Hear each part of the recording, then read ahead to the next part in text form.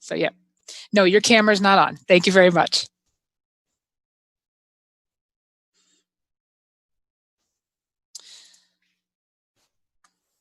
Mr. Berman, you're all set to go?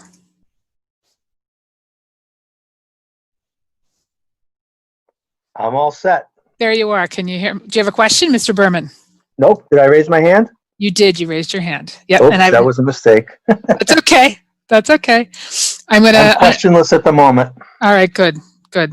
That's good. We're testing. So I'm gonna mute you now and send you back. Oh, there you go. All right. Mr. Horn, did you have a question? Yes, I did. I could not see my mute button, but now I see it when you called my name. Yes. So myself. No. Do I want? No, you can't. You have to, in order for folks to participate in the webinar, you have to raise your hand and be called on. And the moderator will ask at times for discussion. And when he does, I'm Jane Wellman. I'm the business administrator and I'm a former town moderator in another community. And so I'm helping him by recognizing individuals as they raise their hands, and we're keeping the meeting in order in this way. So it's just like in regular town meeting. In order to speak before the body, you have to be recognized by the moderator, and this is the way that we're doing that. Okay? Understood. Thank you. Thank you very much.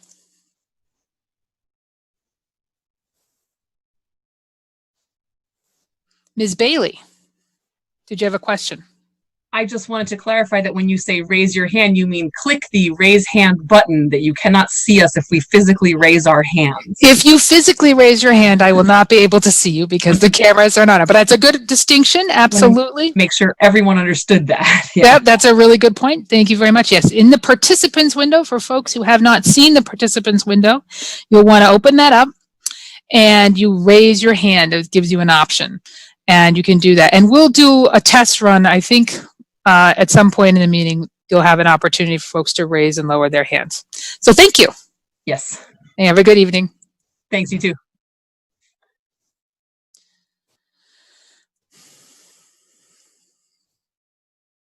Okay, good.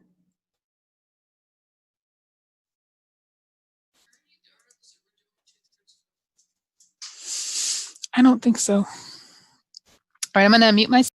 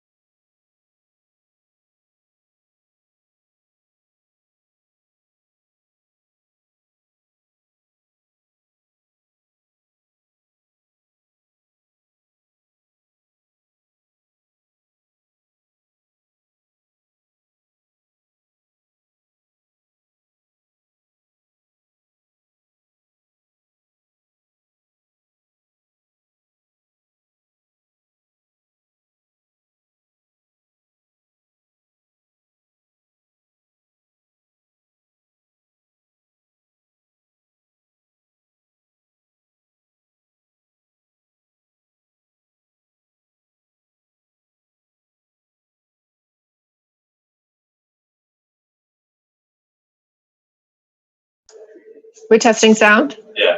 Okay.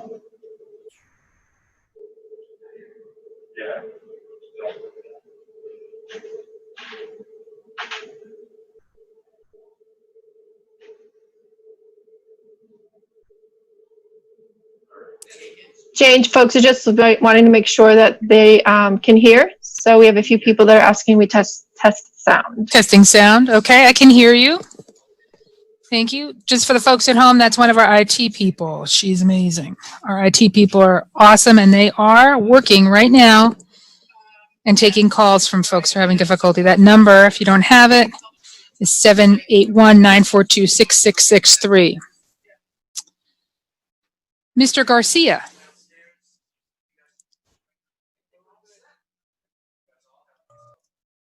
Oh, Mr. Garcia, try again.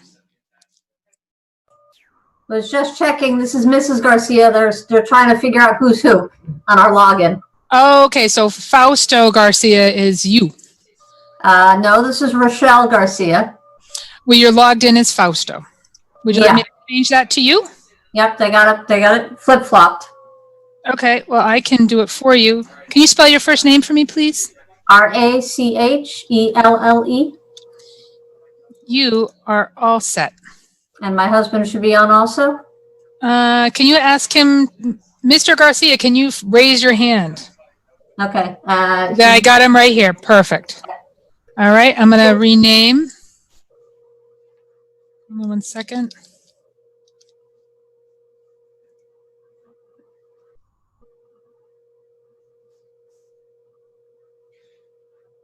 Mr. Garcia, can you hear me?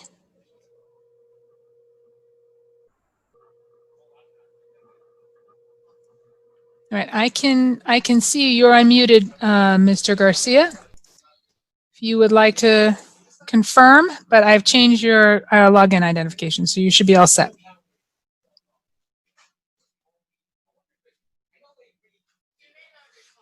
Okay, yeah. Okay, okay. sorry, I had Nope, my. I got you. Yep, I had my headset off, so. Oh, okay. Well, I can hear you now perfectly. You're perfectly clear, and Okay. I sorted out your naming, so that's very helpful. Thank you so much. Okay, thank you. Thank you. But have a good night. All right. So, folks at home, I'm just going to let you know that we're going to switch over in a few minutes and get ready to get started. In about a couple of minutes, just to let folks know, we have 159 town meeting members currently attending the meeting. Well, 3 of them are us. 3 of them are us. We have folks logged in, so we are able to share this meeting through RCTV and all that good stuff. Currently, 160 town meeting members have joined us. Definitely met the quorum, so it's exciting. Really high attendance, so I'm guessing this is a good way to go. We'll have to get some feedback when we're done. All right, Mr. Town Manager, I'm going to ask you 1 minute to sharing your flag. 1 minute to flag.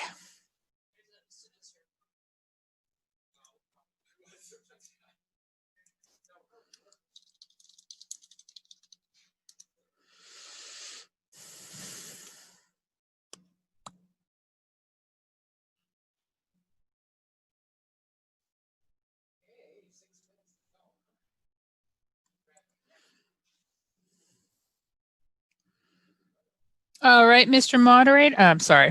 Mr. Moderator, you're getting ready? Mr. Town Manager, I'm going to stop the screen share. If you would like to go, you have control.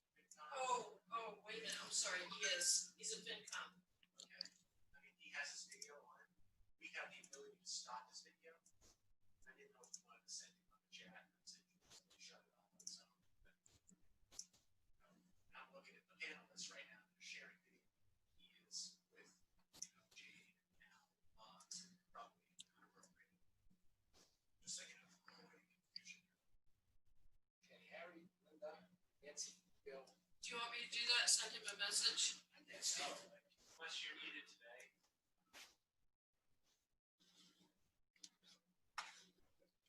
It's one of those things where it's just too much last minute. Just didn't get the same. Yep.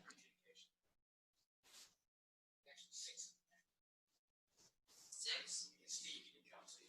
They didn't come, Steve.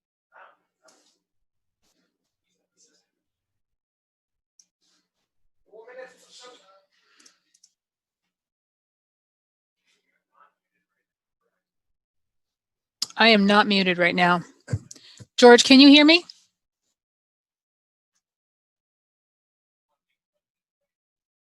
I will.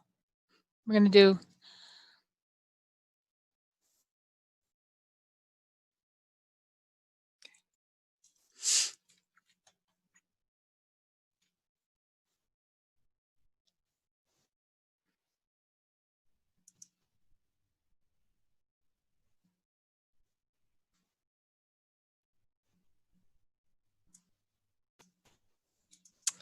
The time is now 7:28. We will be getting started in about 2 minutes. It's really 7:29. Aren't we? I guess it doesn't matter. We're close. Correct.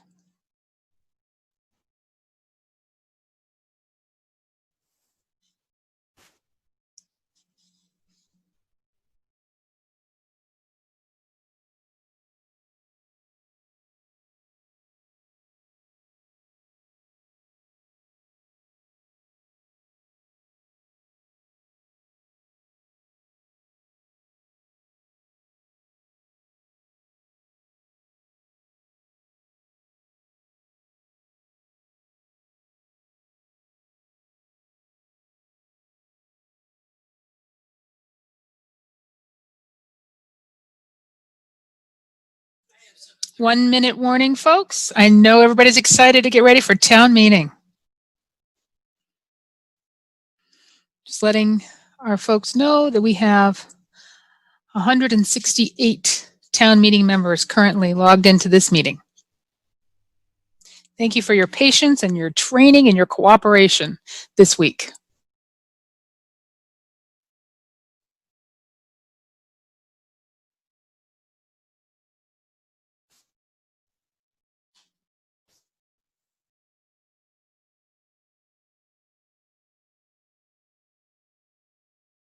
I am now.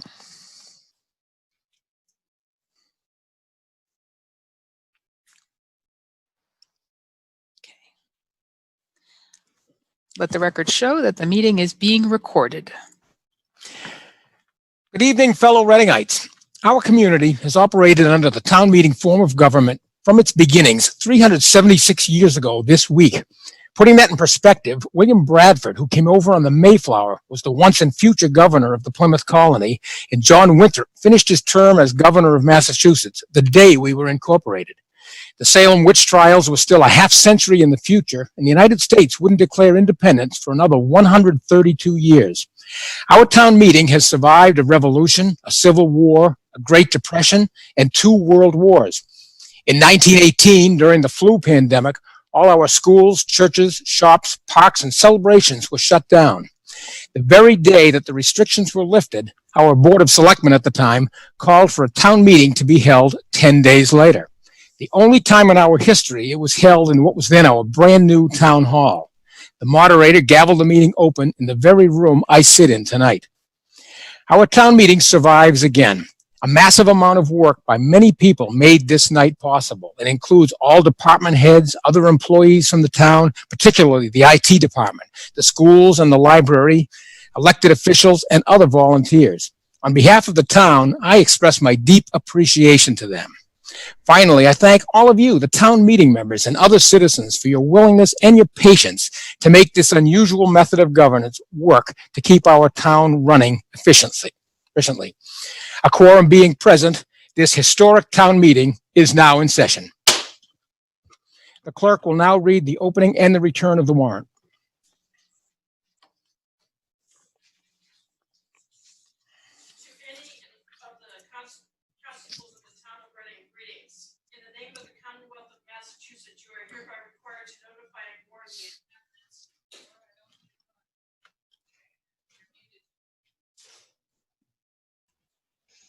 Okay, let's try that again.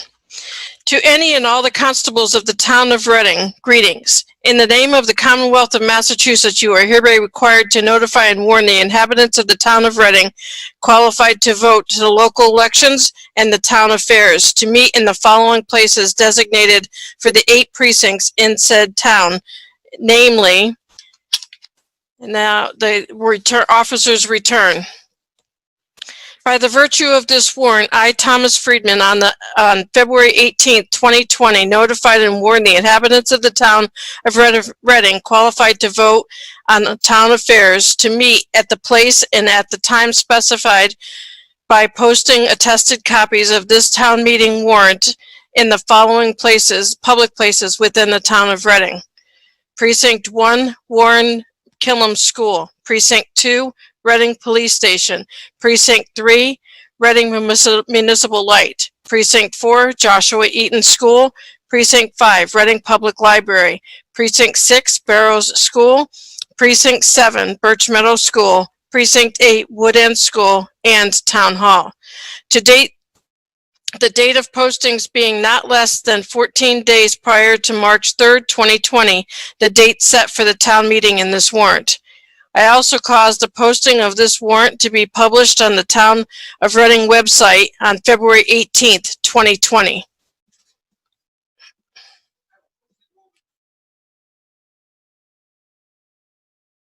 Thank you. I'll quickly go over the procedures one more time before we begin. If you wish to speak for any reason from the Performing Arts Center, the PAC, please let the assistant moderator know at any time. For virtual Zoom participants, if you wish to make a comment or debate, use the raise hand function on Zoom. I will watch for them and Jane Wellman will also be watching.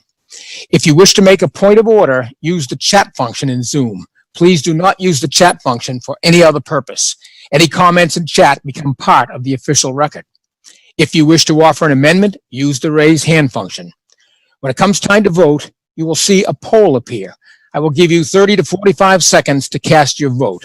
Those in the PAC will vote as usual. Here's how we'll proceed. According to the new state statute that allows this method of town meeting, we first must authorize its use. We will vote to change the order of the warrant articles, putting all items that absolutely must be taken up first. In order to streamline this first remote meeting, it is intended that we indefinitely postpone all the other business to be brought up either at a special meeting or later on in the fall. Then, because we are so dangerously close to the start of the new fiscal year, we will vote an emergency preamble on all business tonight so that our decisions go into immediate effect. We have 2 small pieces of business first. I have appointed an assistant town moderator at the Performing Arts Center, town meeting member Steve Crook. Steve, will you please stand up and take the oath of office? Okay, repeat after me. I solemnly swear that I will faithfully and impartially discharge and perform all the duties incumbent on me as assistant moderator, according to the best of my ability and understanding, agreeably to the Constitution and laws of the Commonwealth of Massachusetts, and to the charter and bylaws of the town of Reading, so help me God. Thank you very much. Traditionally, we swear in our town meeting members. If you are a new member or newly elected member, please repeat after me. I solemnly swear that I will faithfully and impartially discharge and perform all duties incumbent on me as a town meeting member, according to the best of my ability and understanding, agreeably to the Constitution and laws of the Commonwealth of Massachusetts, and to the charter and bylaws of the town of Reading, so help me God. Congratulations and welcome. As I said, we have 4 special motions that have to be taken up before we begin. All 4 will be offered by Mr. Doxer, the Select Board Chair, and they will be seconded by Ms. Landry from the Vice Chair. Mr. Doxer, can we have Mr. Doxer unmuted? Mr. Doxer, if you can raise your hand in the chat, please. There we go. Oh, sorry, Mr. Doxer, go ahead. Thank you, Mr. Moderator. Thank you, Jane. Mark Doxer, Precinct 1, Chair of the Reading Select Board. Move that the Reading Town Meeting commence business at this meeting remotely using the video conferencing platform selected by the moderator. And we have a second. Is there any further discussion?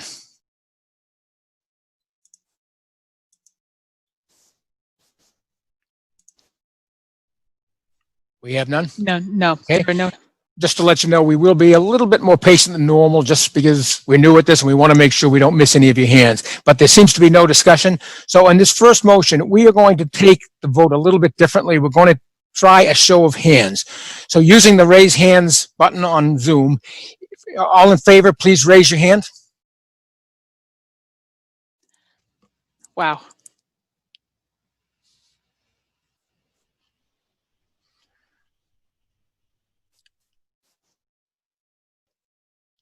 Still coming in. It looks like we're stopped at, oh, they're still coming in. 164. Hey, stop. 100. It's okay. Looks like we have 167. And can we lower those and then we will have a show of hands? No, I can lower all of them. There we Yep. go. Okay. And those opposed? Yes. And those opposed? Looks like 2. Okay. And how about at the PAC? Can Mr. Crook be unmuted? I'm trying to unmute.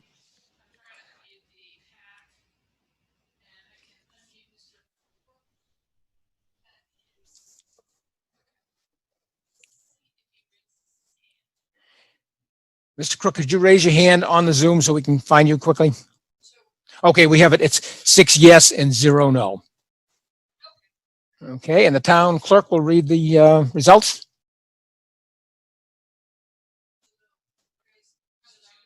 Two no. It doesn't look like it.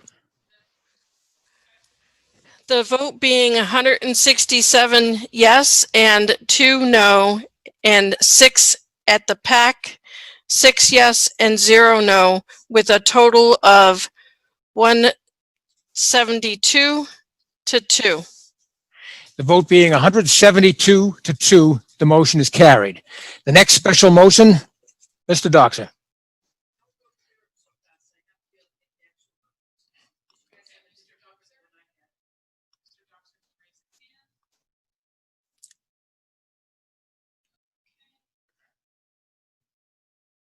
Thank you, Mr. Moderator. Move to indefinitely postpone the subject matter of Articles 2, 6, 8, 9, 11, 12, 13, 14, 15, and 18. And Ms. Landry seconds that motion. Is there further discussion?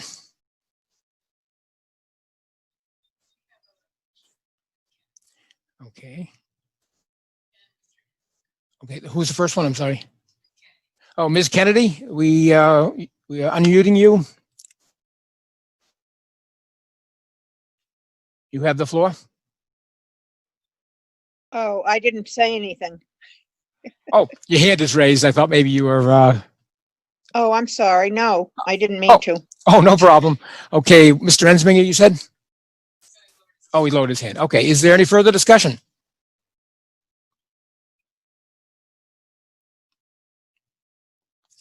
Mr. Herrick.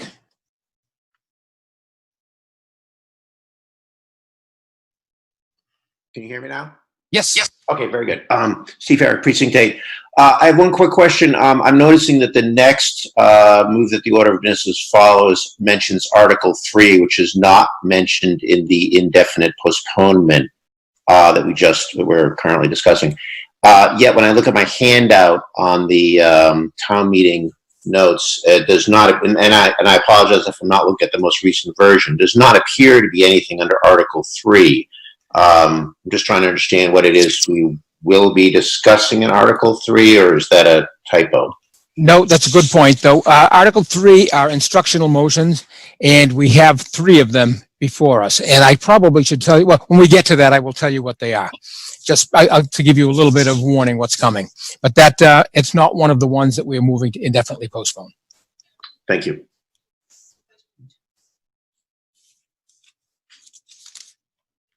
I didn't, did I? Okay, I'll get back to that. Good point. Okay, is there any further discussion on that motion?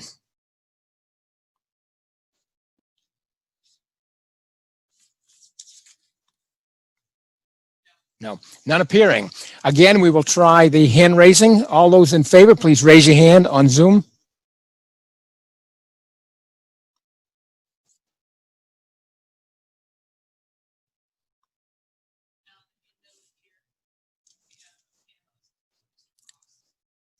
Pardon me, I'm sorry. We have a question? Oh, okay.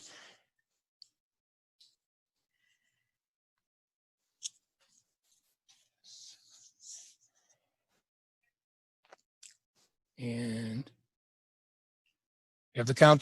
Does the town clerk have the count? Okay. And those opposed, please raise your hand.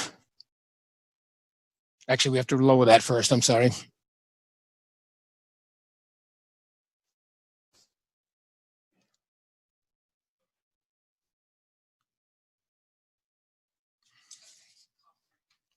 Okay, and now those opposed?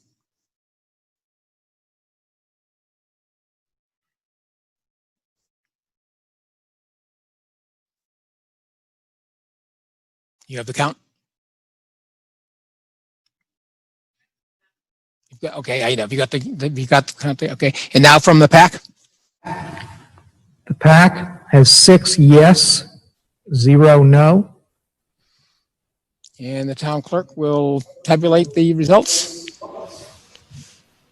The participants is 157 yes, 3 no, 6 at the PAC, and 0 no, being a total of 163 yes and 3 no. Okay, the vote being 163 yes and 3 no, the motion carries. Now, before we go to the next one, I realized that I had skipped by things, and I apologize for that. I would like to begin with the Pledge of Allegiance, and then following that, we have some reflections by Mr. Pacino. So if we could have the flag put back up. There we go. Let me just stand up here, and we'll begin. I pledge allegiance to the flag of the United States of America and to the republic for which it stands, one nation, under God, indivisible, with liberty and justice for all. Thank you very much. And now, Mr. Crook, could you call on Mr. Pacino?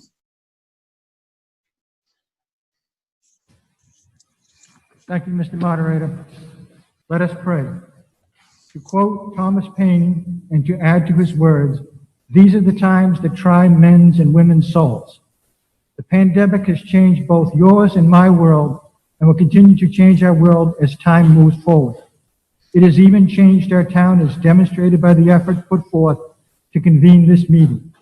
I join with all of you here and at home to thank all who have put this town meeting together so that it results in being safe and healthy while accomplishing its purpose. The pandemic saw our Reading school system revert to remote learning and not classroom learning, resulting in employees working from home through various communication, resulting in non-essential business and other business being forced to close, and the effect resulting from those closures on the economy. Churches were closed to worship and to workers in purpose. We now have new meanings to words like 14-day quarantine, face mask, social distancing, and Zoom meetings. Unfortunately, we have seen both a human and business cost of the pandemic. People have lost their jobs through layoffs or furloughs. Businesses have either permanently closed, lost considerable revenue, and in some cases filed for bankruptcy. Fear of COVID-19 exposure became widespread. People did not want to leave their homes for fear of being infected. People became isolated and alone. We pray that those affected can weather this storm. We pray that those affected can get the rightful assistance and support they need. We pray that all of us will assist in these needs. We pray for those who have passed away from COVID-19. We express sympathy to their family members and loved ones left behind. We pray for those who are still recovering from COVID-19 and ask for their healing. For those who have recovered from COVID-19, we celebrate with you and wish you the best going forward. We especially pray for health, well-being, and safety of those living and working in nursing homes, veterans homes, and other assisted living facilities that have been greatly affected by the pandemic. We pray for better times for all these residents and staff. During this dark time, frontline heroes have emerged: healthcare workers, grocery store workers, and first responders. We thank them for all they have done during this time and pray for the continued health and safety as this pandemic continues. We congratulate all seniors, either in high school or college, who graduated with less pomp and circumstances than normal. We pray for guidance and knowledge as to what will be the new normal. We also must recognize that our country is in a crisis. The events in Minnesota and other parts of the country have triggered demonstrations for an end to racism and ill health. We ask and pray for peaceful protests as demonstrated by the rallies and marches that have taken place here in Reading. We also ask and pray that everyone respect the rights and property of all persons and not resort to destruction. Each of us should ask ourselves if we should take a stand with the protesters, and if we do, what that stand should be. But we are here to transact the town's business.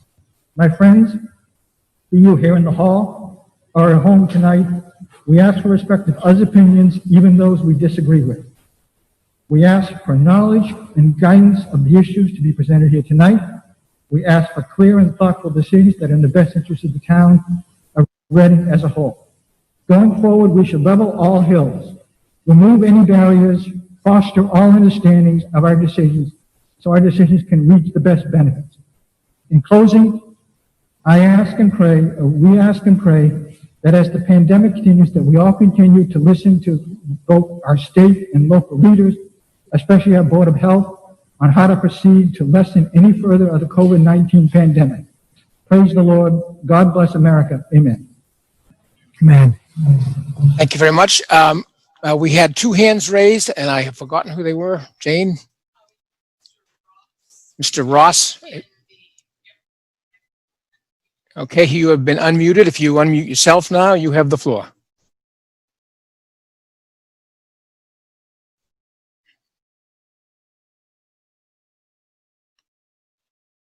Is he unmuted? Okay, we'll move on to the next one. Who's Mr. Burke? We are unmuting you. You then have to unmute yourself, and then you will have the floor.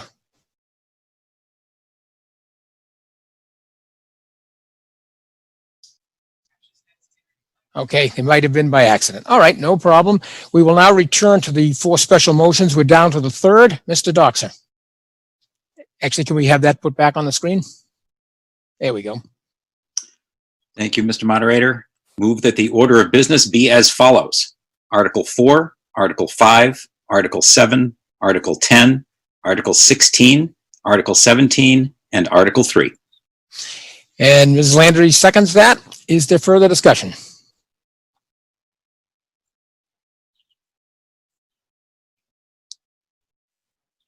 Nope. Seeing none, are you ready for the vote? Again, we will try this with a show of hands. All those in favor, please use the hand raising option.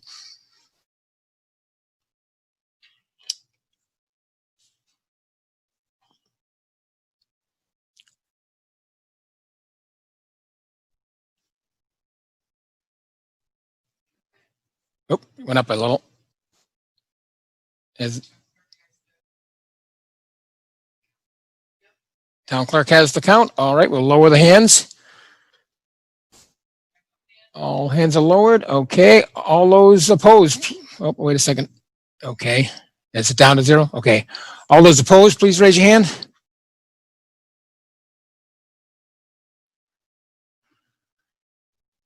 And what is the count in the pack? Packet 6 yes, 0 no. Okay. Does the town clerk have the count? So it's 158 yes, 1 no, and at the pack 6 yes, 0 no, being a total of 164 to 1. The vote being 164 in the affirmative and 1 in the negative, the motion carries. Mr. Doxer, the fourth special motion. Thank you, Mr. Moderator. Move that the town meeting adopt a preamble declaring all action taken at this annual town meeting to be an emergency measure necessary for the immediate preservation of the peace, health, safety, or convenience of the town. And we have a second by Ms. Landry. Is there further discussion? We have a hand by Mr. Yes, Mr. Burke. Mr. Burke, you are being unmuted.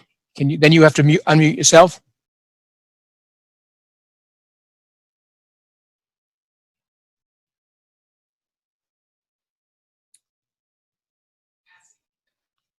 Okay. Nothing? Okay, any further discussion? All right, are we ready for the vote? All those in favor, please raise your hand using the hand raising function.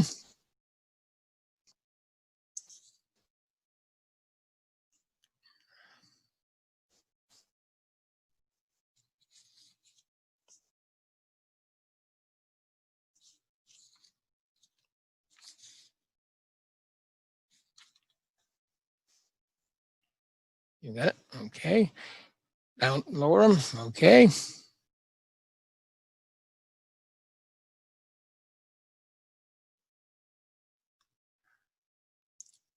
Okay, they all lowered? Okay, and those opposed, please raise your hand.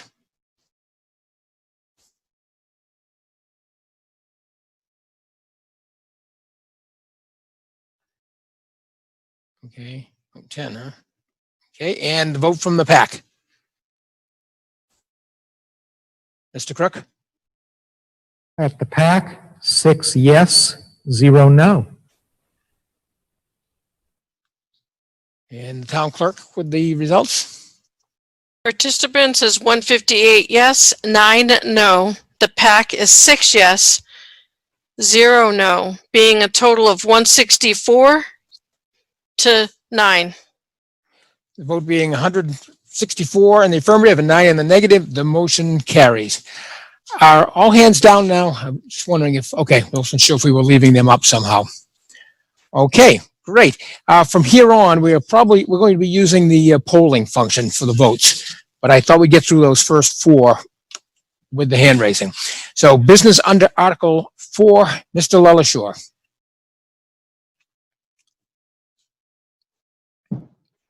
Thank you, Mr. Moderator.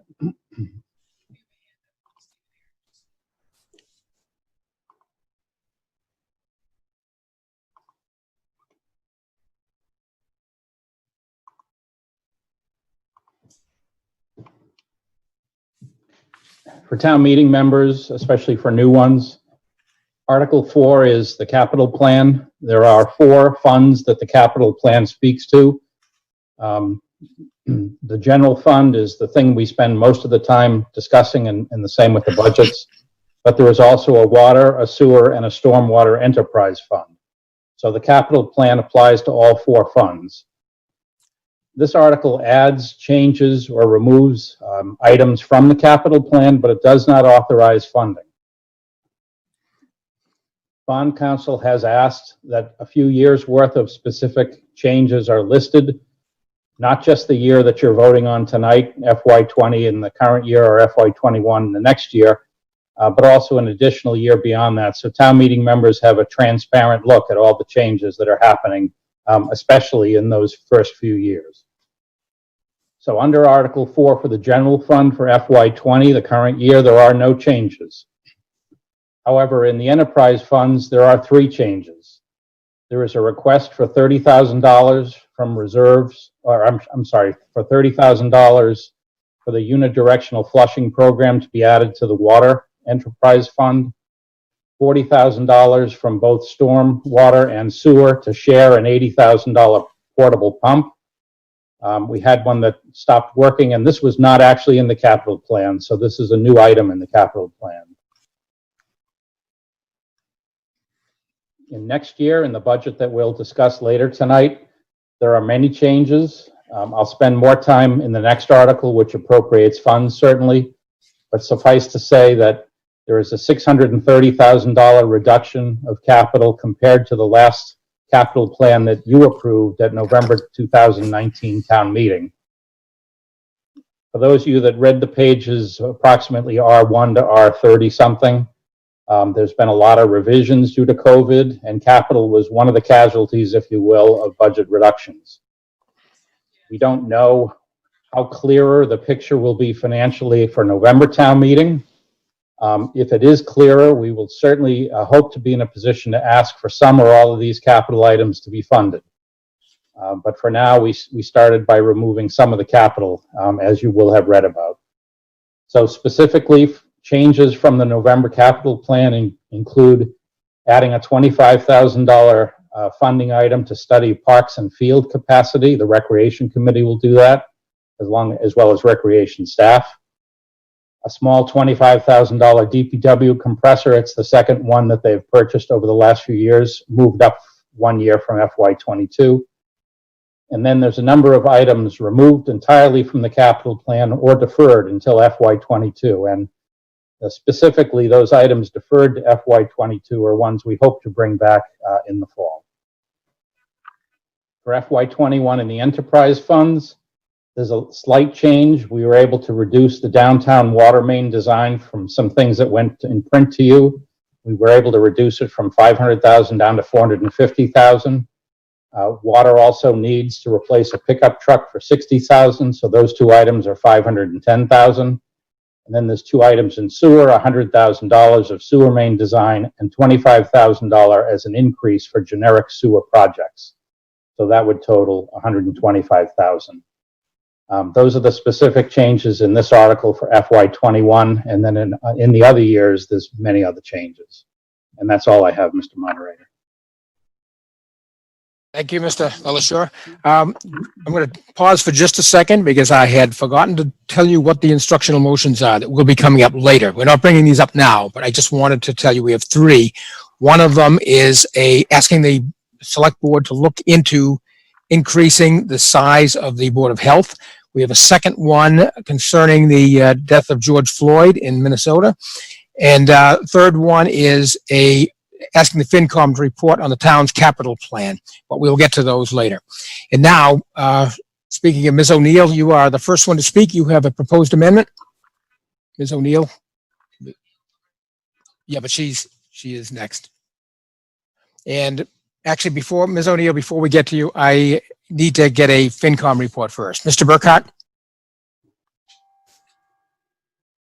Thank you, Mr. Moderator. The Finance Committee at their meeting on March 18th, 2020, recommended the proposed amendments to the capital plan by a vote of 7-0.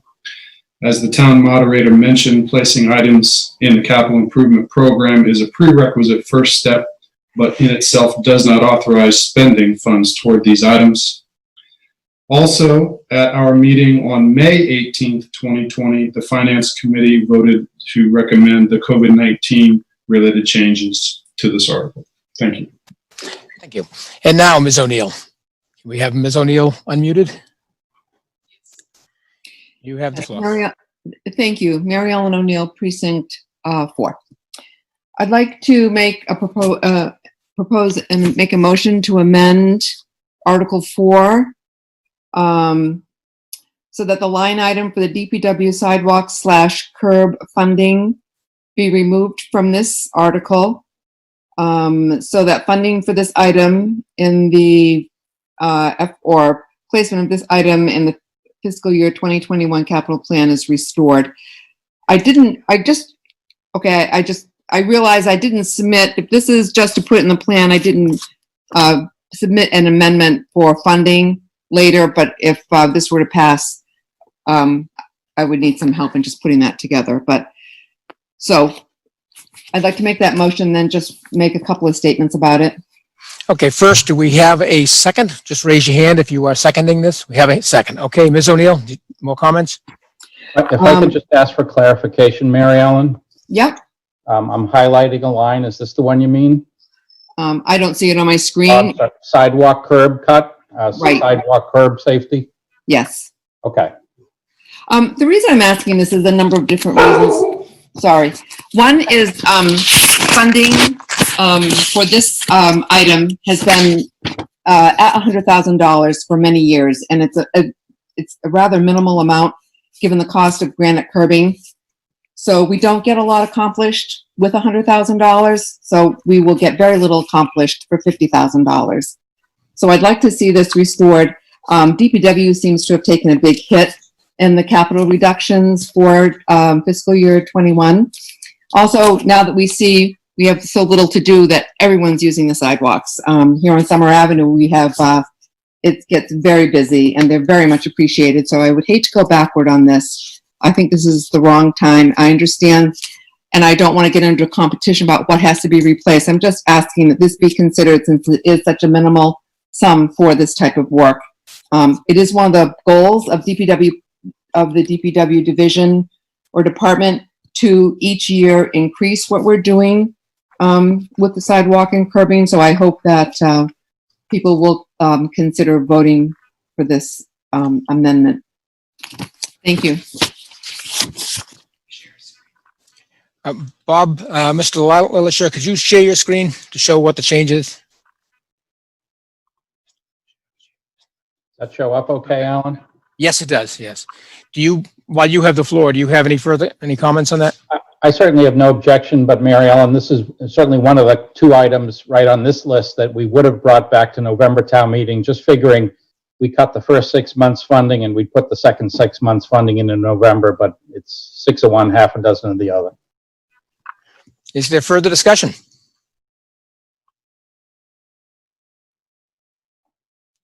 None appearing. Are we ready for the vote on the proposed amendment? Do we have a poll ready to go? We do. Look at that. Okay, I'll give you about 45 seconds to cast your vote.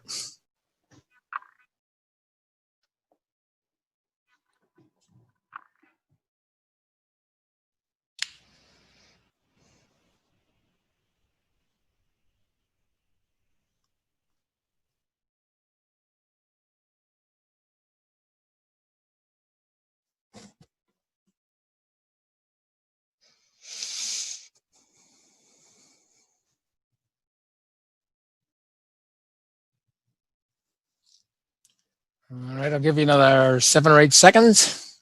Still moving around a little bit. All right, we are ending the online poll. Can we have the results from the PAC? PAC, we have 0 yes, 5 no. Okay, and do we have the count from the remotely?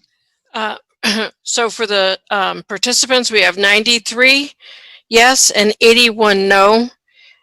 From the PAC, we have 0 yes and 5 no, being a total of 93 to 86.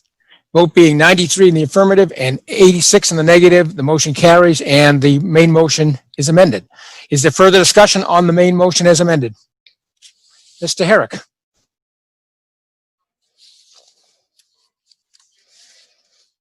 I think I'm unmuted now. Steve Herrick, Precinct 8. So I have 2 questions, if you'll bear with me. One of them leads directly to the next question. In our discussion, our practice meeting we had on Saturday, a suggestion was made that we take a roll call, if you will, of the select board members, FinCom, town employees, town council, the people we have here in the meeting, since we can't actually see them. Is that something that we could still do? And there's a specific reason why I have that question. We certainly can. Do you need it before this vote is taken? Otherwise, we can wait till the end of it. But the reason is because I have a question about a line item here, which I think it would be valuable to have the input of someone in the town who might have particular insight into this. Okay, then why don't we pause and we will do that. That was suggested on Saturday and we should do it. Let's see, do you want to go through the select board? Can you check to see if they're there or do you want to call on them? I got it. Oh, you got it. Oh, okay, the town clerk is looking that up right now.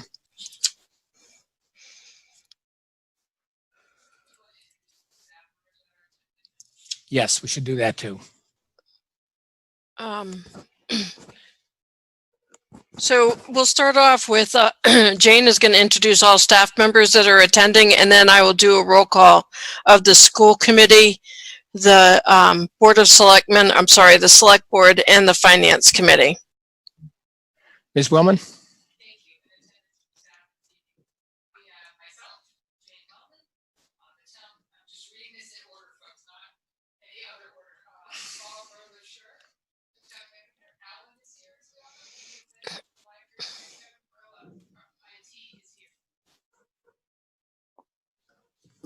Oh, I guess I'm not. Are you muted? I was. Can you hear me? Now we can hear you. Yes. Yep. Yes. Oh, no, you're off again. You were for a Now second. you can hear me? There you go. There we Yep. go. Excuse me. Okay. So, hello. To introduce the members of the town staff that are attending this meeting, we have myself, Jane Wellman, the town manager, Bob LeSure, Alan Folds, who's our moderator elected, Amy Lannon, who is the director of the library, Kevin Farilla from IT, Rebecca Kyle, who's in the town clerk's office. We have Andy Strutt, Brandon Kelso, Chief Clark, Gail Dowd, Chief Burns, Town Council Ray Miaris, DPW Director Jane Kinsella, Assistant Town Manager Jean Delios, Jen Ioshua, Joe Higgins, Superintendent John Doherty, Kim Honitschlager, Administrative Services Director Matthew Cornelis, Patrick McLaughlin, and Finance Director Sharon Angstrom. I hope I didn't miss anyone. And now the select board, Ms. Jem, and school committee, finance committee. And So the list of the select board and school committee and finance committee, we have for the select board, Vanessa Alvarado, Carlo Bacci, Mark Doxer, Karen Herrick, and Ann Landry, as well. And that, yep, that's it. And then for the School committee. school committee, we have Sean. We have, I'm trying to read through a list that's combined of everybody here. We have Carla, John, Chuck Robinson, Tom Wise, and I believe that's everybody, John Parks. And then for finance committee,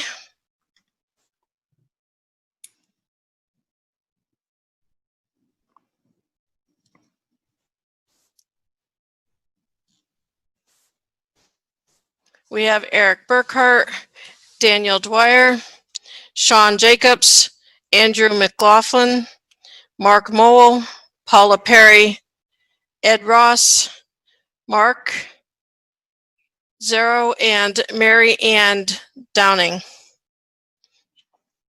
Thank you. Okay, Mr. Herrick, you have the floor again. Thank you very much. I apologize for that, that delay. Nope, I apologize. You had asked for that, and I just forgot to put it in my notes, but go ahead. Thank you. The specific question related to the warrant article, the one that is sitting right there in the middle of our page, $1.3 million for a fire ladder truck, moved up from 2026, so a 4-year acceleration of a very, very expensive piece of equipment. So I have a couple questions about this, and I also have a, I don't know if it's a suggestion or I'm wondering why we don't do things a different way. What I've seen in my 25 odd years here in Reading is that we have, amongst the many emergencies that we have lots of, we tend not to have a lot of structure fires, a lot of rescues, a lot of serious car accidents, but there tend to be a lot of emergency calls where we send large expensive pieces of equipment out to, help somebody who's maybe injured or in duress of some sort. I guess the question is, I'd like a little background, and I think all the town meeting members would like some background on the state of our current vehicle. What is the main driver needing a new vehicle at this time? Is it Is it simply a matter of age? The vehicle is 10 years old, 15 years old, and that at some point it's just not worth keeping it together anymore? Or is it a matter of wear and tear because we've been driving it all over town, saving kittens, whatever? I'm just curious, and I'd like to know, has the department, has the town ever looked at potentially investing in some, less expensive equipment, potentially smaller vehicles that could transport rescue personnel to the site where their services are needed, where we don't necessarily have to be firing up the hook and ladder truck on a daily basis? I'm not sure if that's even a driver. I'm not a mechanic. I don't know if that's something that causes the equipment to shorten its lifespan. It would appear by looking at this budget that we have shortened its lifespan somehow. We're asking for it 4 years earlier than we thought we were originally going to need it. So I was hoping that somebody in the fire department, town management, DPW, I don't know who looks after our vehicles, could potentially address that question, why we're in this particular situation, and also whether it's feasible for us to enact some sort of strategy to extend the life of our very expensive equipment for a little bit longer by looking at alternate things. Thank you. We do have a request. When you're referring to something in the warrant, it might be easier if you give the page number so people can find it quicker. And now, do we have a response to that? Mr. LaLashore, maybe? Yeah, thank you, Mr. Moderator. I can begin, and certainly Chief Burns can add on. When this capital plan was developed many years ago, the thinking was that a fire engine would have 10 years of frontline service and 10 years of backup, 20 years total. The thinking was also that a ladder truck, of which there's only one, would have 20 years of service. As time has gone on and the equipment has been used, and within that period of time, all the fire engines, including the ladder truck, were converted into be legally ambulances and to serve that role, which the chief can get into. 20 years was clearly too long, and 15 years was a much more reasonable time frame for this, at least for this piece of equipment. DPW could tell you that they've spent probably 6 figures this year repairing fire engines, and this is the worst offender. So perhaps some of the reason is we have a piece of equipment that has deteriorated rather rapidly and is really at the end of its useful life. And the last comment I'll make is in particular for the ladder truck. Those are not as easy to get mutual aid from. Our ladder truck has been out of service for several weeks at a time. Specifically when we're building up the downtown and have some high rise, we think that having a ladder truck is even more important now than it has been in the past. And I'll let Chief Burns answer some of the other related questions you had. Okay, we will unmute Chief Burns. Okay. Thank you, Mr. Moderator. The town manager is correct. We did shorten the life expectancy of the truck based upon increased wear on the truck because we're busier on a lot of different responses. One of the biggest issue that we have with the ladder truck, it's a very complicated truck because of the hydraulic systems. It has a hydraulic generator on it, and it's a very heavy truck. So that causes a lot of wear and tear on the running system of the truck. But the predominant problem with it is that it has a 2007 engine in it. And that engine is the first generation of an emission system. And that is a very complicated system with a diesel particulate filter that has a regeneration system that actually burns out the carbon deposits in it. In order to function properly, it has to reach very high temperatures, and it does it on a periodic basis. And to work correctly, it's controlled by a computer with lots of sensors. We've had a tremendous amount of problems with that truck with sensors, and it causes the engine light to come on, and you get to a position where it'll shut the truck down. It'll go into a limp home mode, so it'll become unusable. And the complexity of that emission system causes it to be out of service for a lot of time. We have had it out because of hydraulic issues, but the maintenance issues that cause it to be out the most is because of the emission system. When the truck was about 2 years old, it went on fire because of the emission system. It malfunctioned, and the manufacturer made all the repairs to it. Caterpillar fixed it under warranty. So with diesel engines, there was legislation passed that all engines had to meet a specific EPA standard by 2007, and then those standards were going to change 3 years later in 2010. And so they rushed to design, like other manufacturers, to market to meet that requirement, and then they had to change it again in 2010. In 2010, Caterpillar stopped making engines for over-the-road trucks. So did Detroit Diesel. And now only Cummins makes an engine for over-the-road trucks. So it's kind of a long-winded explanation, but most of our problems are with that engine.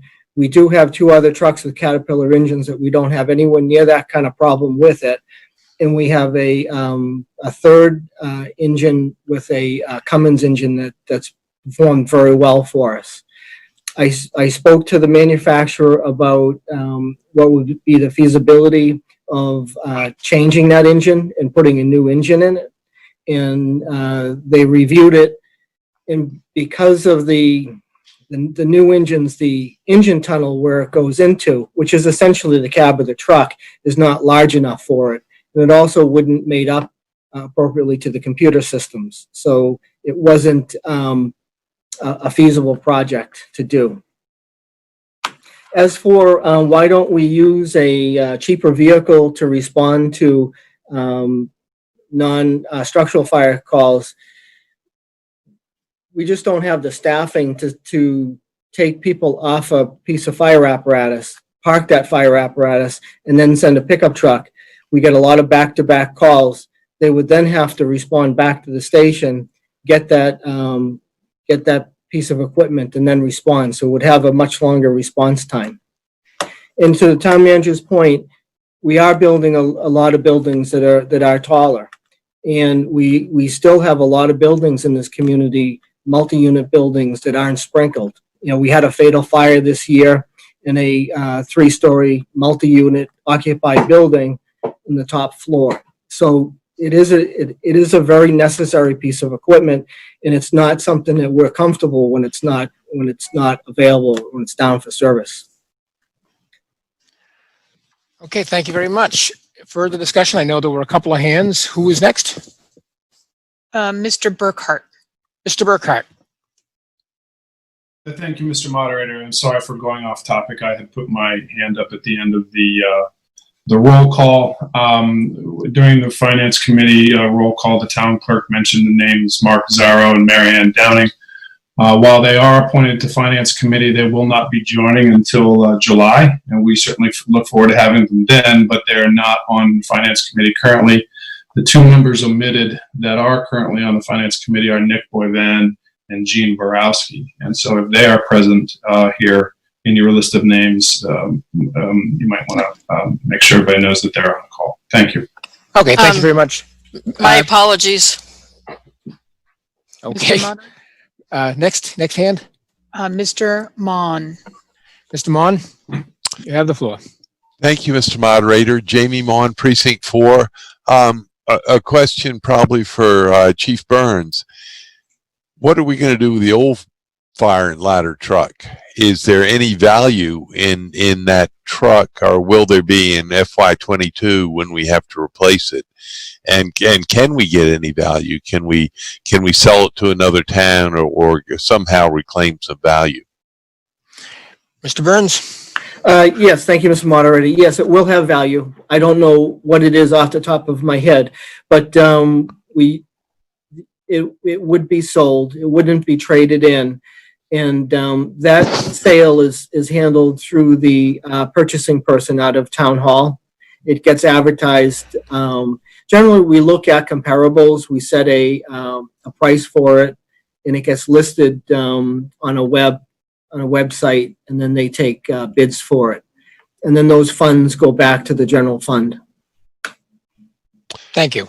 Just a follow-up, if I could, Mr. Moderator. Okay, Mr. Mon. If we have some idea or will by November of what value we might get for that truck, can we add that to the budget and take credit for the money we'll get back for that expensive piece of equipment? Thank you. Mr. Burns? That's kind of not my purview, how it gets financed. I can respond. Mr. LaLachère. Thank you. If we were to trade it in for the new piece of equipment, then you could do it that way. But we don't believe in this instance that the manufacturer of the new ladder truck will have any interest in the old one. So that's why you have to handle them separately. Thank you. I was just informed that Aaron Gaffin is also in attendance, by the way. Next hand raised? Ms. Bolio. Ms. Donna Bollier? Bolio, yep. Hello. Hi. Hi, Donna Bollier, Precinct 2. Thank you. I have a question on page R28 under the FY21.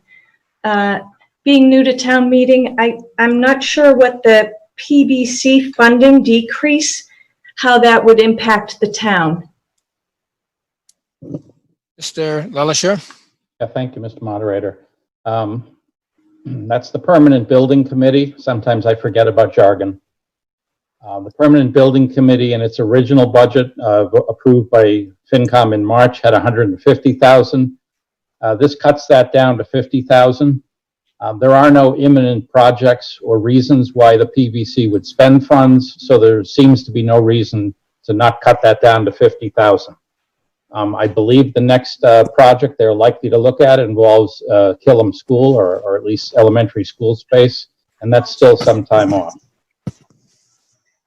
Okay, thank you. Okay, next hand. I know we had some at the pack, but is that Mr. Crook? You have the floor. Mr. Brown from the PAC would like to speak. Mr. Brown.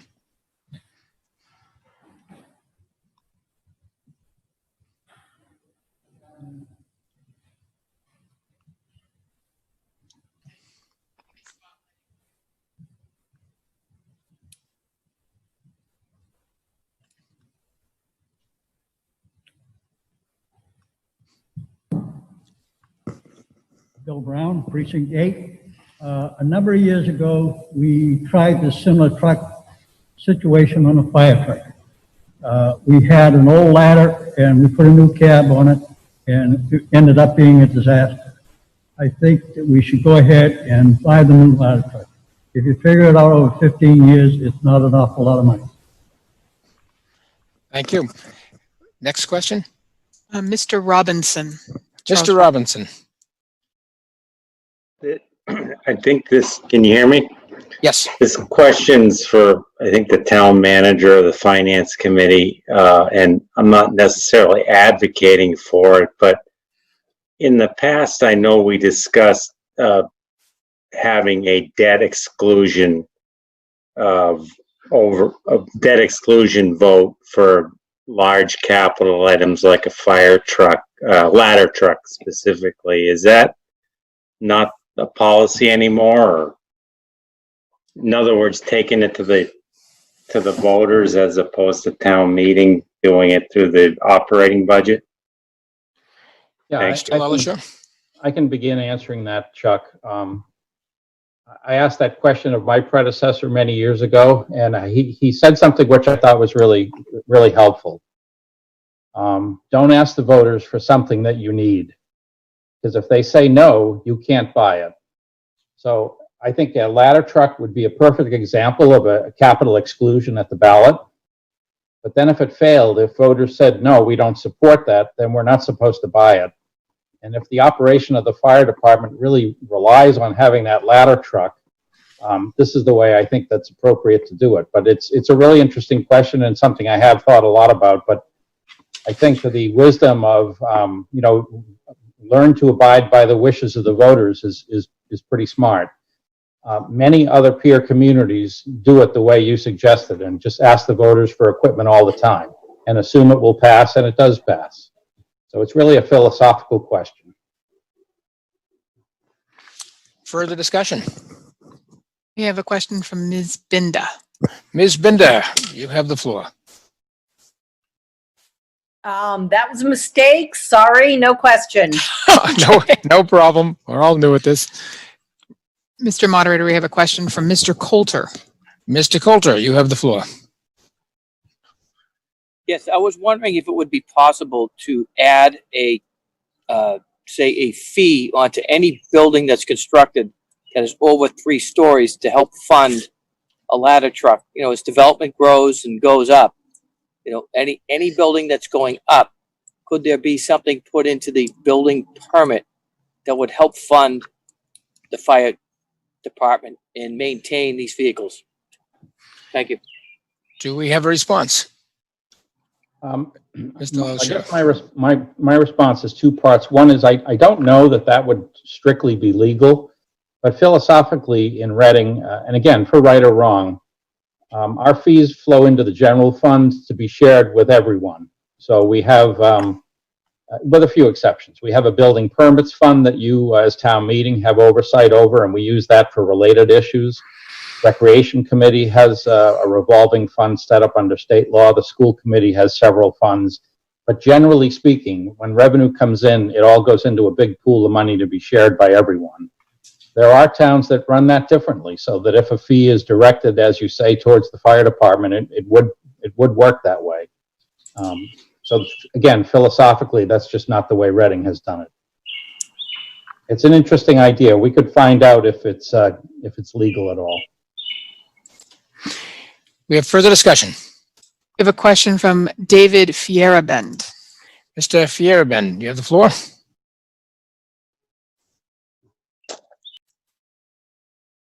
It was just a mistake. Sorry about that. Oh, no problem. Any further discussion? We have a question from David Talbot. Mr. Talbot, you have the floor. Yes, hi. Thanks, everybody. And just to follow up on Mr. Coulter's question, I was curious if any of the large buildings currently do provide any. Oh. We just lost your sound. All right, yeah, there you go, Mr. Talbot. I apologize. No problem. No problem. I'm not sure what I said was of any importance anyway, but no, it was my mistake.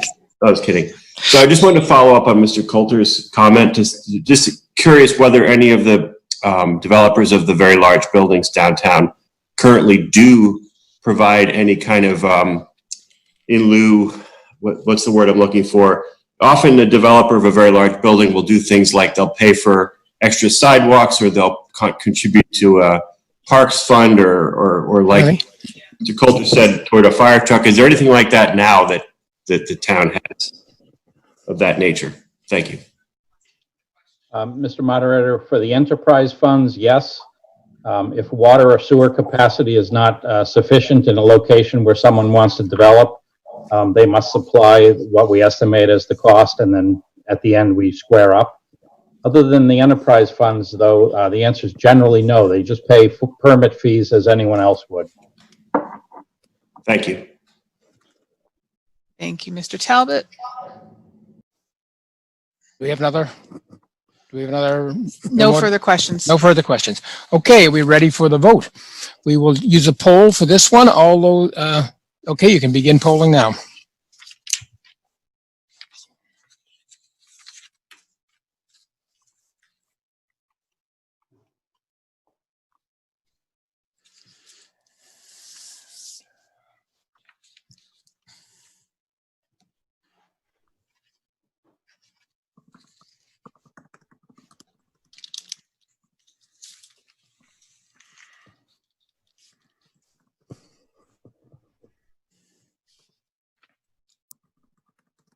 All right.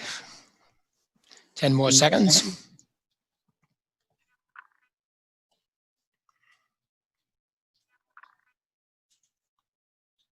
Okay, we are ending the online poll. Can we have the results from the PAC? Yes, 0 no. How many yes? I'm sorry. We lost you for a second. How many yeses? 6 yes, 6 yes. 0 no. Thank you very much. So And, we have 153 yes and 21 no at the poll. And at the PAC, we have 6 yes and 0 no, with a total of 159 to 21. the vote being 159 to 21, the motion carries. Business under Article 5, Mr. Lelashore. Thank you, Mr. Moderator. Article 5 actually does fund things. So for instance, if there were a capital item for this current year, this would fund it. But again, this is only FY20 budgets. So the amendment that Mary Ellen made in the town meeting successfully passed will need to be addressed in the budget article, not this article. For this year, there's really not a lot of changes even since March. We had a net of 0 in benefits. We had a savings in premiums that allowed to pay for a retiring firefighter that's been injured and unable to get back to work. We did delete a $20,000 capital item that had nothing to do with COVID, but the facilities department just found a way to do the work. We did learn that enrollment at Essex North is up. That's a $35,000 increase in the current year that we must pay. And we also did have to increase the budget for FY21 for next year for the same reason. In March, FinCom had looked ahead at COVID and asked you to fund $200,000 back into their reserve fund, which would make the total $300,000. In recent years, their total has been $200,000. Their thinking in March was that, if an April, May town meeting approved the number, there was still a lot of runway left for the fiscal year. Clearly, that's not the case now, but I don't see any harm in approving this. If the $300,000 that FinCom has in reserves do not get used, it goes immediately to free cash on June 30th. Town council has almost been living in my office for the last couple months. Everyone's making up new laws and new rules, and we're trying our best to stay on the right side of them. He's just been incredibly busy. His whole firm has been busy and done a really good job. We have invoices up through April. We're in good shape. I just don't know what the last 3 months will look like. Jean's Department, Public Services, had some vacancies during the year. She had $65,000 spare, and that's still the case. She had also an absence by one of the trades inspectors for a period of time, and we needed to outsource that as an expense, not a wage. So we needed $10,000 to cover plumbing inspector. Veterans Aid can more than pay for the $10,000 needed. We reduced that by $35,000. We simply don't have as many veterans or their spouses anymore. Last March, we had estimated that we might want to put $100,000 into overtime for fire, police, and dispatch. Much like the FinCom reserves, I don't see any harm in that. If it's not used, it'll go right back to free cash on June 30th. It's not an urgent need this minute, but the departments have been very busy, and it seems like a prudent thing to do. Public Works, this is why we asked for the ladder truck to be moved up. Their budget is short in outsourced repairs, which are often where the fire engines need to be sent, and they need another $50,000 to take care of that. Lastly, the library has 2 long-standing employees retiring, and the library's wage budget is fairly narrow and precise, and they'll need $10,000 to afford the sick and vacation buybacks of those 2 long-tenured employees. The net result of all this is a small, relatively small, $365,000 use of free cash. We did also end up with a small surplus in snow and ice, but it really didn't seem to be worth trying to transfer that, because I have a feeling in 2020, if we did, we'd get a blizzard tomorrow. We have some new items that's definitely worth calling your attention to. There's $82,000 worth of 4 different expenses, if you will, in water, and those have already been in print and you've seen them. The new issue is something that only the town accountant and I have really discussed. Because state legislation removed penalties for payments for both property taxes and for things like water and sewer and stormwater, people were slower to pay. The new due dates for some of these became June 1st, but there was no penalty till June 30th, so the due dates really are June 30th. We have seen two things happen in water: a pretty significant slowdown in the use of water over the year, a little bit more than we expected, but especially a really slow payment system. So by the time we get to June 30th, it could be that this is not needed. But as of last week, as of last Thursday, we had a $450,000 revenue deficit in water and a $430,000 sewer revenue deficit. Since late last Thursday, those numbers have each shrunk by about $100,000 each.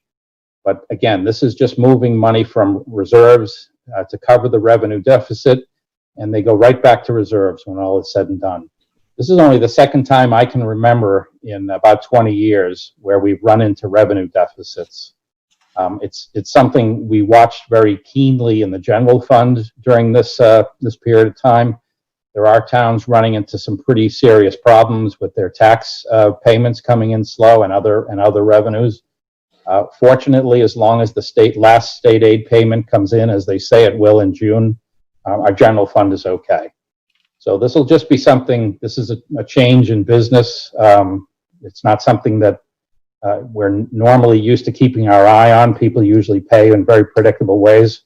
Obviously, the last 3 months have been completely unpredictable. And the possibility of these revenue deficits were discussed at the select board meeting when you had a water, sewer, stormwater rate hearing. And there are some projections for next year that allow for more slow payments. But if they're on the order of $400,000 or $500,000, we may have to do this again. I think we allowed for about $150,000 to $200,000 by the way the rates were set. So that's all I have, Mr. Moderator. Before we take the FinCom report, we did have a question about the vote on the last motion. This question that it was a discrepancy, but I do notice that you had to make a change because someone made a mistake. Does that account for that? Yes. Yes, it does. Okay, thank you very much. Okay, FinCom report, Mr. Burkhart.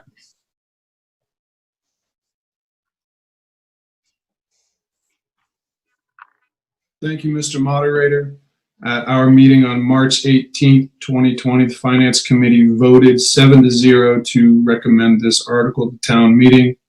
Then at our meeting on May 18th, 2020, the Finance Committee voted 8-0 to recommend the COVID-19 related changes to this article to town meeting. Thank you. Further discussion? Seeing none. Seeing none. Are we ready for the vote? All those in favor, please vote in the poll. It's just come up on your screen.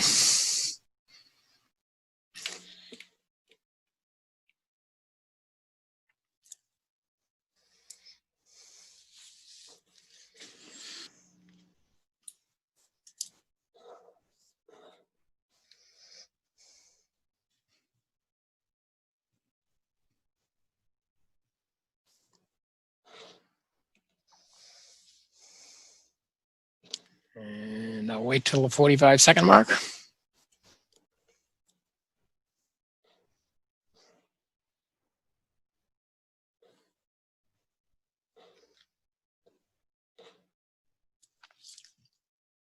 Okay, we are now closing the poll, and can we have the count from the PAC? PAC voted 6 yes, 0 no. Thank you. And does the town clerk have the results? The poll is 166 yes, 8 no. Can we hear me now? Yeah, that's better. Okay, so at the poll, we have 166 yes, 8 no, and at the PAC, we have 6 yes and 0 no, with a total of being 172 to 8. Vote being 172 in the affirmative, 8 in the negative, the motion carries. Business under Article 7, Mr. LaLashore. Today, Sharon will do this one. Oh, okay. Ms. Angstrom? Thank you, Mr. Moderator. This article is to transfer the OPEB contributions that were approved as part of the fiscal 20 budget to the irrevocable OPEB trust. We're also asking to appropriate an additional $125,000 from the general fund, as we had some savings in health insurance. So the total of the transfer would be $784,000, and you can see the details of where it's coming from. $700,000 from the general fund, $55,000 from water, $22,000 from sewer, and $7,000 from stormwater. Thank you. FinCom report, Mr. Burkhart. Thank you, Mr. Moderator. At our meeting on March 18th, 2020, the Finance Committee voted 7-0 to recommend this article to town meeting. Is there further discussion? Seeing none. Seeing none, none appearing. We are ready for the vote. Please vote when the poll pops up, and there it is.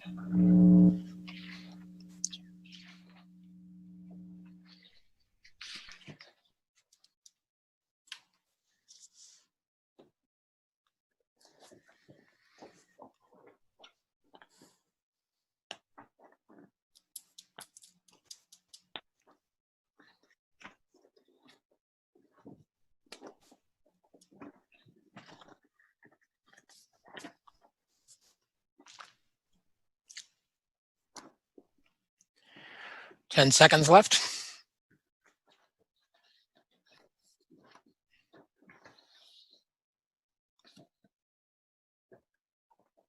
And the poll is now closed. Do we have the motion, the count from the PAC? From the PAC, we have 6 yes, 0 no. And does the town clerk have the totals? From the poll, we have 172 yes, 3 no. From the PAC, we have 6 yes, 0 no, with a total of 178 to 3. The vote being 178 in the affirmative and 3 in the negative, the motion carries. Business under Article 10, Mr. Lelishore. Thank you, Mr. Moderator. If town meeting members will recall, the original warrant had several debt articles on them. So we worked with staff to make sure only the really necessary ones would proceed, and the ones that could wait till November would wait. This one was designated by DPW as something that should not wait, not even for 6 months.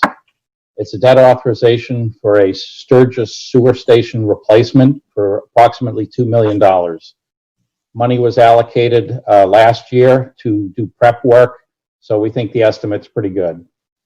To step back, especially for new members, there are 12 wastewater pump stations in town. A study in 2010 prioritized the replacement, which hadn't been done in decades. The 3 most urgent, and Sturgis will make the 4th most urgent ones, will be complete with this debt authorization and with the work to be complete. The future 8 stations are generally smaller and generally not in as urgent a shape and needing replacement. You can see they're on the enterprise fund sewer capital plan going out many, many years. The locations at South Street and Pine Ridge Road, you can see it's over 50 years old. It's aging. Only 2 of the 3 pumps are operating. The electrical system's out of date. I can assure you that DPW did not need to tell me nearly as many things as I've just told you, and I said, okay, we need to do it. Sewer stations are not something you want to wait for. DPW also, in doing some, I believe, some test drilling, had reportable levels of a couple of chemicals. I won't attempt to pronounce them. If anyone has any specific questions, my hope is DPW can answer them. But that was just another reason why we shouldn't wait to November. We should just do the work now. So that's all I have, Mr. Moderator. Thank you. FinCom report, Mr. Burkhart.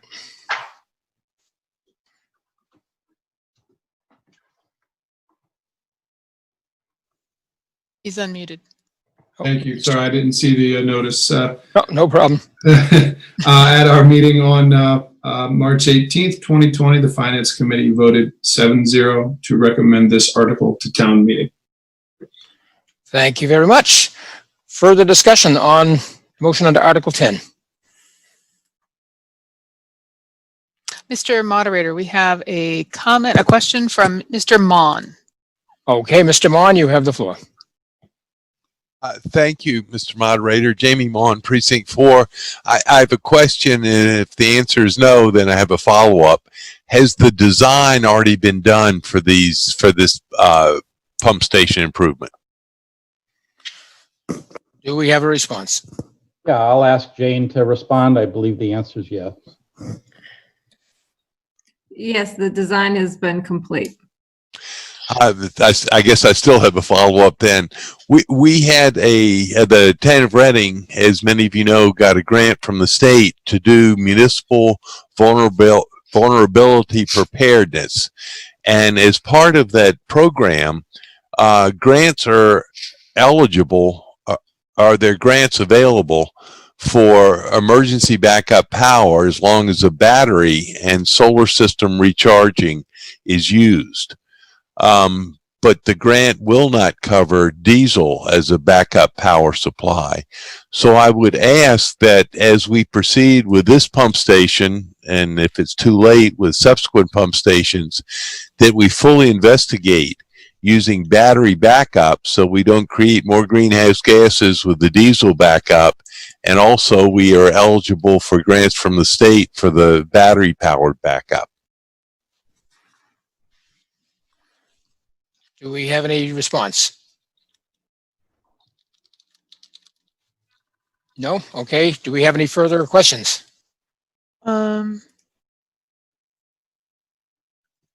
Yes, Mr. Moderator, we have a or a question from Mr. Herrick. Mr. Herrick. Yes, Steve Herrick, Precinct 8. I'm just curious, it's a little concerning to read the comment there about some unpronounceable chemicals. I'm just, who's available who could answer? Are those chemicals being released into the local environment because of shortcomings at the station? Or can we put that in context of exactly what's going on there? Mr. LaLacheur? Hopefully DPW can answer detailed questions, but my understanding is it was deep in the ground and not released. Yeah, that's my understanding I did not see the results. Ryan had told me that it was not anything he was as concerned with, similar to the Charles Street source station. So we had a lot more issues with that, which were resolved. But unfortunately, I don't know all the chemicals, but he was not concerned with it as the town engineer. Okay. Thank you. Further discussion? Seeing none. Seeing none? Seeing none. Okay. Seeing none, we are ready for the vote. This requires a 2/3 vote, and the poll is in front of you. You have 45 seconds.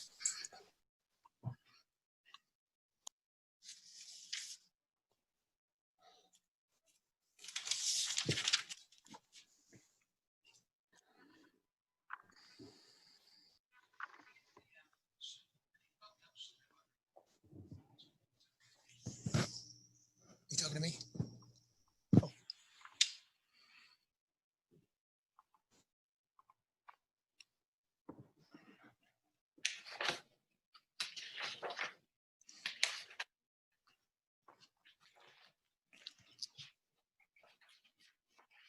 All right, 5 seconds.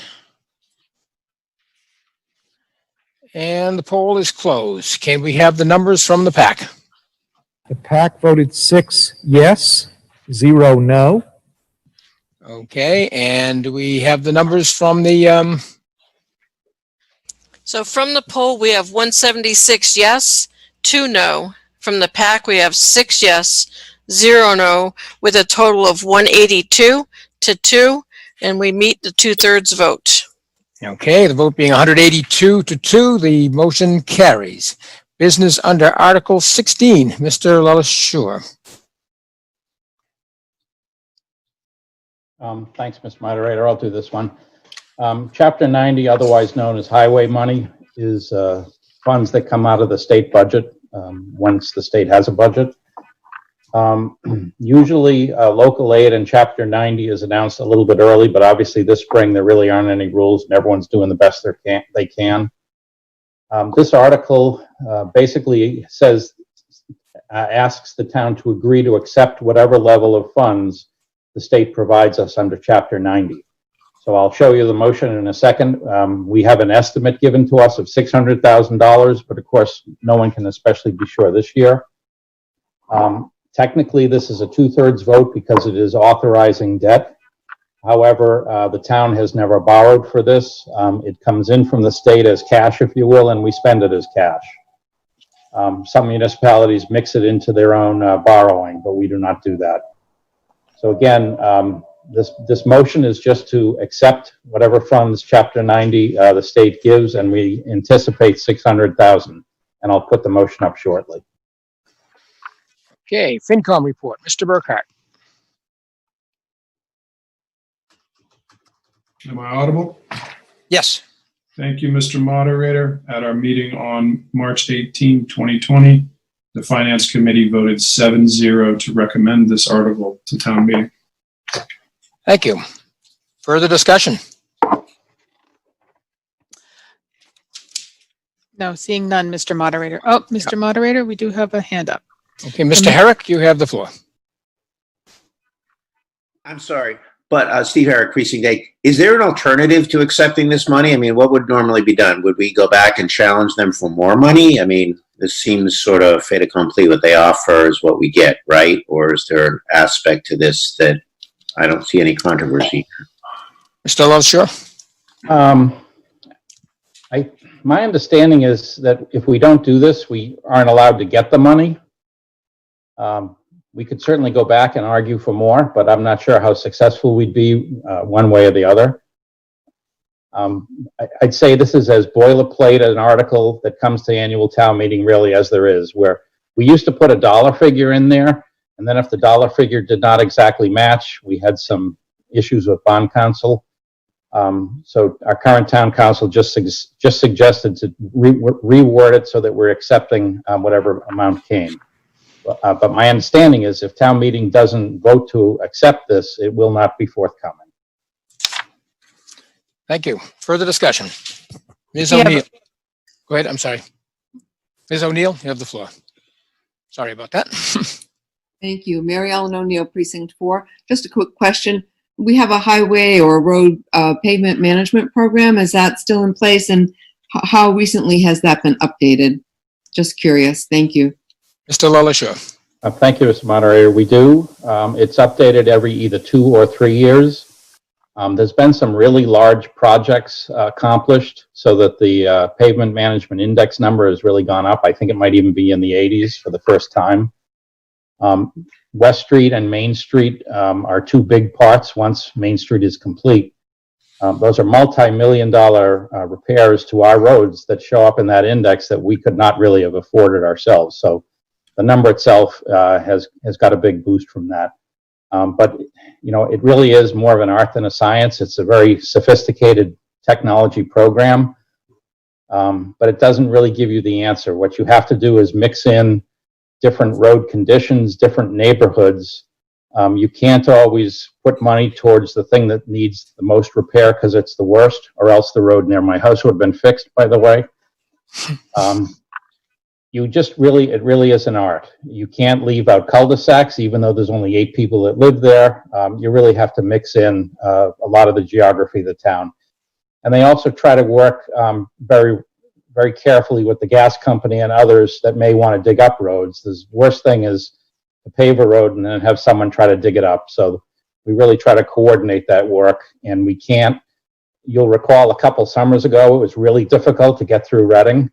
We tried to do it so that you can still have a town that's passable, which is challenging when there's a lot of work going on. Further discussion? Seeing none, Mr. Moderator. Okay, seeing none, we are now ready for the vote. This also requires a 2/3 vote. Give you 45 seconds.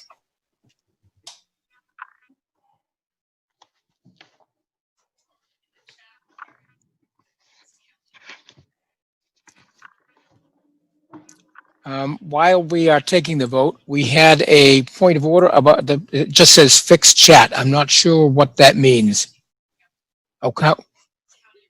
County Road. Fixed County Road. I thought the word was wrong there. Okay. Second. Second. Okay, thank you. About 10 seconds.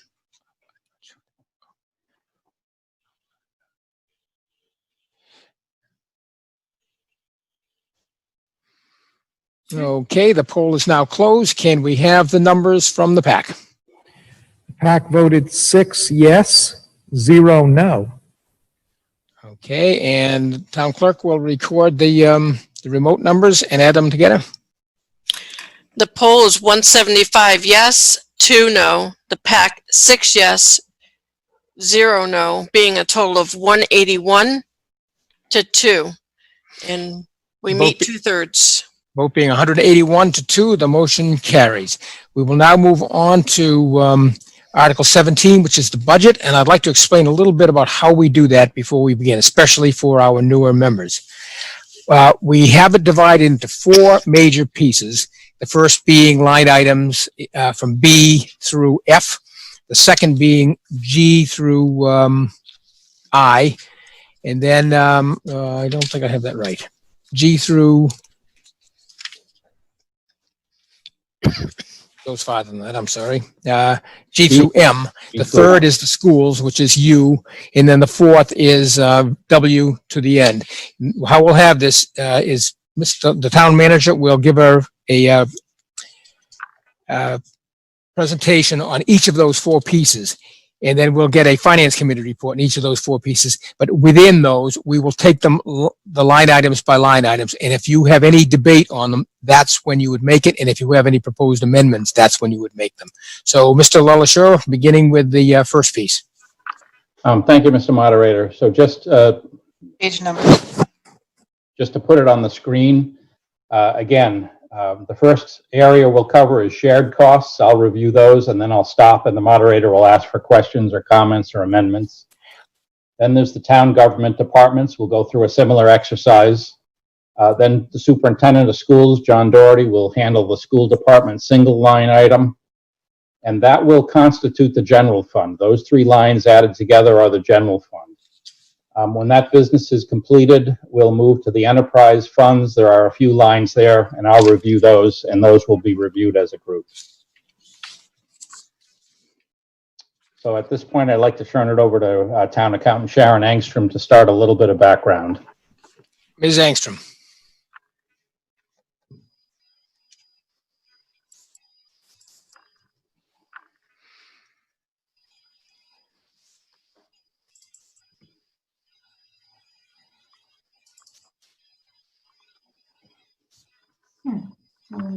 Okay.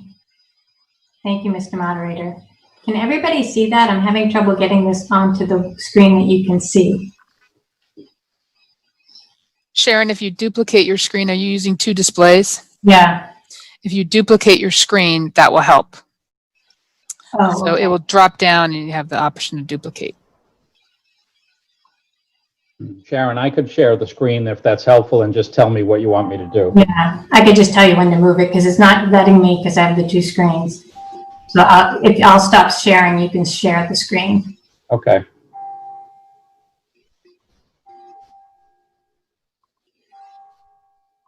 How come I can't? There you go. Thank you, Bob. So I'm going to start off by giving you a little update of where our reserves stand. So we started off fiscal 20 with just over $15.6 million of certified free cash. In November, we used just under $1.7 million from various articles.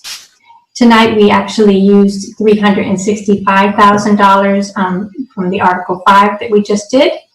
And then we have a proposed use for fiscal 21 of $2,018,000, leaving us just over $11.5 million of free cash. We also have other reserves such as stabilization and FinCom reserves at 1.7 and 300,000, giving us just under $13.6 million of reserves after all is said and done, which is about 13.2% of the net available revenues for fiscal 21. And FinCom does have a reserve policy of 7%, but that's well above that policy. If you could move to the next slide, please. This is the history of free cash over the last 10 years and where it was certified at, and then projected out for the next 3 years so that you could see how it's grown and what could be happening in the next few years. So when I projected out fiscal 20, 21, and 22, I I assumed what seems to be a conservative $1.5 million regeneration figure. In recent years, that is a very low regeneration. We've had much higher numbers than that, but it's hard to say what the pandemic and the economy is going to look like and how that affects our regeneration. So I kept it at the 1.5 million, even though we've seen some higher numbers in recent years. And in fiscal 20, we also have the a little over $2 million of free cash used to support the fiscal 21 budget. And then in fiscal 21 and 22, I used $1.5 million to support the subsequent year's budget. But in fiscal 21, I added a couple things back that were cut from the fiscal 21 budget just to show you what it would look like if we did that at November and April town meeting. So I assumed that at November town meeting, we might add back the $930,000 of capital that we cut from this budget. And that maybe at April town meeting, we might actually choose to add back the $400,000 that we cut for OPEB contributions. So those are being displayed in the projections that you can see there. And that if everything worked out to how I assumed it, which it probably won't because regeneration is so hard to call, that's what it would look like. And if we chose to use free cash to add back the things that we cut in terms of capital and OPEB funding, that would be what it would look like. The red line depicts the FinCom reserve or approximates where it would be, so we in no case fall below it. Next slide, please.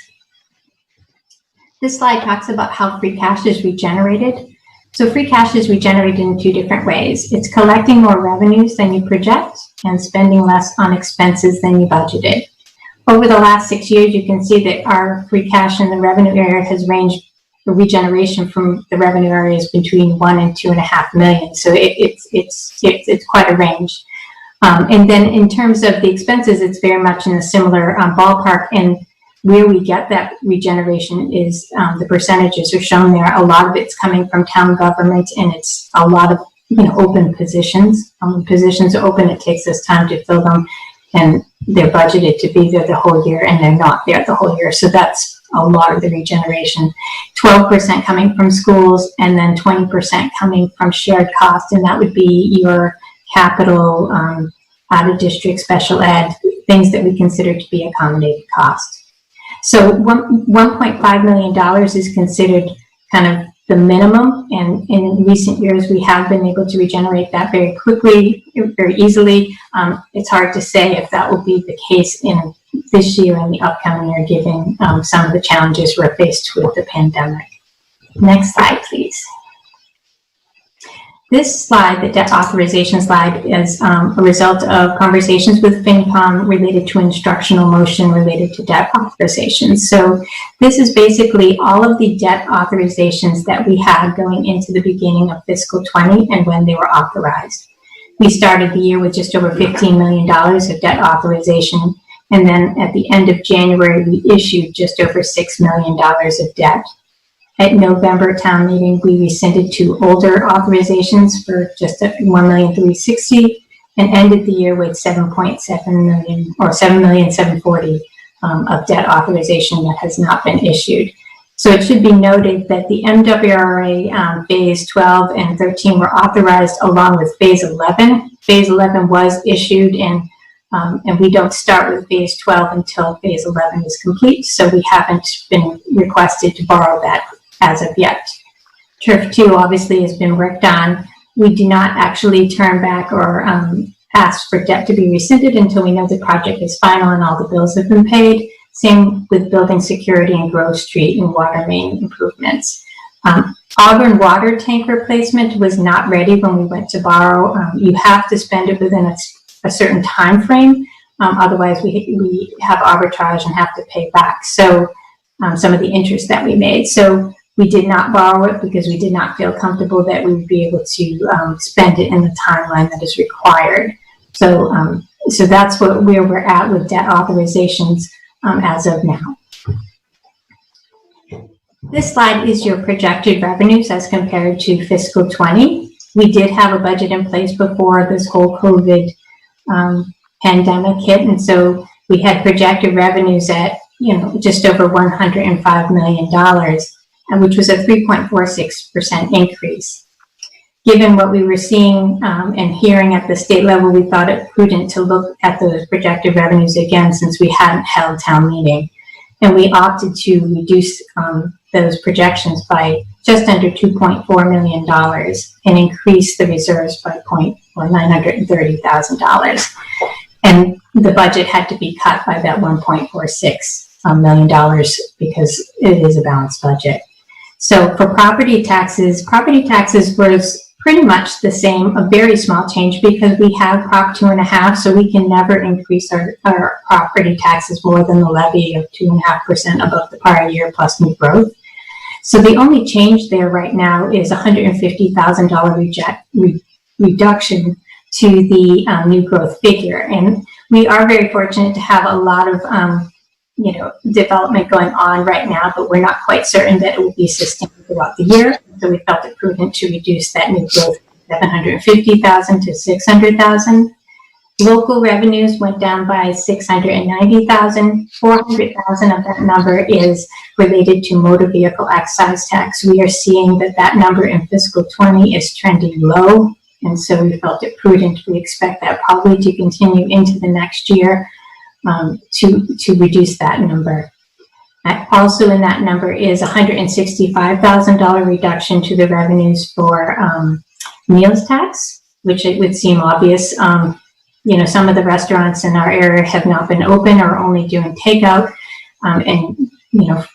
We expect that we're going to see impacts even into the first part of fiscal 21. It's hard to say, but so it was prudent to take some revenue away there. And then some small changes in charges for services at $75,000, $25,000 from Medicaid reimbursement, and then $25,000. What's the other? A small change, of course, fines. So, and then state aid is the biggest area that we saw our impact at. We reduced by $1.5 million.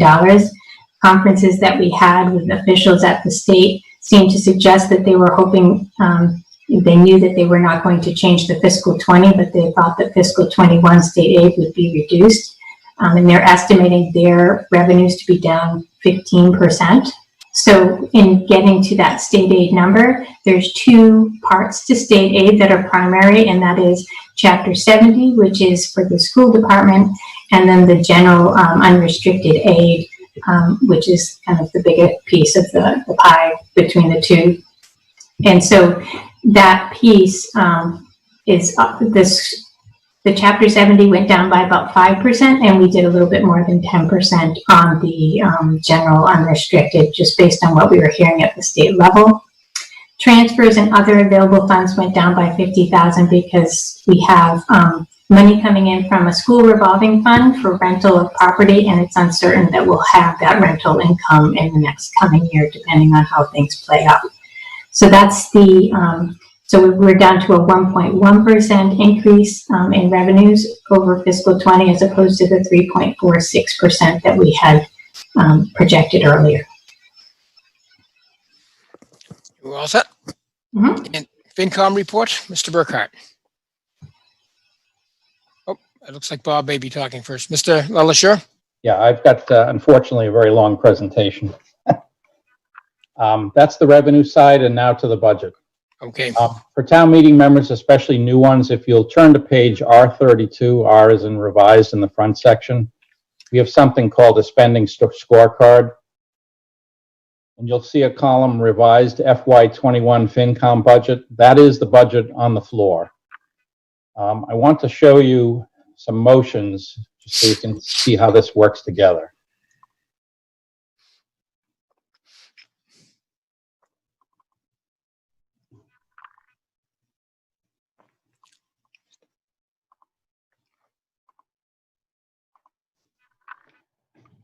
These are all the motions. You'll have seen that in a handout. We start with one master motion, if you will, for the grand total. It's okay that that's no longer a correct number because it'll be amended. This is where the amendment that you approved earlier would come into play by adding $50,000 to capital. For simplicity's sake, we use all the free cash in this line, so I'm just adding $50,000 of free cash here in order to pay for that. But in the motions, you'll see line B99, the 18 million figure should match up with the spending scorecard. C99, now 2,057,000 as amended, and so on and so forth. So each of these lines on that page are specific votes the town meeting must cast. And again, to the moderator's point, the first section will cover benefits, capital, debt, vocational education, and FinCom reserve, and then we'll stop and take questions or comments.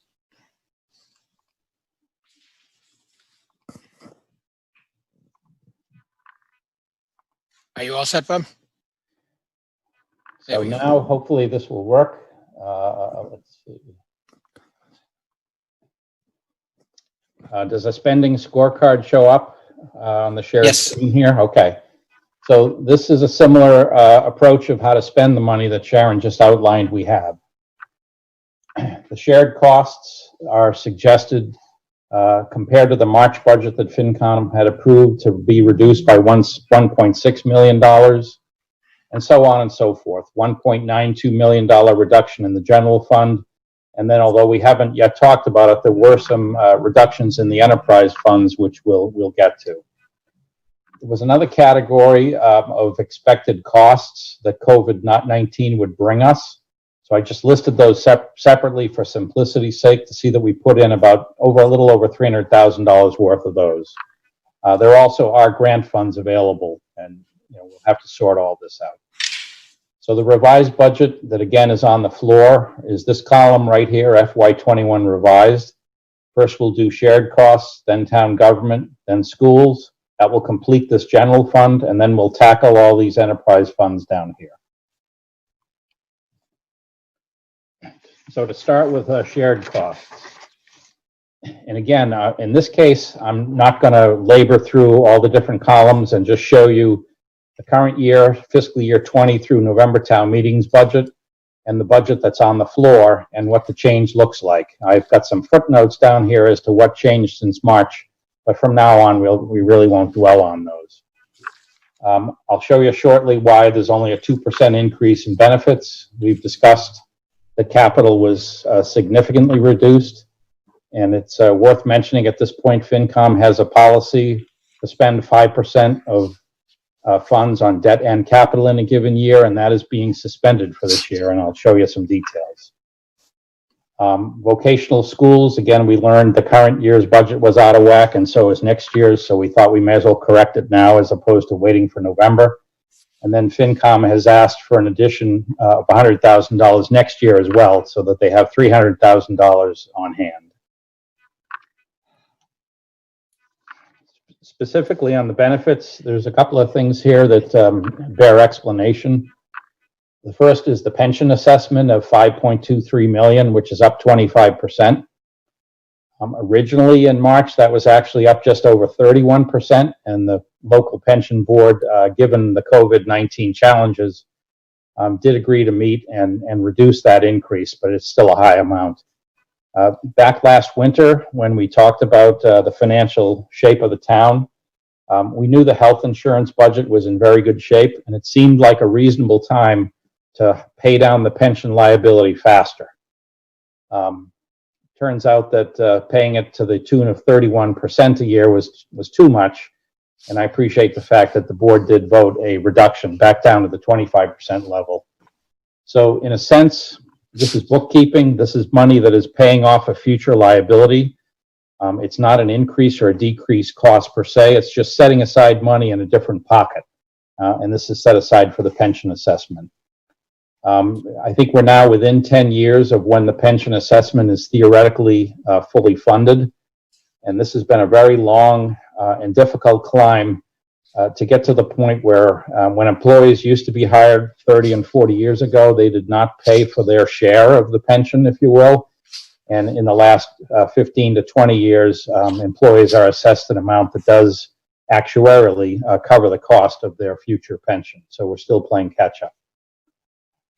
And OPEB is other post-employment benefits, and that's a retirement health insurance benefit, if you will. Similar to the pension assessment, the OPEB has always been a pay-as-you-go system. That's wrong, just like pension was wrong to do that many years ago. We're struggling to do the best we can to bring that OPEB liability under control. This seemed like a pretty easy reduction. The original budget was $500,000. We cut it to $100,000 just not to cut it to zero, with the expectation, or at least the hope, that next April we can add $400,000 back from free cash and make the $500,000 contribution that we'd like to make. To put this on a 20 or 30-year defeasance schedule, we should be putting in approximately $2 million. It's plus or minus from $2 million in the general fund. Our enterprise funds, including the light department, are all on a much shorter payment plan. The next one is health insurance. Health insurance is on the 4th or 5th year of really good results. You see that premiums are going down 1.8%. That's on the budget basis. Our actual premium cost is going up 2.2%. But we did see some savings last year. And as you saw, we transferred some money away from the budget to pay for other things. We also got some very good news out of Maya just in the last week or so. Since optional medical use visits have slowed down quite a bit during the pandemic, whether that's good long-term medically or not, at least it does save money in the short run. And Maya has declared that the month of July will have a 50% premium holiday. So both the town and employees will save half the contribution that would have otherwise been made in July. So we certainly appreciate that. The budget otherwise, with that cut, I feel a lot better about the budget.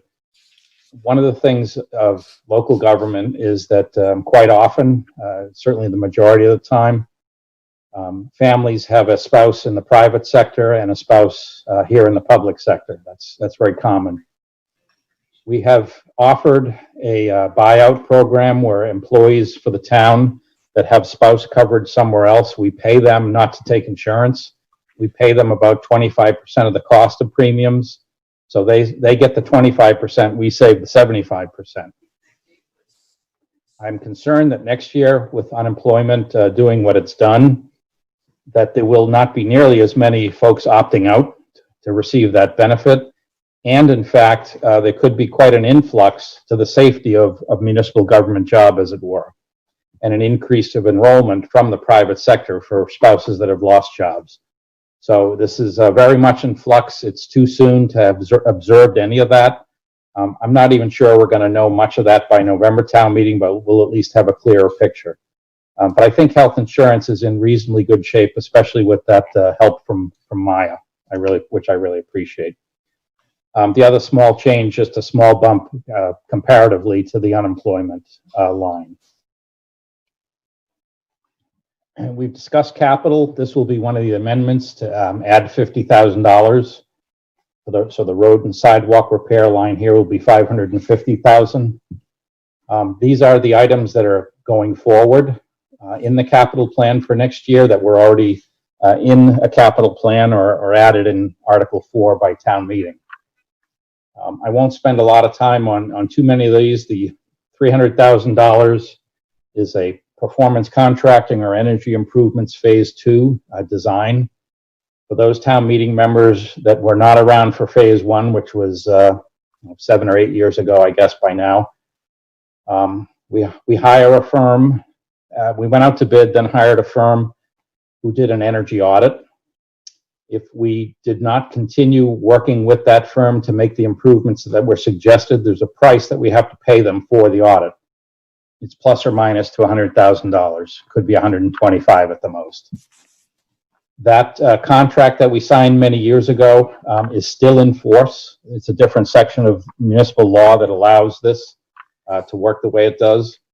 So we have the same option. We have the same firm doing an energy audit as we speak. When they're finished, we either will do the work that they suggest, in which case the audit is free, or we'll have to pay them amount of money, ballpark $100,000, and either not do the work or choose to do the work some other way. So it's still early. We don't know what the audit is going to find, but I suspect through the budget process in late fall and the winter, I'm hopeful that can move forward. Just a general comment on capital. Some capital planning and processes have gone on pretty much unchanged under COVID-19, but some of them have been very seriously changed. The market to get bids right now is more competitive, so that part's good, but the ability to actually execute some of the work is not necessarily there. So we don't know how COVID is going to necessarily affect some of these projects, but that's one of the reasons we deferred some of the capital till November or to next year, is we picked the ones that we thought were most vulnerable to not be completed. So there's a whole list of capital, again, in your warrant report. I won't spend a lot of time on any of the others. I will mention that we had 4 projects listed and lined up. The only one that's to go forward is a Parks and Fields study. And some of the ones we cut, there was 3 for 120,000, 3 project startups that we just assessed the likelihood of being able to start those was very poor. One that was difficult to defer, but really had to be, was work on a senior/community center. There is no way we can have a public engaged process at this point, and we don't see that happening, certainly within the next 6 months. So we did have to push some of these out. You've already reviewed them.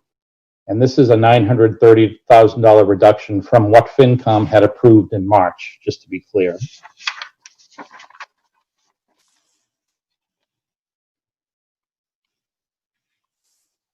The debt budget was largely or entirely unchanged from what was approved in March. As Sharon mentioned, we sold debt in January. We did not need to sell any more for this year, so we had all known costs, just under $5 million. A question is often asked about the debt excluded from the levy. The high school primarily is this $1.4 million. There's a little bit of Wood End and Barrows in there too.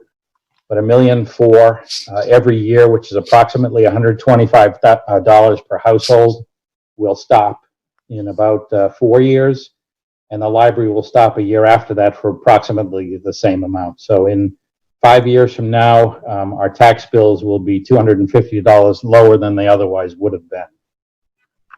Within the levy, you can see the debt service is actually lower. We don't tend to use debt because it's very difficult because of the interest charges. So we use them only when we really need to use them. There are some old school buildings, the building security project, and the existing energy improvements you can see there. Turf 2, Sharon mentioned, came in quite a bit under budget. That is a surplus. That's a debt authorization that can be rescinded probably in November, and it's funds that will be returned to the general fund. Building security is still a work in progress, so even though there's initially still a surplus, we haven't finished the job, so there still is more to be spent in that project. To wrap up this section of shared costs, again, vocational education is up quite a bit because we saw some increased enrollment. And lastly, FinCom reserves, again, the FinCom has requested that you fund them with an extra $100,000 to make it $300,000. Typically, this FinCom reserve fund was especially important between the annual town meeting and the end of the fiscal year, if something unexpected happened. And if it was something that happened, it was more likely to be in the town government lines, because as you see, there's a lot more lines for us to balance, and there's really only one number that the schools have to balance. But this year, from a discussion with FinCom a month or so ago, we don't want to have to call a special town meeting just because we have some budget emergency. So to the extent that $300,000 gives them more flexibility, then I certainly would support that. And again, FinCom reserves can only be spent in certain ways for emergencies and unforeseen things. It takes a majority vote of FinCom, and when they don't spend it, it goes back to free cash. If they do need to spend money between now and let's hope we meet in November for a subsequent town meeting, I would strongly urge a town meeting to then replenish that number to $300,000 at least. The costs of COVID are really, really difficult to predict. We do have grant funds, but again, it's just a very confusing landscape out there particularly as to how schools will be allowed to open in the fall. So that concludes the section on shared costs, Mr. Moderator. Okay, and you'll be doing the next section later when we get to that? I will. Correct. Okay, thank you. FinCom report, Mr. Berman. Mr. Burkhart, excuse me.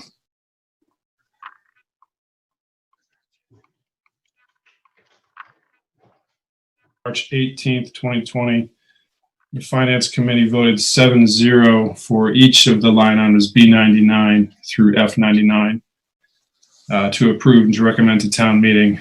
At our subsequent meeting on May 18th, 2020, the Finance Committee voted 8-0 again on each of the lines B99 through F99 to recommend them to town meeting.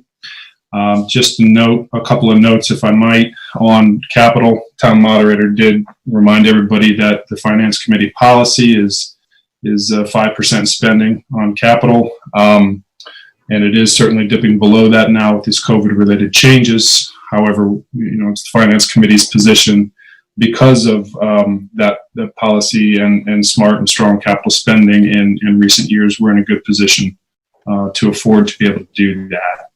And then just to echo again what the town manager said on the Finance Committee reserves, we respectfully ask town meeting to increase those reserves just to provide us the agility should we need it. Just facing the uncertainty in the months ahead, hopefully would prevent the need to call a special town meeting otherwise. Thank you. Okay, now, as I said earlier, we will go through this section by line item, beginning with B99. This is where you can debate, question, or potentially make propose amendments.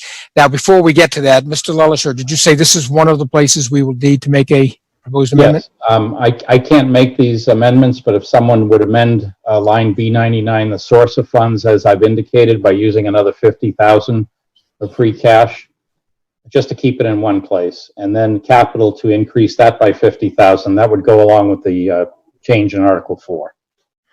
Okay, and I would ask Ms. O'Neill if you would be willing to make those amendments, propose those amendments. Ms. O'Neill?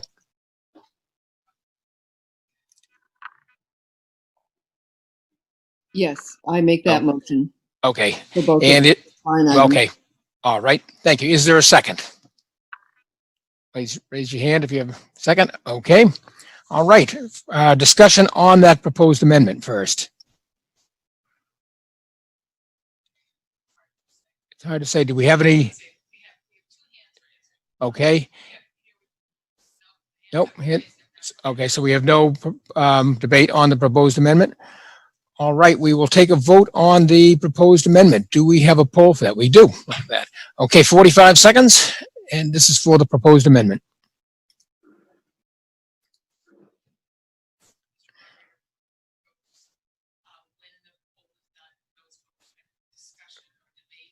We go back to the, yes, correct. Yes. While you're voting, I will explain. Once this amendment has been disposed of, we will then go back to any discussion under the B99 section. All right, about 10 seconds.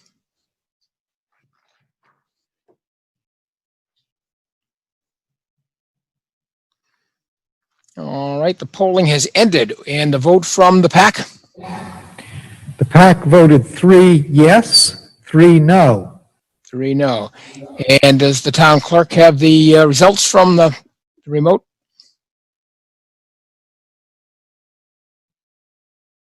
The poll being 157 yes, 16 no. At the PAC, 3 yes, 3 no, with a total of 160 yes and 19 no. The vote being 160 yes and 19 no. The motion carries, and we have an amended line item B99. Further discussion in the B section. Mr. Berman has a question. Mr. Berman, you have the floor. Thank you, Mr. Moderator. I have a couple of questions. One is first a general question on revenue, which I know is not part of this specific thing. But I'm really concerned, Bob, that state aid numbers might be really underestimated. We mentioned that state revenue is down 15%, yet we're only going down 7% on that. And can you just say what's the general plan if local aid really tanks? Is it just going to get filled with free cash, or will there be additional cuts? That's my general question. Then I have something more specific on B. Okay, we'll come back to you. Mr. LaLacheur, do you have an answer for that? Yeah, thank you, Mr. Moderator. Barry, the state is still not forthcoming with any news. It's almost like a blackout, and it's very unusual. And what that tells me is the news is not good, and they're not willing to share yet. When we came out with what's a 10% reduction in state aid across the lines, if you will, it was made up of a smaller reduction in the educational aid and a larger reduction similar to what you mentioned in the other accounts. No other community was quite as pessimistic when we came out with those numbers, but our neighbors have largely joined us right around the 10% level. But some of our neighbors are not making any changes at all and figuring they'll just deal with whatever happens at their fall town meeting. So we tried to strike somewhat of a balance and not be so overly pessimistic that we'd have to disassemble our budgets, and rely on the fact that, as the state is relying on the fact that they want and need federal assistance, more federal assistance than has been forthcoming for their own budget. Last winter, and the superintendent may talk about this more when he presents his budget, educational reform, Chapter 70 funding, for the first time in a generation, did change. No one is saying whether that reform that happened last winter will hold or will be rolled back. It certainly is not affordable with the state revenues declining as you suggest. Our 2 representatives and 1 senator have all indicated that the highest priority they have to protect is Chapter 70, especially because they just went through a very long process of reforming it. So whether the new formulas can be approved, and for Reading, honestly, the new and the old formulas aren't hugely different, but they are for many other towns and cities. We've had a suggestion from one of those 3 of hold it level. We'll do the best we can to hold it level. I think that's way too optimistic, and that's why we cut it by 7%. So I guess we'll see. And we may not even know by October for November town meeting what the facts are. If Congress in Washington is going to be slow to provide more aid, but they're going to continue to talk as if it's forthcoming, then the state may have to live month by month on a 1/12 budget. So I think the approach we've taken is pretty conservative. It's now a little bit more in line with other communities and how they're seeing it. And as to what we do if things get worse, we're just going to have to put our heads together. You're lying in bed with me. Mr. Berman, you have another question? Yes, well, first of all, thanks, Bob. I guess we don't really know till we know, and we may have to deal with it, in crisis mode, but hopefully not. But we've done it before, and we'll do it again. I guess my next question really just revolves around B99 on benefits.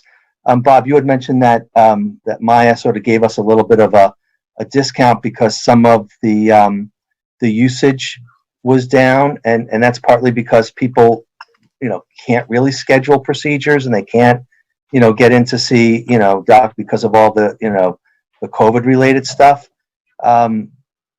My guess is that once this sort of plays out a little bit, we may see sort of a rush and usage of the medical, more people getting procedures done that were delayed. Is that sort of counted in the budget at all? I guess I'm sorry, Mr. Moderator. I guess it's offset in the sense that we didn't account for the reduction they made. And the reason they made the reduction when they did was because their fiscal year-end surplus is going to look huge. And so they quickly voted, we can't show a huge surplus with all of our clients suffering so much. So they voted to apply it, in advance of the fiscal year, if you will. So we know it's going to happen in July. It's about a $300,000 or $400,000 savings. So that can absorb a lot of what you're saying. And again, our premiums do not necessarily pay the exact medical bills. Maya does that. So if there is a rush, then Maya will factor that in, and they use a 24-month moving average, at least they have historically, and will pay for that over a period of time. And certainly in the medical community, there's a lot of concern about preventative care that's stopped and what the long-term health risk and cost will be, and we'll just have to see. To the extent that health insurance is always a big question mark, it's a bold question mark now. I think it's really difficult to predict. And again, we'll just have to monitor it as best we can and see where it goes. But at least I feel good that we have a good cushion to start with now. Great. Thank you. Further discussion? We have a question from Mr. Horn. Can you hear me through the thing? Yes, Okay. yes, again. Mr. Horn, you have the floor. Yes, can you hear me? Yes. Just a question on the pension fund. I know that there's been a recommended reduction in the funding. However, given the current state of the security markets and the fact that to the degree that we have investments in the fixed income category or asset class, that asset class, the prospective returns on that might be substantially lower. So in that situation, I would guess that the need for funding would increase, not decrease, unless, of course, the future employment liabilities are projected to go down as a result of either lower wages for town employees or lower employment. So maybe you could just give us a little color as to what was the justification for the reduction in the pension contribution. Mr. LaLashore. Yeah, thank you, Mr. Moderator. Bernie, town government moves very slowly compared to financial markets. So when the actuaries look at all these, it's very, very smooth over a very long period of time. I want to say, and the town accountant can correct me, that I think we're still assuming, or the actuaries are assuming, 7.25% return in the long run, which has always seemed high to me for the last decade. And yet, the markets have exceeded it most years. So it's always a really difficult thing to say. Unlike managing money, this is really managing a liability, so that if you're right or if you're wrong, then the time element changes or your funding changes. Either you have to pay it a larger amount every year if the markets don't behave well, or it takes you longer to fund it. My guess is that the financial markets certainly have made an interesting recovery, certainly not one that makes any logical sense to me, and which is why I'm not in that business anymore. To the extent that everyone is harmed and everyone's pension is underperforming, and to the extent that OPEB liabilities have been pushed further off, the state will have to come up with legislation that you don't have to fund them as quickly as everyone wanted to, because you can't create money. Municipalities can't create money and have to have balanced budgets. So it is a little bit of a different issue. It's quite a bit of a different issue for a local government compared to a corporation when you're looking at the pension liability. I hope that explained it. I guess the only follow-up question I would have is that I would agree that the long-term projected liabilities and investment returns would have been part of the budget for, before we decided to cut it down. And notwithstanding that, all I'm pointing out is that the change in the markets might further require additional funding, not reduced funding. So given that I would have not expected the changes in the assumptions to be made just for convenience, to allow us to lower fund that for a while. So unless, I guess the question is, what assumptions did they change actuarially that would permit us to reduce our funding this year? Bernie, I don't think they changed any assumptions at all, other than it's going to take longer to fund it. Okay, thank you. Further discussion on the B section? Mr. Moderator, I'm not seeing any hands. All right, then we will now move on to section C. Now, we also have a proposed amendment there. What is that exactly? It was adding 50,000, is that correct? I think it's 14,000 to Human Elder Services. Oh, you mean in the town government portion? Yeah, and C99. Oh, that's passed, so that one's been changed, correct. Oh, okay. That was in the poll, yeah. Oh, boy, I'm sorry. Okay. Any further discussion in the C section? Seeing none. Oh, Seeing yep. none? Nope, we have one. Nope. Oh, we have Mr. Sasso? Thank you, Mr. Moderator. John Sasso, Precinct 2. Can you hear me okay? Yes. Thank you. So I have a question on page R24 under Schools General. I'm just curious if someone can answer. So we've got design. So this year we've got in FY21, the design for technology wiring projects, which is 50,000. And then I'm assuming the 200,000, which we moved out at least temporarily, would be the execution of that project. I'm just curious, what is the wiring projects in this age of Wi-Fi? I'm just curious what it is that we're actually doing here. If someone could answer that, I'd appreciate it. Do we have a response, Mr. LaLachère? Yeah, I'll start by telling you what it isn't, and then hopefully someone else can tell you what it is. Because I was concerned it had some overlap with the building security, but it does not. It is a standalone item. So hopefully Dr. Doherty or Gail Dowd can go further. Okay, do we have any other response? Waiting to see if Ms. Dowd or Mr. Doherty will respond to that question. I think I got it. There we go. Okay. I was just trying to figure it out. The $50,000 amount for this year is to do a study I believe it's for the wiring for our head end rooms. Because we need to take a look at what needs to be upgraded in the different head end rooms and head end rooms in our schools. Okay, thank you. Further discussion? Can you still hear me? I apologize. I don't understand what those are. Excuse my ignorance. What are those? The head end rooms. Sure. The head end rooms are the hub areas for the different technology areas for each of the schools. Okay. All right. The tech room. Okay. All right. Correct. Thank you. Okay, further discussion? Section C, capital? None? Seeing none, no. All right, we will move on to section D, debt. You have any discussion? Yes. We have a question from Mr. Berman. Mr. Berman, you have the floor. Great. Thank you, Mr. Moderator. Bob, can you tell us sort of high level or just an estimate when we do float debt, how much our excellent credit rating has saved us when we went out to the capital markets? You know, we've done a really, really good job of building up our reserves and budgeting conservatively. You know, we could have done the opposite and spent money and not have enjoyed as much high of a credit rating. Can you, when we actually go out and try to borrow, that's where the benefit of that credit rating comes in. Can you just sort of give us an idea about what we might have saved by being conservative? Mr. LaLachère. Thank you, Mr. Moderator. It's impossible to really answer that completely accurately, but some years ago when we refinanced our debt, most of it was the excluded debt for the high school and for the Barrows and Wood End. And I was amazed that we saved $3 million when we refinanced. Now, some of that certainly was interest rate, but a lot of that was also our credit worthiness. And that was $3 million that was not deployed in some other area. It was just a net saving to the taxpayer because it was excluded. So having a good credit rating and certainly having low interest rates can be very, very beneficial.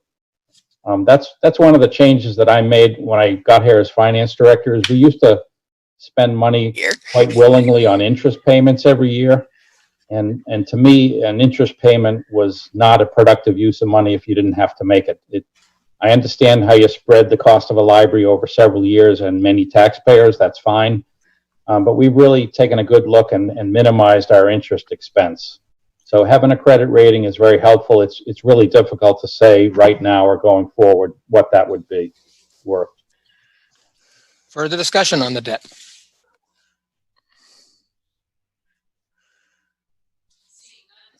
Seeing none, we will move on to section E, vocational education.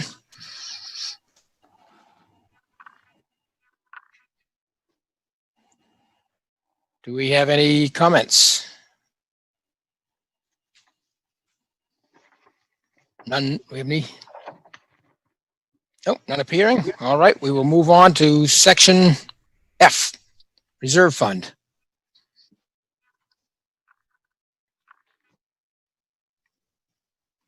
None appearing? Okay, none appearing. We will now move on to the next section. Mr. LaLaSure. Thank you, Mr. Moderator. The next is a series of lines based on the departments shown under the town government. To start with an overview, I had to count. You have 7 departments. Technically, we have 8 department heads because in public safety, there's both a police and fire chief. And again, this goes into the detail of what did the budget look like in March, what happened since. So you'll see the column FY20 is today, not including what town meeting has already agreed to tonight. FY21 showed a proposed increase in March. The COVID cuts, we had proposed actually a larger amount and FinCom reduced. Mr. LaLaSure, excuse me a second. Is it possible to share your screen? Oh, sorry, I thought I was. Is that better? That's better. Again, these columns are the detail that shows FY20, FY21 March, COVID cuts, and COVID adds. Interestingly, although we did them separately, the COVID cuts and adds are pretty similar in the town budgets. And then the revised budget. So you can see in front of you a 2% increase in the town budget, and a town meeting member had asked me what the school was, and we used the same process. It just turns out that they have a slightly higher increase because of some of their out-of-district accommodated education costs. So on balance, it's a $29.6 million revised figure. That does include $165,000, which is primarily going to be PPE, not entirely. Our facilities department is generally supplying the PPE. They're procuring it for staff. They have procured it for some school staff, but when it comes to the fall and students and teachers, if they need the PPE, we're going to have to rely on federal grants, and we may have to revisit that because the numbers could be quite high. But again, we have a 2% revised town budget in front of you.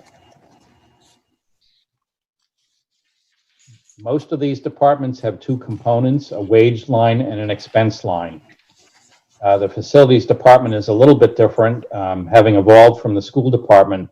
They have a core budget and a town buildings budget. But in any event, each of these have 2 lines. Starting with administrative services, the drivers for their budget next year as revised is additional elections. So we had 1 election budgeted for in the current year, and we have 3 in the next year. So that's a significant increase in costs, both for wages and expenses. The wages number would have been a 3% increase without elections. It's a 6% increase with those elections. The only change in staffing or in hours for this budget is we have a high school temp, a student that has been here on and off for years. We've had a harder time filling that in the last couple of years, and certainly an impossible time right now with what's going on with education and COVID. We haven't eliminated the position, but we have reduced it more than half time. And interestingly, we've got some full-time employees from that position later. So it's an interesting thing. As you can see, there's some other descriptions here. We needed another $25,000 for legal and $10,000 for the town manager reserves. That $10,000 change specifically is so that any department that did not get COVID funding, you see on the past, finance didn't get any, the library didn't get any. If they run into costs, then the $10,000 town manager reserve fund can cover those costs. Across all departments, we've decreased professional development by about 10%. In my initial budget last winter, I had asked for another $10,000 in the reserve fund to make it 20, now 30 with this COVID increase. Once a new chief was hired and a new deputy is hired, I wanted to sit down and really look at the police department, civilian mental health professional, to give them 3 people, and they asked us to wait 1 more year. For those that don't know, they've just changed to a whole new structure from a grant structure, and they just wanted to get their feet under them with the new structure and with the new format. and with a whole new set of volunteers, which seem reasonable.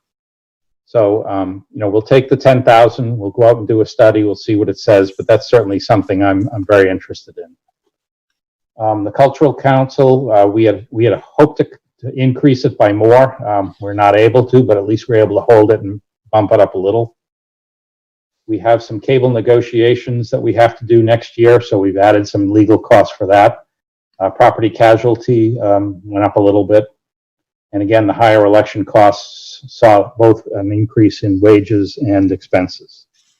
So that's a summary of administrative services. And in the upper right-hand of each slide, I've got the areas of the warrant report that cover it. Congratulations to anyone who's read it all. It's quite something this year.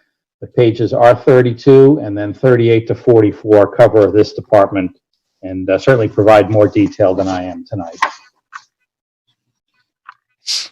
Next is public services. And if you'll again look at the details provided on pages 45 to 52, you'll see this is a catch-all department. There's a community services side and a community development side. The community services has things such as veterans, human elder services, and recreation. And then the other side of the house has the planners, the inspectors, and health. This budget in front of you, we made a change in the middle of the fiscal year. We reinstated the community services director position. We were able to afford that by reducing the veteran service officer hours in half. Kevin Bowmiller, our longstanding veteran service officer, was promoted to community service director just in the nick of time, just before COVID hit, and he's been a tremendous help to the Human Elder Services Division, certainly. I know there is an amendment pending, so we'll handle that one, but the vacant position in Human Elder Services, the director position was reduced, or administrator position was reduced from 35 hours to 28 hours in this budget, which is about a savings of $14,000.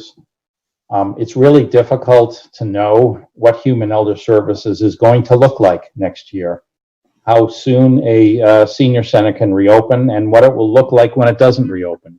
No one has really any idea what that might look like. Under the COVID changes, I did feel it was very necessary after discussing with the then Board of Health Chair and our staff to add some funding for health wages. I would say as of this moment, it's most likely to be spent on contact tracing and nurses, but that could change. We're just willing to be very flexible. And as soon as the pandemic hit, we just told them whatever money you need, we'll find. And I repeat that now. Whatever funds they need, we will find. For expenses, I mentioned earlier that the support for our veterans is slowing down, certainly, unfortunately. Professional developments, again, was hit. And we added $5,000 to Human Elder Services in case we needed to fund emergency meals at higher levels. I'll just take a moment to thank the community. When this pandemic rolled out, and we worked with different organizations such as the Food Pantry, we were very, very concerned with the issue of hunger and feeding the population. I'm so impressed at how many volunteers sitting in the audience tonight and sitting in the town stepped forward to help their neighbors. It's the way things are supposed to happen, and it was just very gratifying to see. We are very fortunate. It doesn't take too many miles from Reading to you find communities that are having a really struggle on the food issue. And certainly our hearts go out to them. But thank you to Reading for everyone that stepped up. We as a government didn't need to do as much as we thought we might. We're still prepared to do it. We have a partnership tentatively drawn up with the United Way. We have not needed to use it, but we're ready. We're ready to help as we're needed. Our finance department is relatively small. It's just going up about 1% next year. There was a small reduction in overtime, no other changes in staffing. We have a regional assessing office with Wakefield that's worked out terrific. We get all the good ideas from Wakefield for free that way, really nice. We reduced banking and tax title fees. That's a to be seen. This year was running low. It's a difficult thing to predict. With the economy as rough as it's been and unknown in the future, we have always tried to work with our homeowners who can't pay their bills. We are willing to work out payment plans and have always done that. The last thing we want to do is to have to take someone's house. But that does happen, and especially it happens, it seems, with the elderly, especially with mental health issues. So the town is a very reluctant buyer of the house, if you will, at last resort. But sometimes we're obliged to bring that to the select board and do that. Sell the house, pay off the bills that have accrued to us, and then the estate or the person gets the rest. We have never taken anyone's house that can even remotely work out a reasonable payment plan. But sometimes people have fallen into debt for the town in the tune of $150,000, and there's just no hope. Public safety is the largest single budget, and this does combine police, fire, dispatch, and the coalition, as you see. There weren't a lot of changes based from COVID in this budget, other than to add some COVID expenses, especially in fire EMS. On balance, it's a well-behaved budget this year, going up less than 3%. Recall that I said the budget was now up 2.2%, but back in March it was over 3%, so public safety was actually going up at a slower rate. The police budget specifically has got a 3% wage increase with no staffing level changes. And again, we'll see what the independent study says for the future look of the department, both for expenses and wages. We did increase overtime for both police and fire. I want to circle back to that thought when I talk about fire. For 2 years since the override, the police department has been funded with 3 cruisers a year. It's approximately, I think, $60,000 to buy a cruiser fully equipped right now. So this year we had already planned to cut that back, so that's a change from $180,000 down to about $120,000 of funding. We did add a little bit of money to the police budget for COVID-19 safety equipment. They have actually not needed much other than what Joe Huggins has bought through facilities. And again, professional development was cut for everyone. The coalition has 2 full-time employees. They're working out great. Obviously, the pandemic has certainly slowed how that organization can work. The programs that they had imagined putting on and the public participation all has to change as everyone adapts to the new online reality, as it were.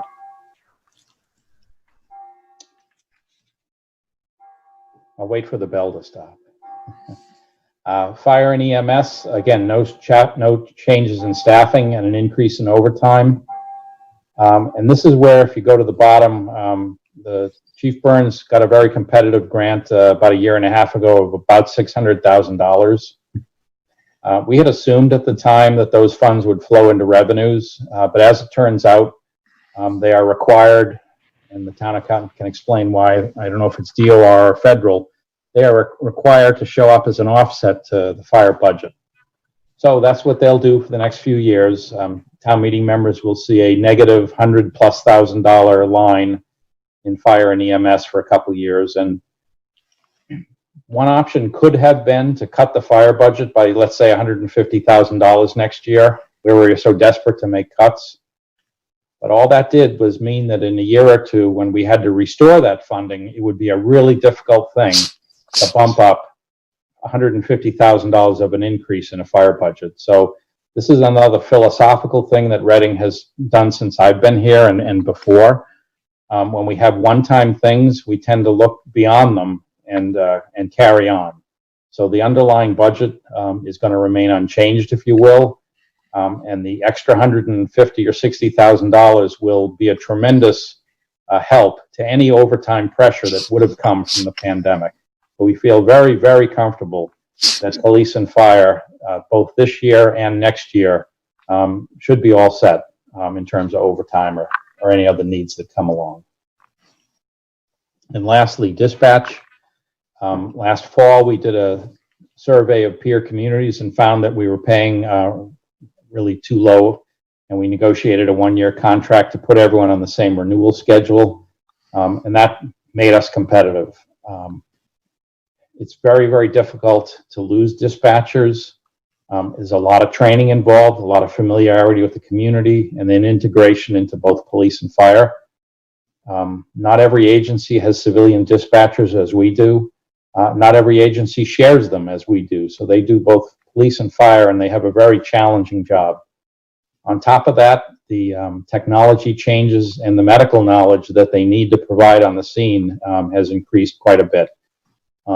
It has probably changed from a job maybe 20 years ago of answering the phone, and now it's really a very professional group. So we really did need to make that change. As someone mentioned, Public Works did take a bit of a cut here compared to the other departments. And the reason for that primarily was they were not going to be able to use summer seasonal staff. So why fund it? We weren't in a position to hire.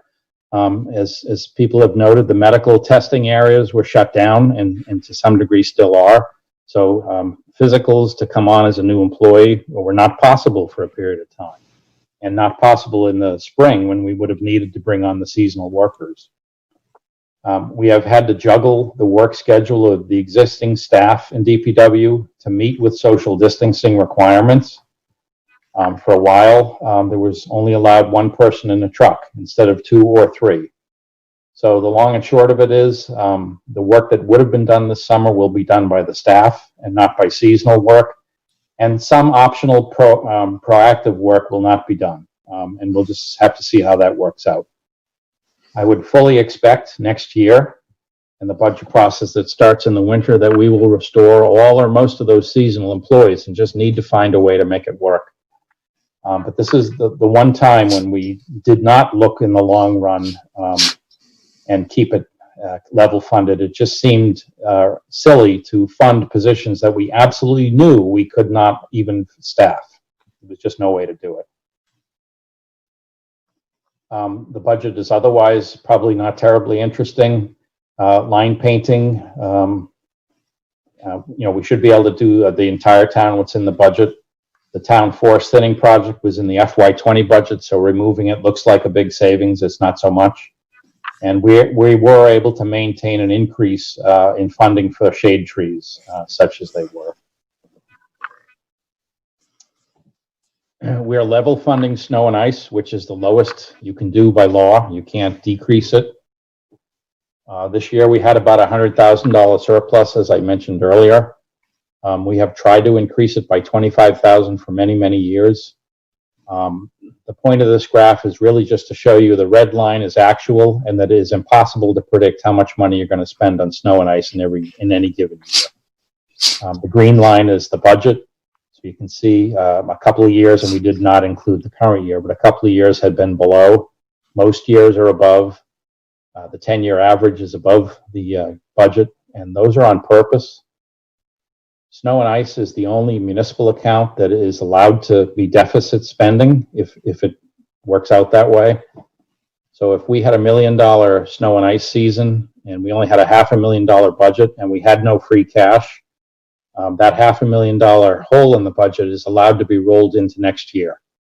Some municipalities do that don't have good free cash. We clearly don't have to do that. But the reason you don't want to overfund this area is because you have many tools to cure, a bad snow season. And it seems foolish to throw another $500,000 at a budget and eliminate positions that could otherwise be hired. Streetlights has been very well behaved over several years now. And rubbish is a very, very volatile thing. In late February, I would have said that the rubbish area was my biggest concern, and now I don't remember that it was a concern, because other things have happened. But the international market for recycling has turned upside down as of February. China especially stopped buying recyclables, and it got to the point we met with the current owner of the current firm we deal with, and it got to the point where recycling is more expensive than trash. And even worse, much of the recycling is thrown into landfills. So recycling is not the picture that we all have of, isn't this great? It's all going to be reused. And this is going to be an issue that the town, the state certainly is going to have to grapple with over the next few years once we get out of the COVID-19 problem. There are some actions that the state can and should take to help this problem, and we'll just leave it there for now. But this could be a volatile cost in the future. I think for now we're okay. Second to last, the public library, up 2.4%. The change from COVID was a $10,000 reduction in the materials line. So I just checked with Amy a little while ago, and that still is above the 13% required municipal appropriation. Although they budgeted for some changes in staff, they admit that it's really difficult to know how to run a library going forward, much as it's very difficult to know how to run a school. So that'll just have to be a work in progress. Lastly, facilities, a very large budget. I mentioned there was 2 lines. It's not wages and expenses in this case. The core budget is just over $3 million. And then there are 2 subsections of facilities. There's a town buildings and a school buildings budget. The school building budget is part of the overall school budget, and Dr. Doherty will cover that briefly. The town buildings budget is a very small area that's a standalone. For instance, it has 4 town custodians and certain expenses associated with only town buildings. But for instance, it does not have the energy costs of town buildings or some of the big maintenance and extraordinary repair lines. As part of COVID-19 changes, we did cut 2 lines across every town and every school building. Extraordinary repairs and other maintenance and repairs were each reduced by 20%. This year, the savings in energy by not having some of the buildings open or at full speed has allowed facilities to buy a few $100,000 worth of COVID expenses. So we felt that reducing by 20%, again, with an unknown summer at least to start the fiscal year, certainly be able to take care of that. They have asked for and will ask you for $75,000 in additional COVID-19 expenses. It's difficult to know what those will be, but as soon as we can open town hall and you see some of the improvements we've made, such as you saw in the Performing Arts Center tonight, there's a lot of safety improvements that have been made. Let's see, town building and cleaning services was an issue last year, but that's been remedied. So I believe that's all I have on this section, Mr. Moderator. Thank you. FinCom report. Mr. Burkhart.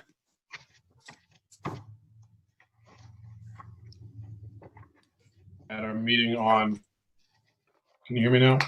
Yes. Thank you. At our meeting on March 18, 2020, Finance Committee voted 7-0 on the lines under discussion currently to recommend to town meeting.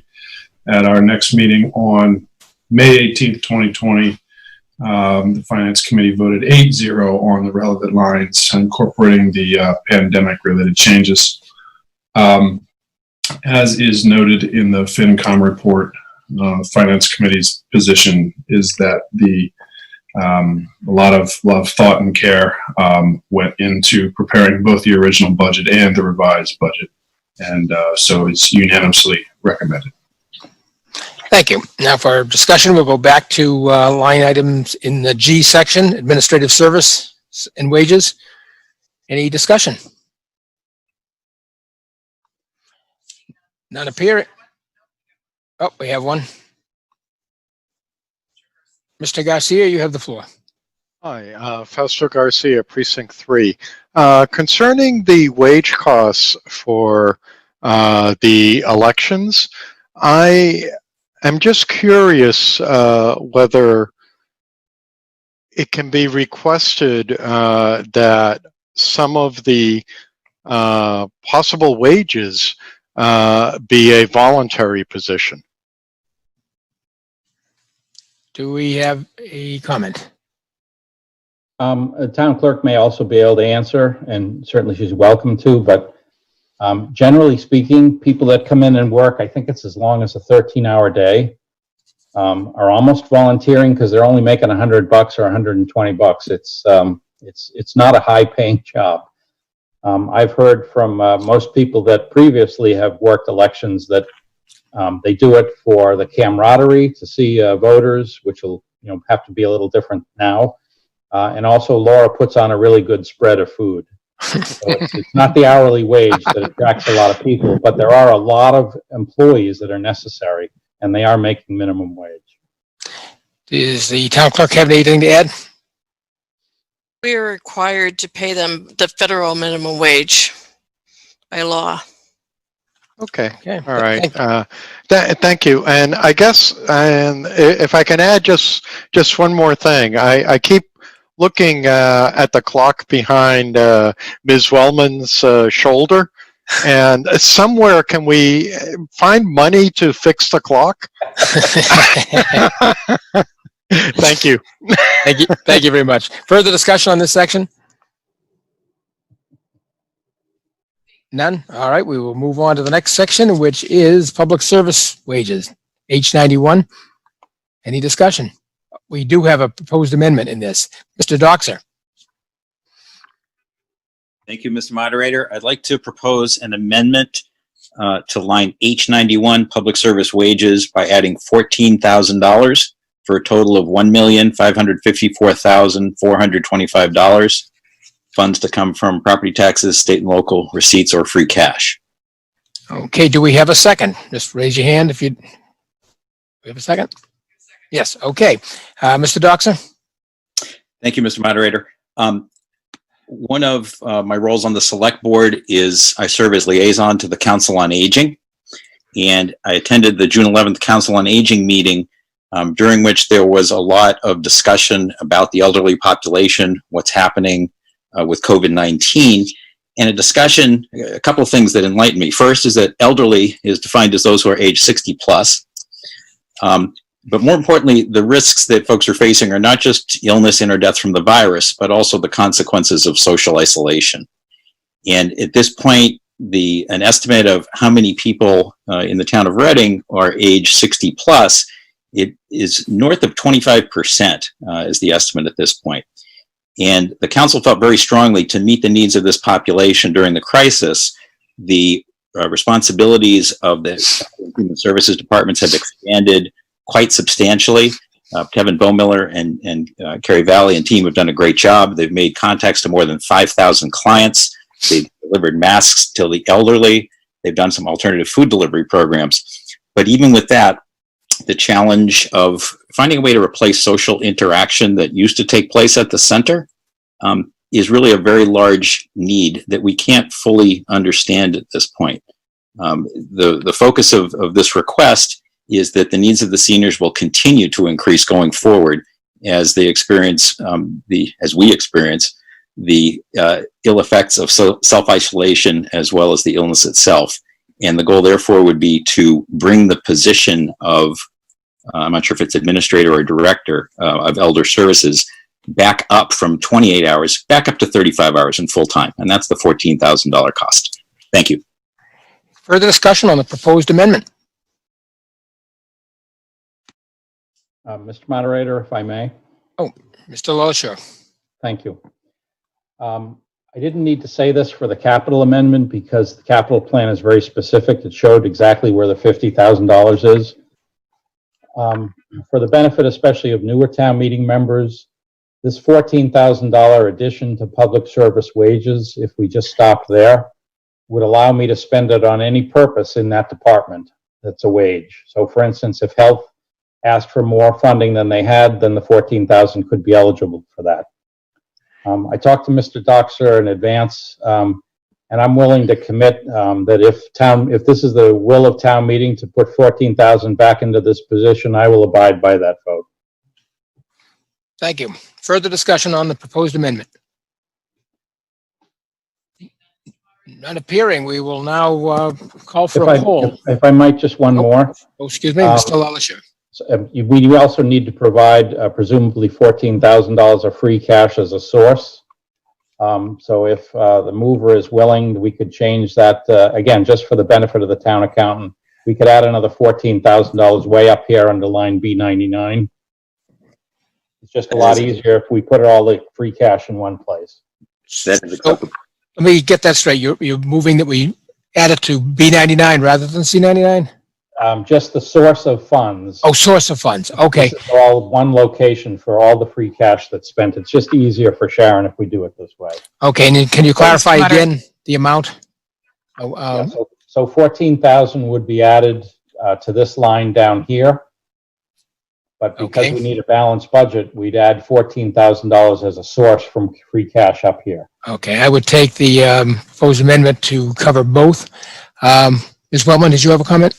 Yes, we have a point of information from Mr. Coram requesting the total amount made after the amendment. So 1,500,000, and what's the number here? 1,555,425 would be the correct number at this point being voted on.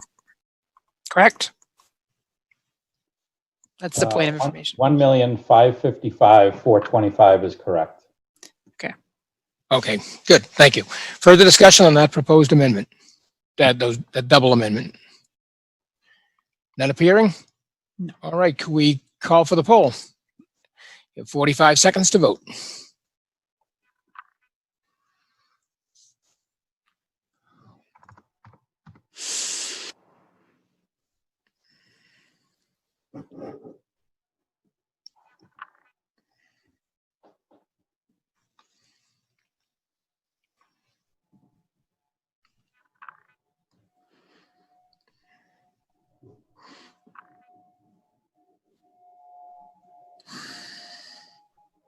All right, about 10 seconds left.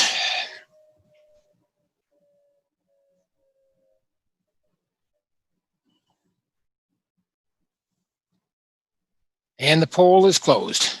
The numbers from the PAC, Mr. Crook? PAC voted 4 yes, 2 no. Thank you. And now, does the town clerk have the total numbers? The poll being 140 yes, 32 no. 4 from the PAC is yes and 2 no.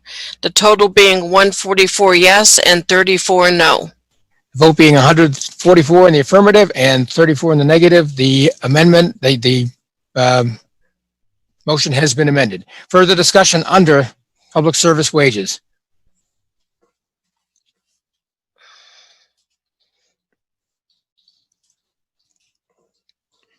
Seeing none, Mr. Moderator. Okay, seeing none, we will move on to section I, which is finance wages. Any discussion?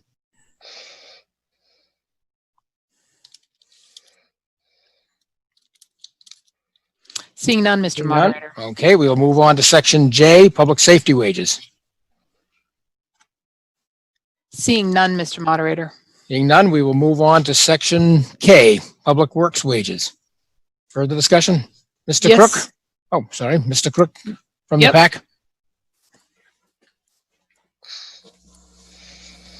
Mr. Crook, you have the floor. Yes.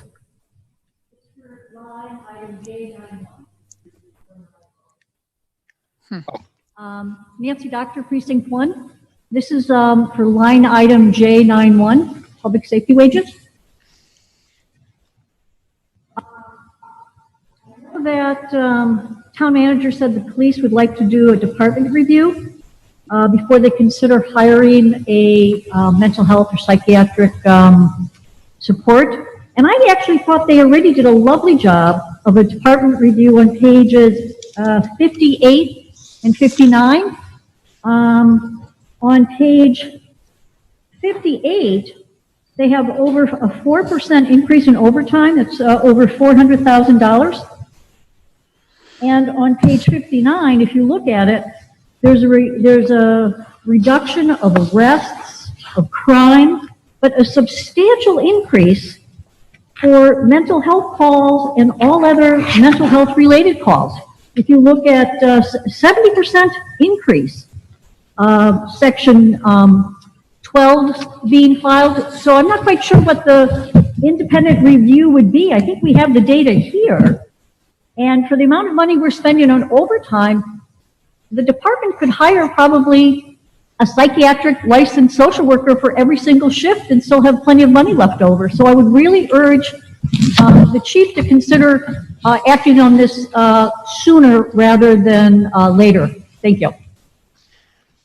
Any further discussion on that section?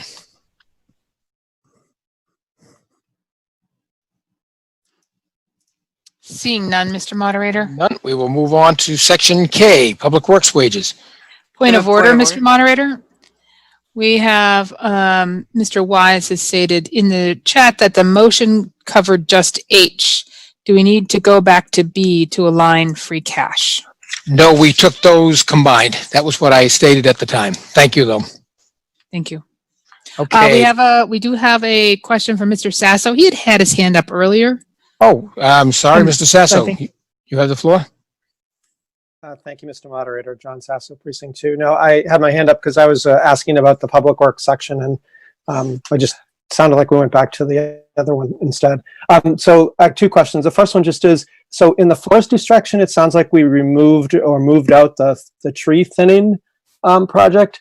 I was just curious, has some of that already been done? Because I thought there were some safety issues regarding some of the trees that were old there that were in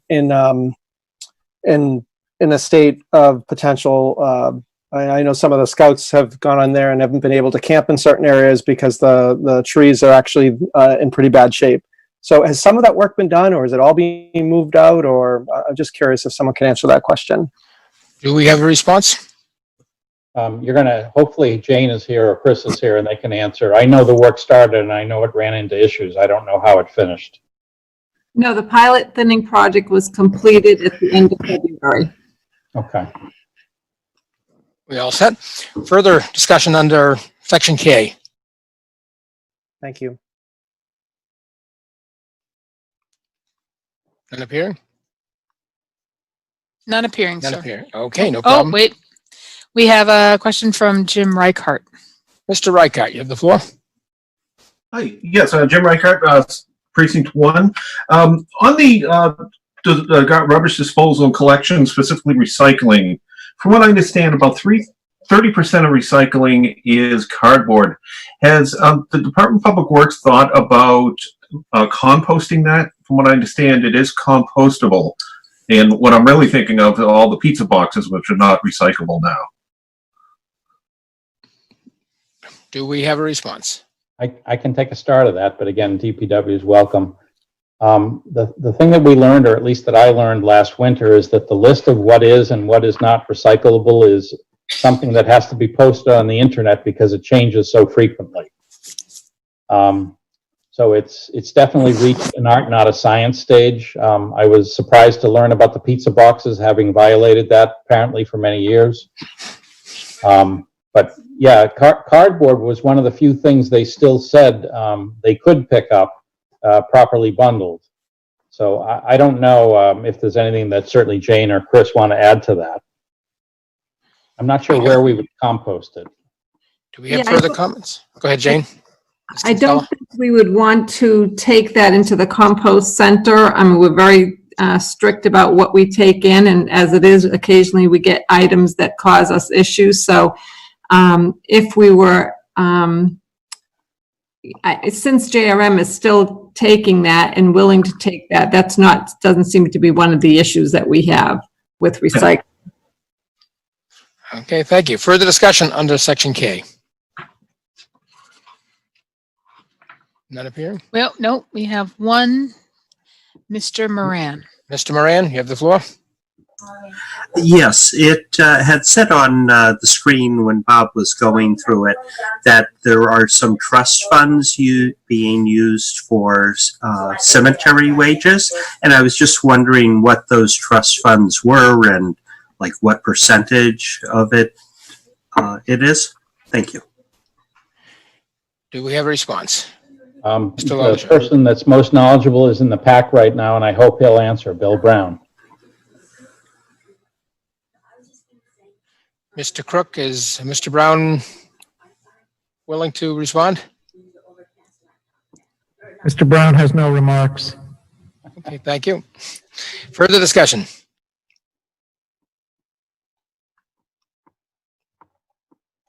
Any hands? No, No yep, hands. nope, one just came, Mr. Moran again. Mr. Moran? Well, does somebody from the finance department know how much money we're spending from the trust fund towards the cemetery wages?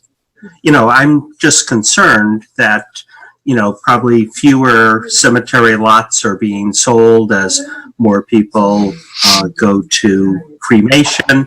And, you know, are we spending through our trust funds too quickly when maybe it should be saved for when the cemeteries are full or more full? I can answer some of that question. On Mr. the Lois. warrant- Sorry, thank you, Mr. Moderator. On the warrant report on page 70, towards the bottom, just above the word division wages, there's a line that says revolving fund support. So of the $350,000 worth of wages in the cemetery division, the trust funds are paying $120,000. And that number, to my knowledge, has been the same for quite a long time and been deemed, quite reasonably affordable. So it does not pay the whole cost of the cemetery operation, but it does pay a portion. Thank you. Further discussion? Not appearing? Seeing none. We will move on to section, where are we? K93, Public Works, Snow and Ice. Seeing none, Seeing Mr. none, Moderator. we will move on to the library, section L. Seeing none, no discussion, Mr. Moderator. Okay, we will move on to core facilities, section M, M91. Seeing none, Mr. Moderator. Seeing none, we will move on to town buildings, M92. Seeing none, Mr. Moderator. Seeing none, we will now move on to the schools. And I assume it's the superintendent of schools who will make a presentation? Dr. Doherty?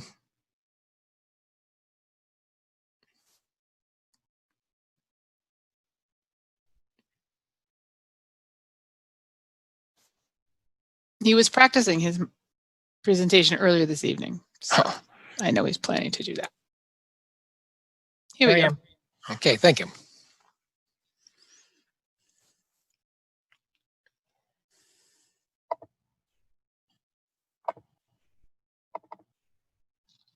There we go.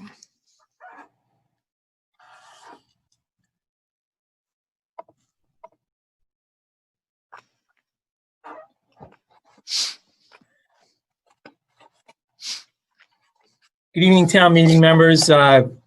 First of all, on behalf of the school committee, I want to thank town meeting for the opportunity to present this budget, which at first, when we were going through it as early as October, looked like a very promising budget in terms of where we were going to be able to go as a school district. But as we know, as time went on, it became more and more of a challenging budget.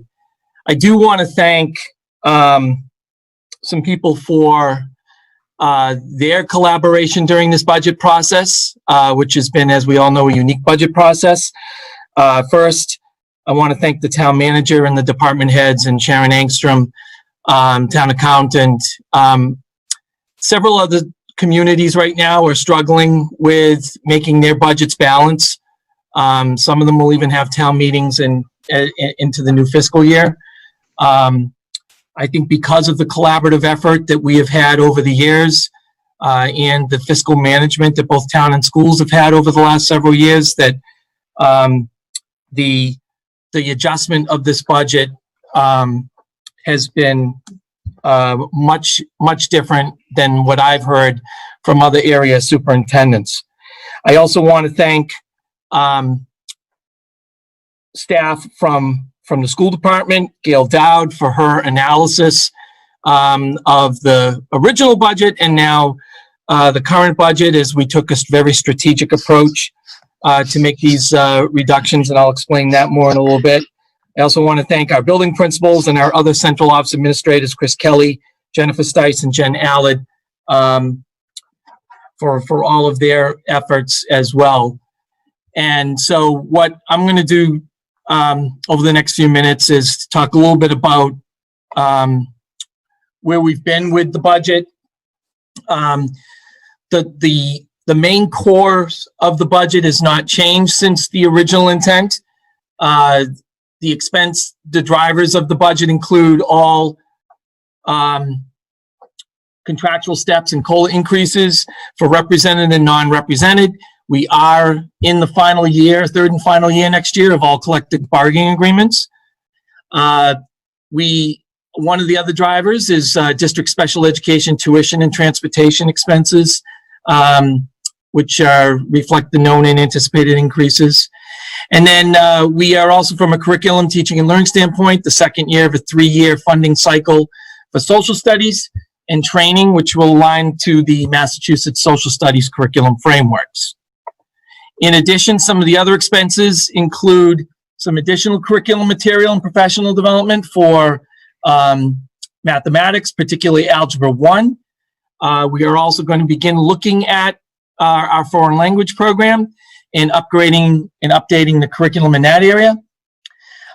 We, by state law, are going to be reviewing and implementing a dyslexia screening for early elementary childhood students. We will follow the DESE guidelines as we move forward in this process, but there is funding set aside for that screener. And then our normal contractual increases for regular day athletics and extracurricular transportation per the final year of our transportation contract. In terms of personnel, this budget does include some special education staffing, both that were added in the current fiscal year and is anticipated to be added in the next fiscal year. And those are to help provide increased services for some of our most fragile students, particularly in our program areas. And then in addition, which is a community priority in the budget for this year, we have a HR payroll administrative assistant position.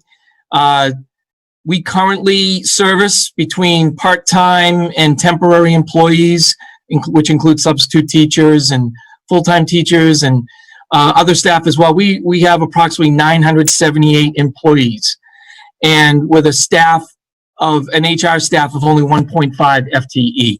So in order for us to be able to continue to provide the support and services in this area, which the majority of our budget is human capital, we need more staffing so that we can comply with federal, state, and local mandates.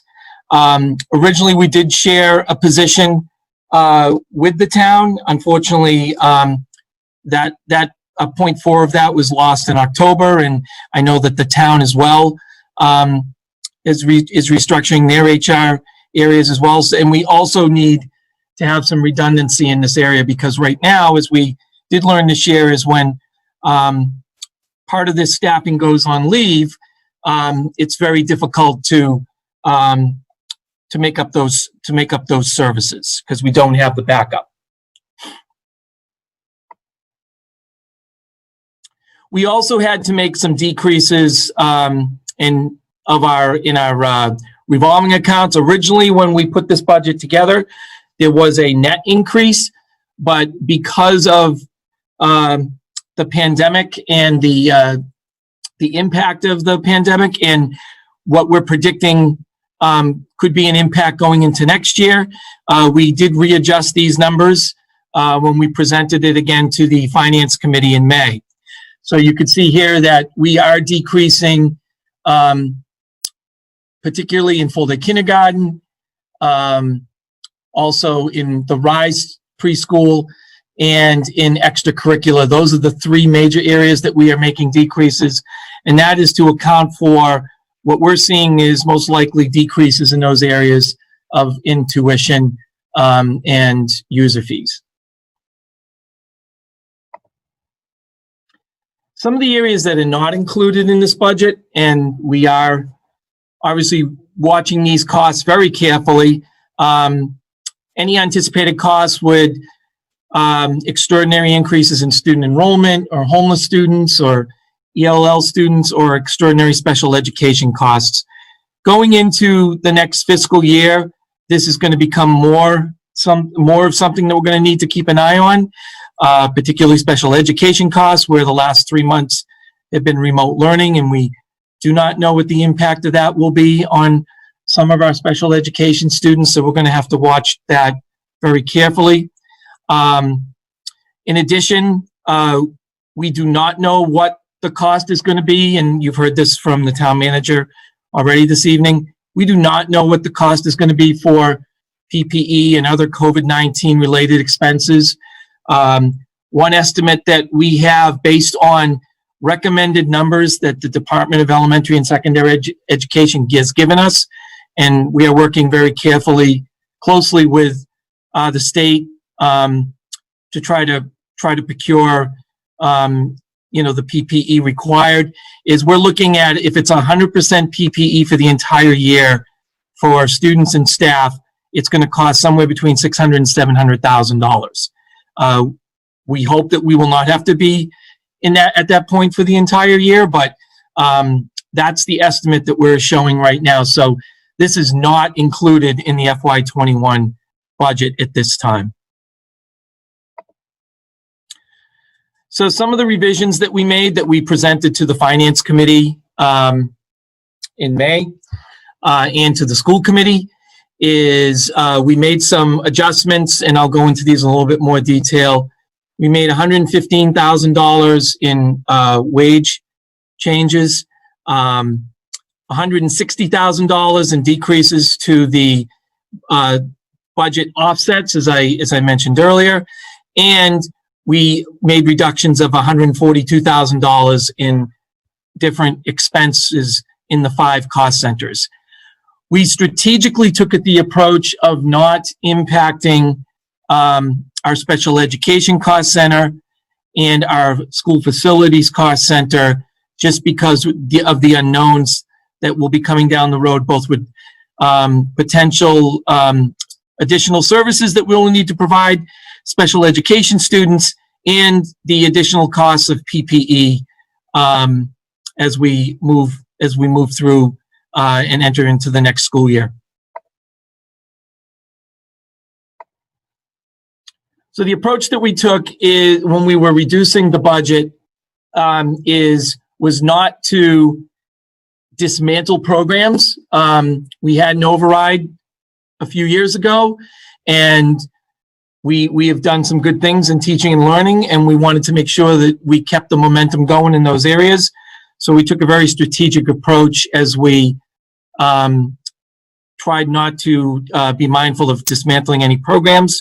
Obviously, we're going to monitor all of our expenses, including the hiring of personnel. When we are going to be replacing staff, we want to make sure that we are keeping an eye on the overall cost of hiring those staff. And then obviously we have to keep an eye on the unknowns, and I'm going to talk a little bit about that in a minute. So in terms of the budget reductions that we made in the salary and benefits area, we did reduce the eligible teacher retirement. Teachers that were hired prior to 1996, they are eligible for sick leave buyback. There is a sunset to that. And so we are reducing that amount by $50,000. We did have an open position at the elementary level that was not going to have a class size impact. So we reduced that position, and we did have some open paraeducator hours due to some reassignments between levels, and there was a reduction there. And that's in the salary area. In terms of expense reductions, we did make some reductions overall to district-wide curriculum, professional development, both in special education and in regular day. We did reduce slightly our technology replenishment cycle, knowing that we may need to purchase additional technology for remote learning. We made some small adjustments in the administrative cost center, the school facilities cost center, and the district-wide cost center. In our building-based budgets, we put a 5% reduction across the 8 schools. And as I mentioned earlier, we did make some reductions in the offset, particularly in full-day kindergarten, Rise Preschool, and extracurricular. And those are all tuition or fee-based programs, anticipating reduced enrollment or expenses in those areas, which allowed for the offset reductions. And then we do have some expenses that have been added, $60,000 for potential PPE costs. And as I mentioned earlier, that will help support what we're doing, but obviously it's not going to purchase all of the required PPE. We are doing as much as possible, as Bob said, between the town core facilities and the school department. We are trying to do as much as we can in FY20 in preparation for FY21. There are several unknowns that have not been budgeted for, and I'll just quickly go through these. So in the COVID-19 related expenses, certainly we don't know what the school year is going to look like next year. We are hoping that we're going to receive some guidance from the state soon. We're being told that we may get some significant guidance by the end of this week. We have been working on a variety of different plans on what that could look like in the fall.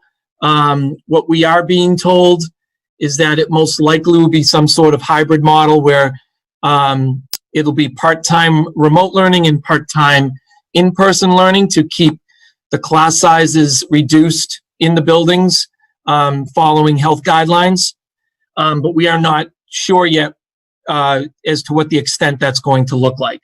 So all of this is going to have an impact on substitute teacher costs, transportation, additional cleaning that's going in, disinfecting, obviously the PPE purchases, and any building enhancements that we have to do.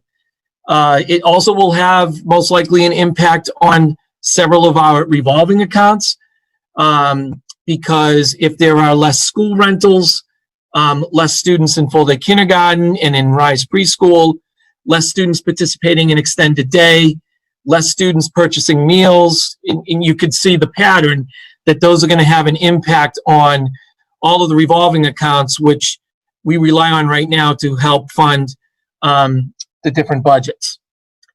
In addition, we do not know yet what summer programming is going to finally look like. We're going to start out remote, but most likely we will start bringing in students that require the highest level of services into the in-person setting as the summer goes on, and that obviously will come at a cost. And again, as I mentioned earlier, we do not know yet what school is going to look like in the fall. Will it be completely virtual? Will it be completely brick and mortar? Or will it be a hybrid model? And those are the things that we are planning for and hopefully we'll learn about soon. And all of these things could also be contributing to the costs in next year's budget. I mentioned some of these earlier, ranging from the additional PPE cost to the remote learning platform if we're going to a remote learning virtual environment, to additional counseling needs as students and staff are re-entering, additional tutoring needs, staggered start times, which will impact possibly transportation, things like that. So there are a lot of unknowns, and our hope is that this will become clearer over the next month, and that we'll have a better understanding of what the impact will be, both from a human resources perspective, but also a financial perspective. So we'll take questions now, Mr. Moderator.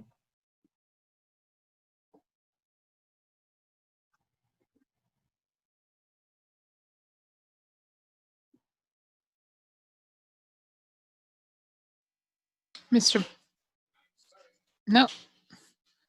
Go ahead, Mr. Yeah, there we go. Got unmuted. Mr. Burkhart? Thank you, Mr. Moderator. On March 18th, 2020, Finance Committee voted 7-0 to recommend the school budget line item to town meeting. And on May 18th, 2020, we voted 8-0 to recommend the revised U99 school department budget to town meeting.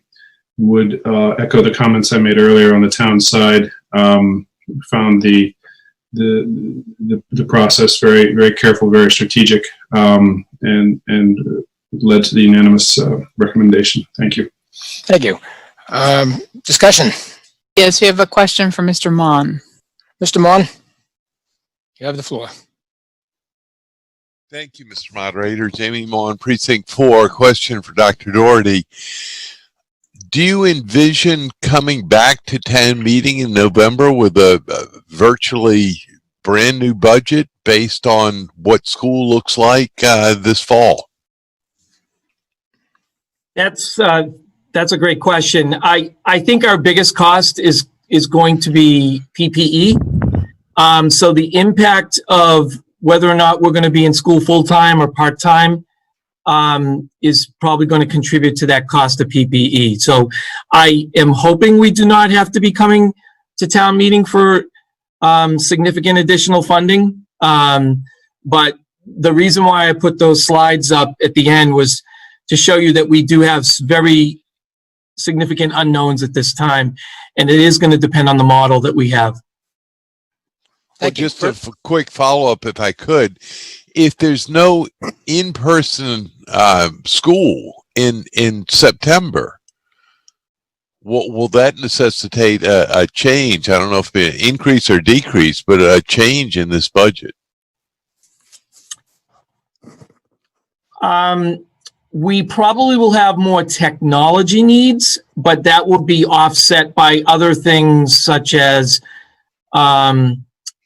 obviously we don't have to spend as much on PPE because we would be remote, but substitute teacher costs, transportation costs, things like that could be lessened if we're in that fully remote environment. Mr. Moderator, we have a question from Ms. Williams. Ms. Williams, you have the floor. Hi there, Dr. Doherty. Just a quick point of clarification on the offset account slide. In our First of all, I'm budget not seeing your name. Could you give your name and precinct? Oh, No, I'm so I've seen- sorry. Alicia Williams. No. Okay, thank you. Alicia Williams, precinct 8. Thank you. But I was just looking in the book, and I could be looking in the wrong spot, or it could just be a typo. But the book that we have says the change to offset is 20,000, and I thought your slide said 10 for RISE.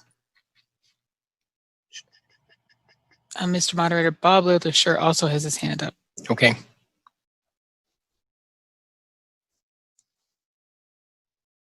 While you're looking for that, Mr. LeSure, you had your hand up? I did, Mr. Moderator. I probably should have mentioned earlier a little more about PPE and the situation we find ourselves in.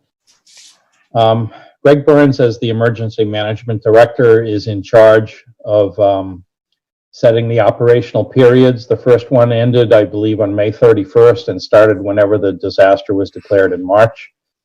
The town will then apply for reimbursement from FEMA, the Federal Emergency Management Agency, to the extent that usually there's a 25% local match, and to the extent that things are either not covered or the 25% that's on our hook need to go further. There's $2.2 million that the federal government has identified as for COVID-related expenses for the town of Reading. So there is a source of funds out there. What we just don't know is exactly how it works and how fast the reimbursements will come. But we are confident that, in theory, a lot of the money we're spending that's COVID-related is reimbursable. We'll see how it works. That does not include revenues lost. It's purely expenses made. Thank you. Thank you. Back to Dr. Doherty. I was actually looking at it was at the beginning of your presentation. You were just talking about the changes to offset.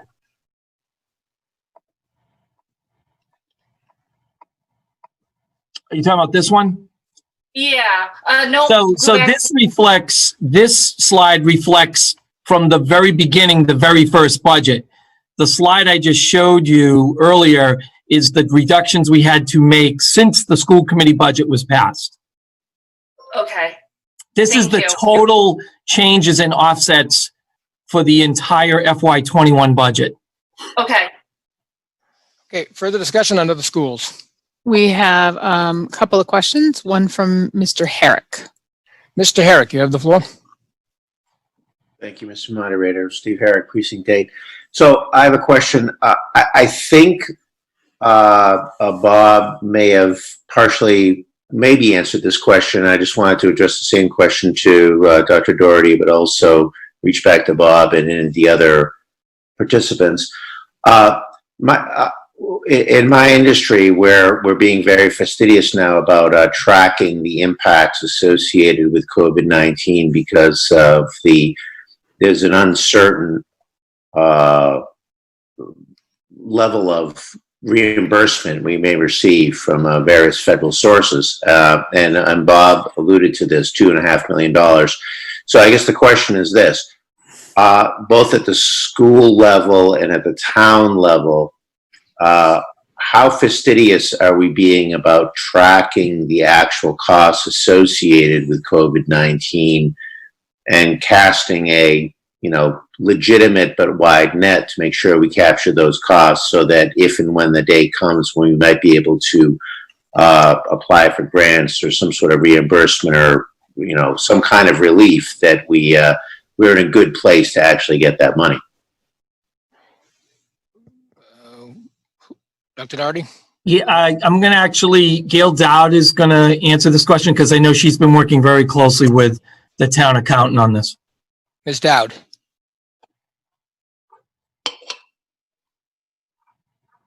Am I unmuted now?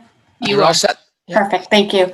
Thank you for that question. We actually have set up all new accounts within the accounting software Munis that we use. So every item that is tied to COVID-19, we are tracking. We've gone right down to, we had to buy headsets to help teachers. We did Zoom licensing, any of the technology we've deployed to students and teachers. So I am in contact with both Chief Burns and Sharon Engstrom to make sure every item that could potentially be eligible for reimbursement, we are segregating it so that it can be captured in any of the various reimbursements or grants we're eligible for. Thank you. We have further discussion? We have a question from Ms. Binda. Ms. Binda, you have the floor. Thank you. Angela Binda, Precinct 5. I have a question about the offset reductions for kindergarten. I'm not sure, did you say, so it looks like there are fewer full-time, full day students. Do you anticipate a greater reduction because of COVID? Are more parents than you anticipated opting out because of that? So it's a combination of a couple of things. One is that we did refund in this fiscal year the final month payment of full day kindergarten for all families, given the fact that we were remote for 3 months. And next year, our kindergarten enrollment is lower than when we originally developed the FY21 budget. Further discussion. If I could also add one other piece to it, we are also anticipating a higher number of free and reduced lunch students, which would impact the number of tuition paying students as well. Thank you. Further discussion? Yes, Mr. Sasso. Mr. Sasso, you have the floor. Thank you, Mr. Moderator. John Sasso, Precinct 2. So I just had a question similar to the comment you just made, Dr. Doherty. There's a lot of the budget that I'm assuming. Mr. Sasso, we're losing you. I'm sorry, can you still hear me? Yep. It says my internet connection is stable, so bear with me. I have is traction costs that to spend this year? I'm sorry, we're not hearing you. Mr. Sasso, if you put your comments quickly into the chat, we can read them aloud for you. Okay, give me a second. Okay. It's coming in and out, so. Yeah. Yeah.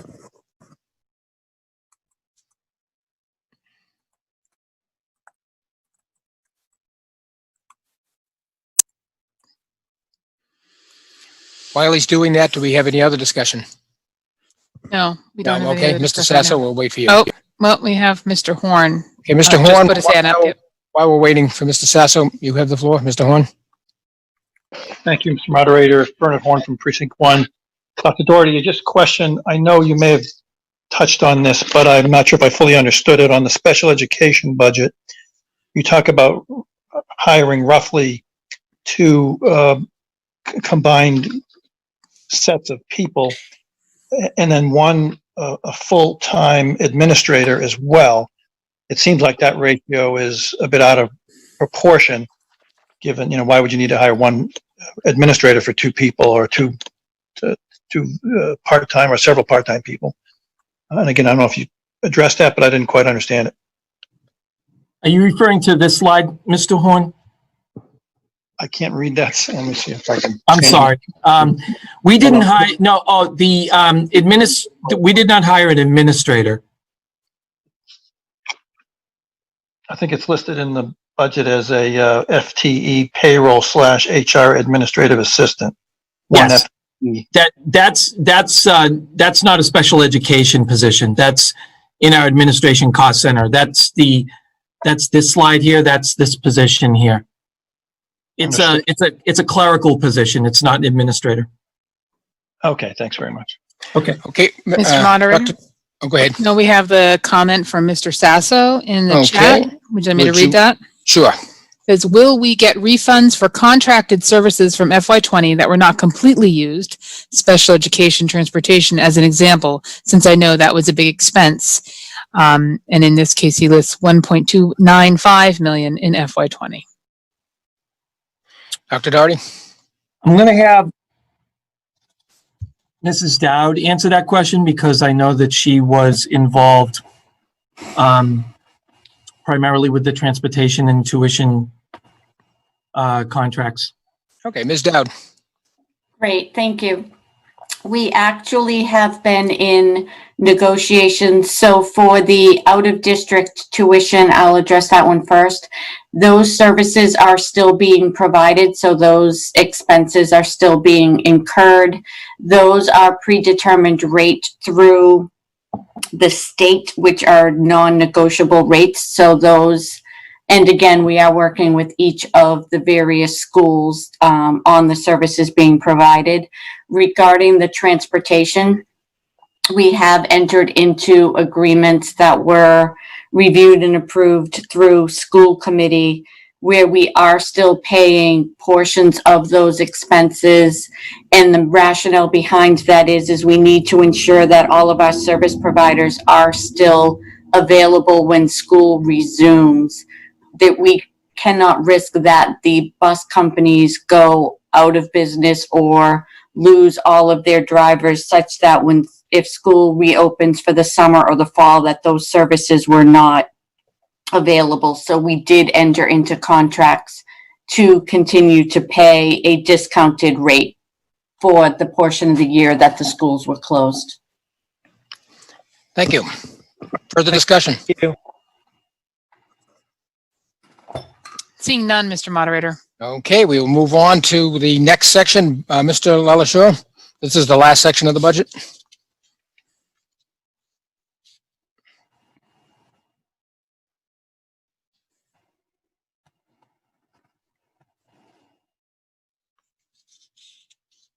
Thank you, Mr. Moderator.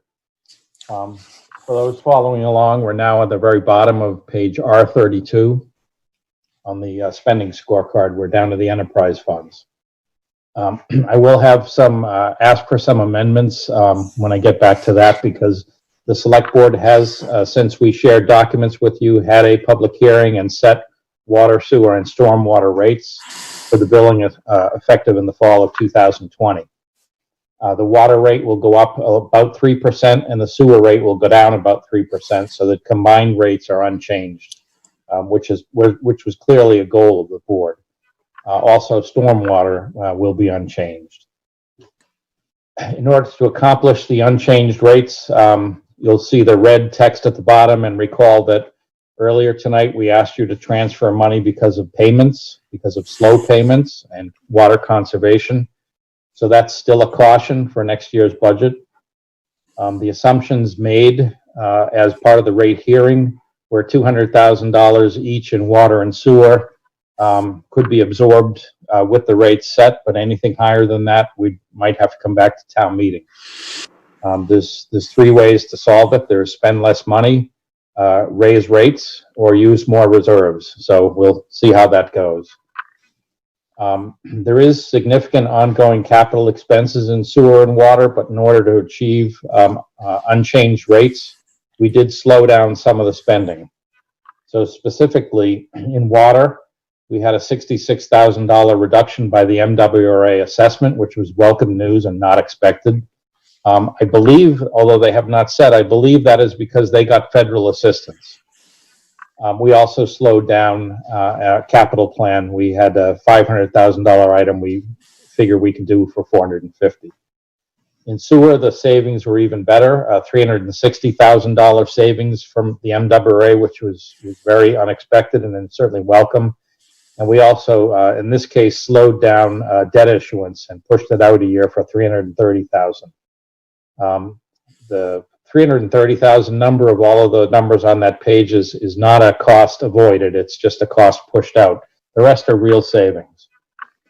So that will allow, again, combined rates to be unchanged.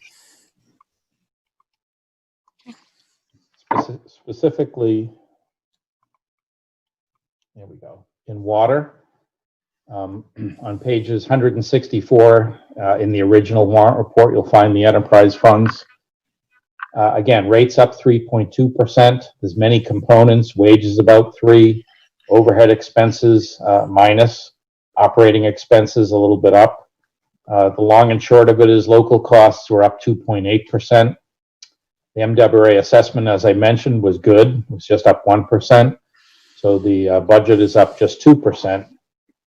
By using $800,000 worth of reserves, and that's a motion I'll ask someone to amend, the net budget is only up by 0.4%. And again, rates had to go up 3.2% in order to offset that payment slowdown. Similar picture in sewer. Wages up a little bit more just because of the personnel and their education, I believe, or their accomplishment. Operating expenses are up a little bit more. Debt and capital, you remember this was the $330,000 cut in debt service. We pushed it out a year. So local costs were quite low at -14. The assessment was -3. The whole budget is down 6%. The $525,000 use of reserves, again, lowers the rates. So again, the -6% budget needed some funding to account for the payment slowdown, so rates could only go down 3%.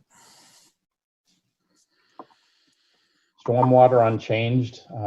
Not really terribly interesting things in the small fund. Local costs about unchanged, -1.4%. We did ask, or we will ask you to use $90,000 in reserves, which is a little bit lower than last year, so the budget is up 1%. There's still some unknowns in the future of this enterprise fund. That's been true for the last 4 years, so it's really difficult to know where this is going. Lastly, a fund that town meeting created about a year ago was for RCTV. This is the PEG Access, the local cable. I believe last year the town meeting was asked for $600,000 to approve in the fund. It's a little bit of a better picture, $612,000. You can see at the bottom of the page, the town accountant charges them $1,000 to do all of this bookkeeping, and the rest are payments made by users of cable, you and I, that then go to Comcast or Verizon, and Comcast or Verizon then sends us a check.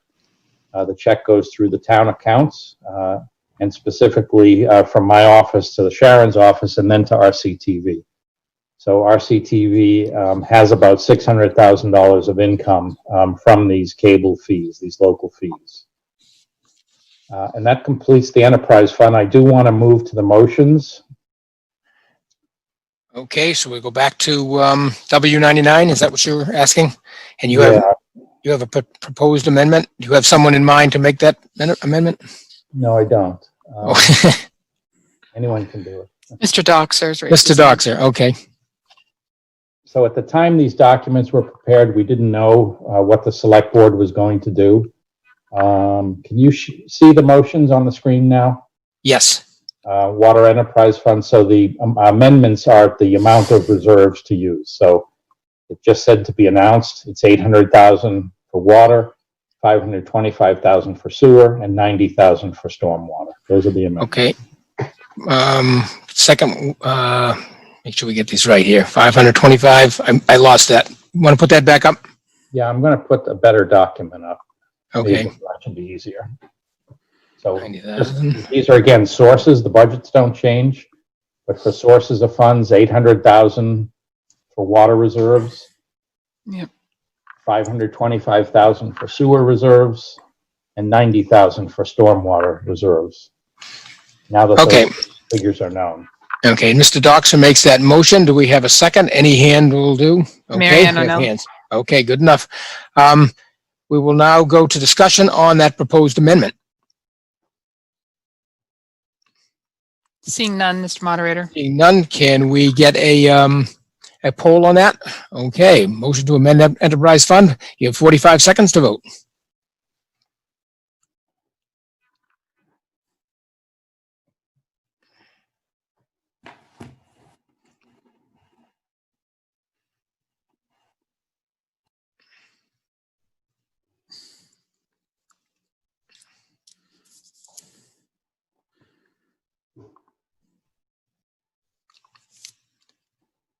Still going up. 10 seconds.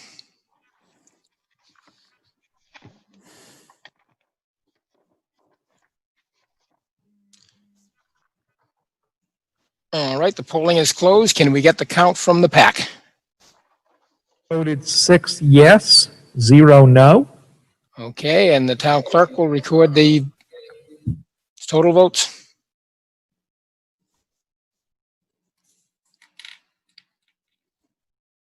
The poll being 148 yes, 5 no. At the PAC, 6 yes, 0 no, with a total of 154 yes and 5 no. Vote being 154 in the affirmative, 5 in the negative. The amendment carries. Is there further discussion on the Water Enterprise Fund?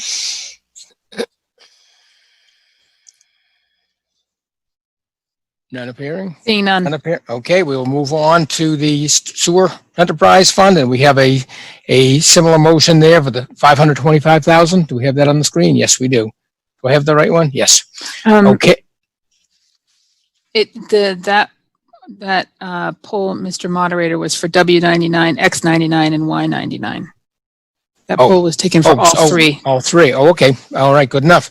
All right. Do we have any further discussion on the X99 section? You're right. That is what it was done. See any discussion? Seeing none, sir. Okay. We'll move on to Y99. Any further discussion on Storm Water Enterprise Fund? None appearing. The last one, line Z99, PEG access. Any discussion?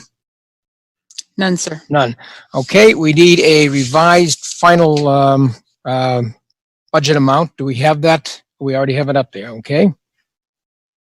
So the new amount is $119,015,708. And we will now take a vote on the final budget as amended, $119,015,708. Do we have a poll? Yes. Poll's already going. Mr. Moderator, Yes. while this poll is being taken, in the chat, you will note that Mr. Ensminger has made a motion to adjourn sine die. Okay, that usually comes through our hand raising, but I will take that. But let's get the polling done here first. Oh, now He's raised his hand. Good, good enough. Hold All on. right. Yeah. Give us a second. Okay. All right. 10 seconds left on that.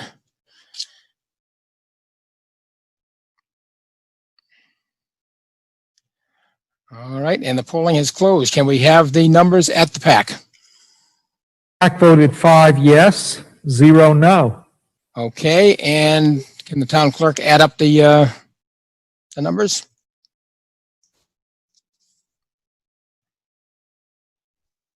The poll being 149 yes, 8 no. At the PAC, 5 yes, 0 no, with a total of 154 yes and 8 no. The vote being 154 in the affirmative, 8 in the negative. The motion carries, and you have an operating budget. We have a motion before us to adjourn sine die. That would mean that we would not come back. We do have one more article that has not been reached. I just wanted to let you know that there are 3 proposed motions under that instructional motion, but the town meeting has the right to vote on the adjournment. Can we have a poll for adjournment sine die?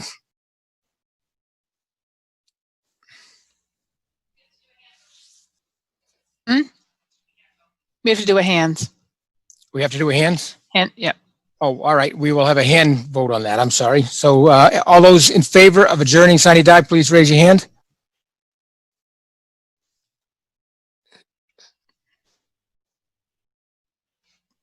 It's going to be close. All right. Give you another couple of minutes on that. It looks still going. Okay. It looks like we have our yes count. Those, and can we clear that? All right. Okay. And those opposed, please raise your hand.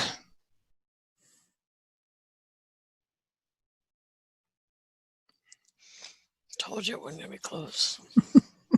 Okay, the vote being 66 in the affirmative. Oh, still going, sorry. 66 in the affirmative and 99, nope, hold on. Let's let it settle down here a little. 91? Yeah. Yeah. Okay, 66 in the affirmative, 91 in the negative. We do not stand adjourned. Business under Article 3. Let's see, the first one is Ms. Dove.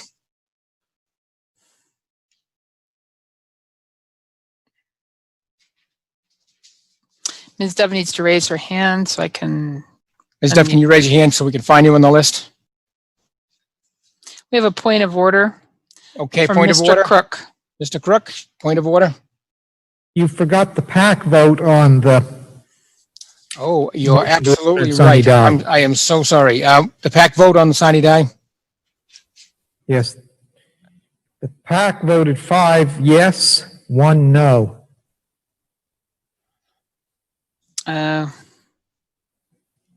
So does the town clerk have the new total? So the total would be 71 to 92. Okay, it still fails, but thank you, Mr. Crook. Okay, Ms. Dove, you have the floor.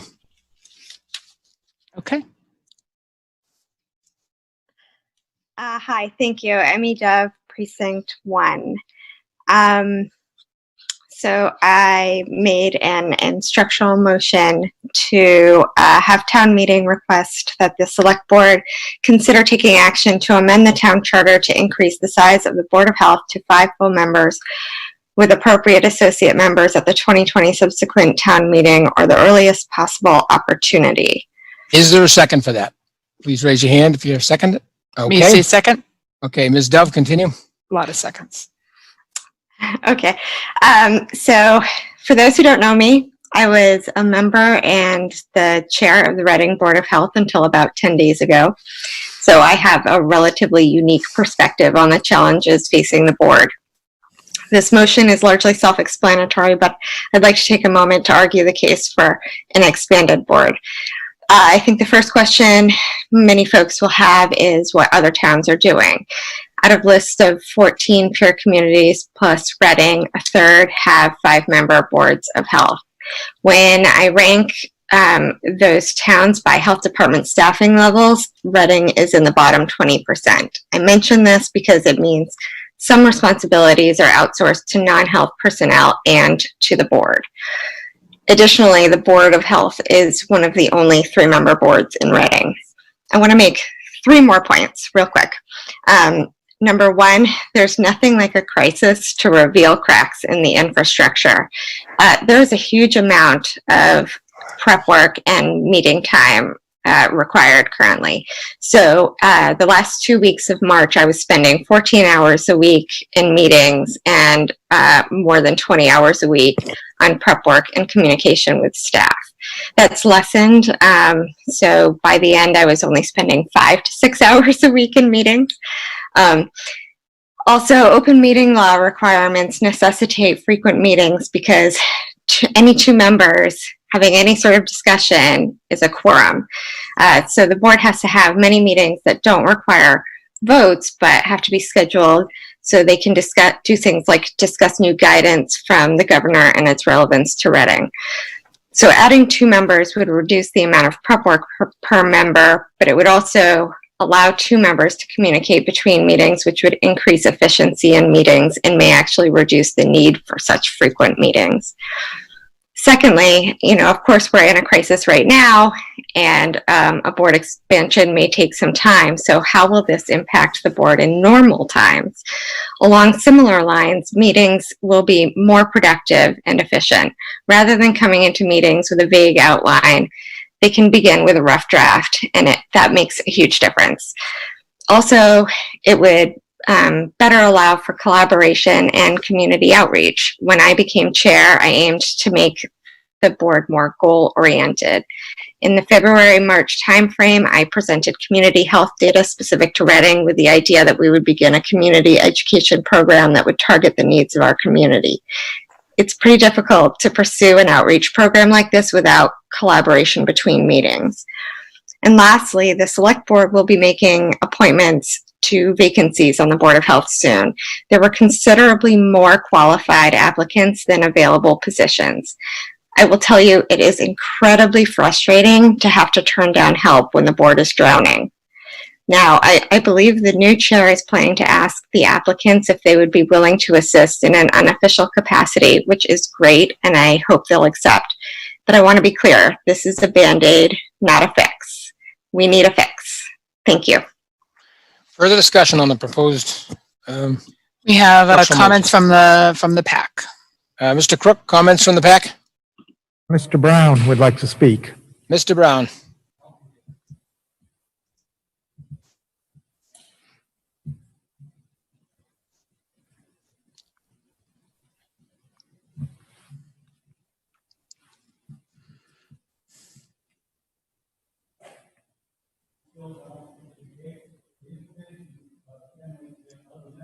Mr. Brown needs to get closer to the microphone. Mr. Brown, can you get closer to the microphone? Speak louder. We cannot hear you.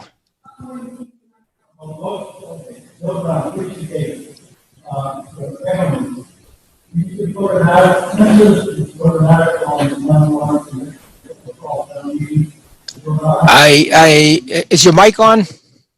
Yeah, I think maybe Mr. Crook can help us. Mr. Crook, can you help us with that maybe? Excuse me? We could not hear Mr. Brown. Could you maybe repeat what he was trying to say? Yes.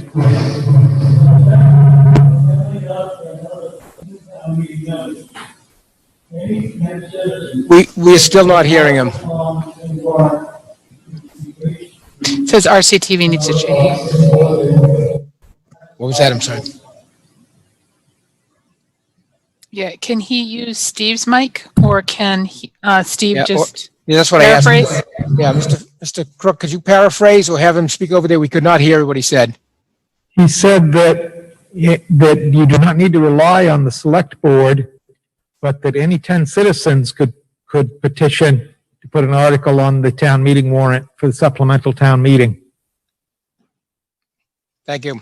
Further discussion? Yes, we have more discussion from Mr. Berman. Mr. Berman, you have the floor. Thank you, Mr. Moderator. Barry Berman, Precinct 4. This is something I had advocated strongly for while I was on the select board, for all of the reasons that Emmy laid out. and including one more. If you actually think about what the Board of Health actually entailed, just in recent history, what our Board of Health has entailed, we've had obviously most recently an epidemiological crisis, but the Board of Health has also taken up pesticides, rats, tobacco, drugs, alcohol, marijuana, obesity.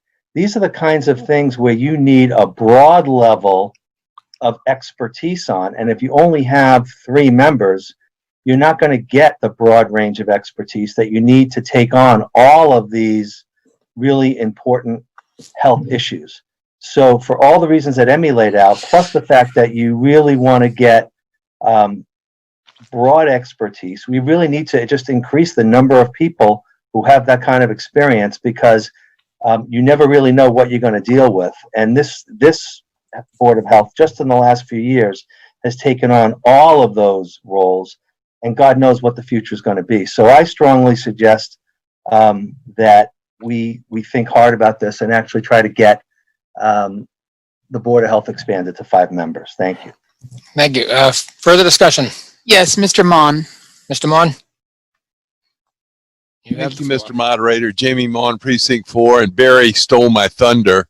The Board of Health is probably the most technical committee or board that we have, and the amount of topics that they cover require broad range of technical expertise. So at least 5 is required, and I would also ask the Board of Health how many would be the appropriate number of associates, because that can also increase the amount and breadth of expertise. So if they could specify how many associates would be deemed, that I think might give the select board more direction. Do we have a response from the Board of Health? The applicant or the proponent? What was that? Or No? from the proponent? No. Oh, do we have any other discussion? Seeing none. Okay, we ready for the vote? Do we have a poll for this, or do we need a hand count? We have a the poll. Okay, you have 45 seconds to vote. Ooh.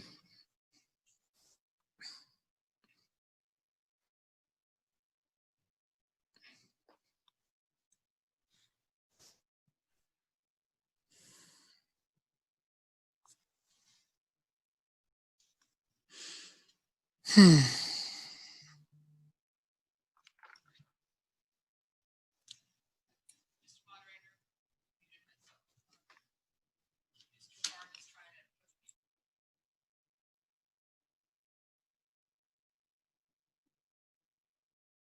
Five seconds. All right, and the polling is closed, and I will ask Mr. Crook for the vote in the pack. The PAC voted 2 yes, 3 no. 3 no. And the town clerk will add the numbers together.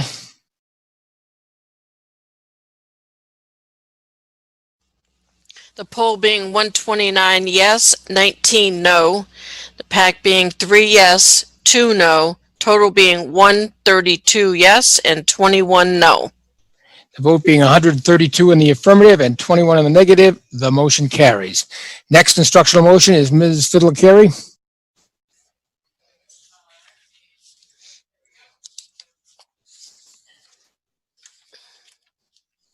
Ms. Fiddler-Carey, you have the floor. Thank Oh, you. we have a, hold on, we have a point of order. Mr. Crook? Did the clerk say 3 yes, 2 no for the PAC?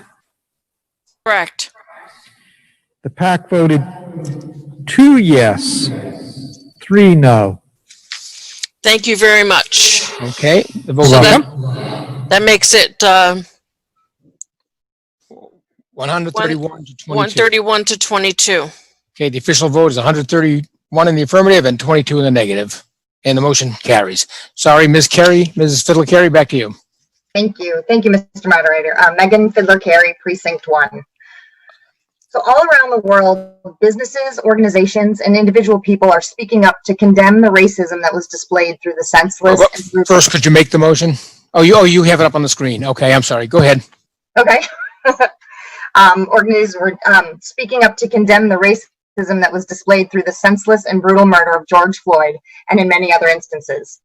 Entities in our town of Reading have released statements condemning these egregious and racist acts. Teresa Wiggins of Precinct 8, Jennifer Hillary of Precinct 7, and I, as members of this town meeting, move to instruct this governing body to join other leaders in explicitly condemning racism and promoting equality by adopting the following statement. To see if town meeting will adopt the following resolution. We, the voters of the 2020 annual town meeting of the town of Reading, join the Reading Police Department, Reading Public Schools, Reading School Committee, Reading Select Board, Reading's Human Relations Advisory Committee, Reading's Teachers Association, numerous Reading businesses and organizations, places of worship, and individual Reading citizens in condemning the egregious actions taken by 4 members of the Minneapolis Police Department, whether by action or inaction, that resulted in the death of George Floyd on May 25th, 2020. We also condemn all forms of racism. As members of Reading's representative town meeting, our community's legislative body, we do not take for granted our solemn duty to represent 8 precincts of over 24,000 residents. As members of one of the purest forms of democratic government, we have the important ability to affect change directly in our community through our votes and voices on town and school budgets and town bylaws. It is therefore incumbent upon us, as we fulfill our role as town meeting members, to examine and utilize our influence as elected officials to combat racial injustice and promote racial equality, and to listen to and to stand in solidarity with our residents and students of color. The town clerk of the town of Reading shall send a copy of this resolution to the state and federal representatives and senators serving the town of Reading, to the governor of the Commonwealth of Massachusetts and the president of the United States, and take any other appropriate action relative to, And do we have a second? Need a hand? Okay, second. Okay, Ms. Fiddler-Carey, further discussion, or are you all set? May I ask if my co-presenters can be unmuted as well, Jennifer Hillary and Teresa Wiggins? Sure, one at a time. Ms. Hillary?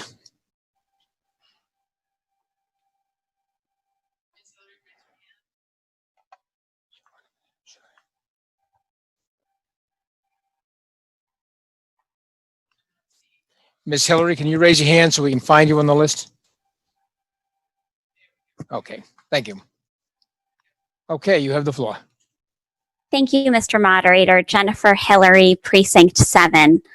I would just like to answer a question that we received via email today relative to this instructional motion. It was from town meeting member Daniel Ensminger, and he asked whether each of the groups that we list in this instructional motion voted on the statement in the second part of the first paragraph. So whether all of these organizations condemned the actions taken by the 4 members of the Minneapolis Police Department. And we cannot speak as to whether each of these groups conducted a vote, but each of these groups issued statements. So on May 30th, the Reading Police Department, through Chief David Clark, issued a statement where he condemned the actions of the Minneapolis police officers. On June 2nd, 2020, the Reading Public Schools, through a letter from Dr. Doherty, issued a statement where, on behalf of administrators and staff of the Reading Public Schools, they fully supported the message of Chief Clark. The school committee on June 5th, 2020, issued a statement through, actually it's signed by the Reading School Committee, where they spoke to the actions of these officers leading to a myriad of strong feelings, including rage. On June 2nd, the Reading Select Board and the Human Relations Advisory Committee issued a statement where they condemned the Minneapolis police officers' actions. And the Reading Teachers Association also issued a statement where they joined the Reading Public Schools and the Reading Police Department to condemn the murder of George Floyd. And so it is through these statements that it's those statements that we are speaking of in that first paragraph. Mr. Ensminger had a second question as to whether this is a true instructional motion. And we argue that this is a creative use of instructional motions and that we are in fact instructing ourselves as a body to adopt this statement. So thank you, Mr. Moderator. Okay, Ms. Wiggins, did you have comments too?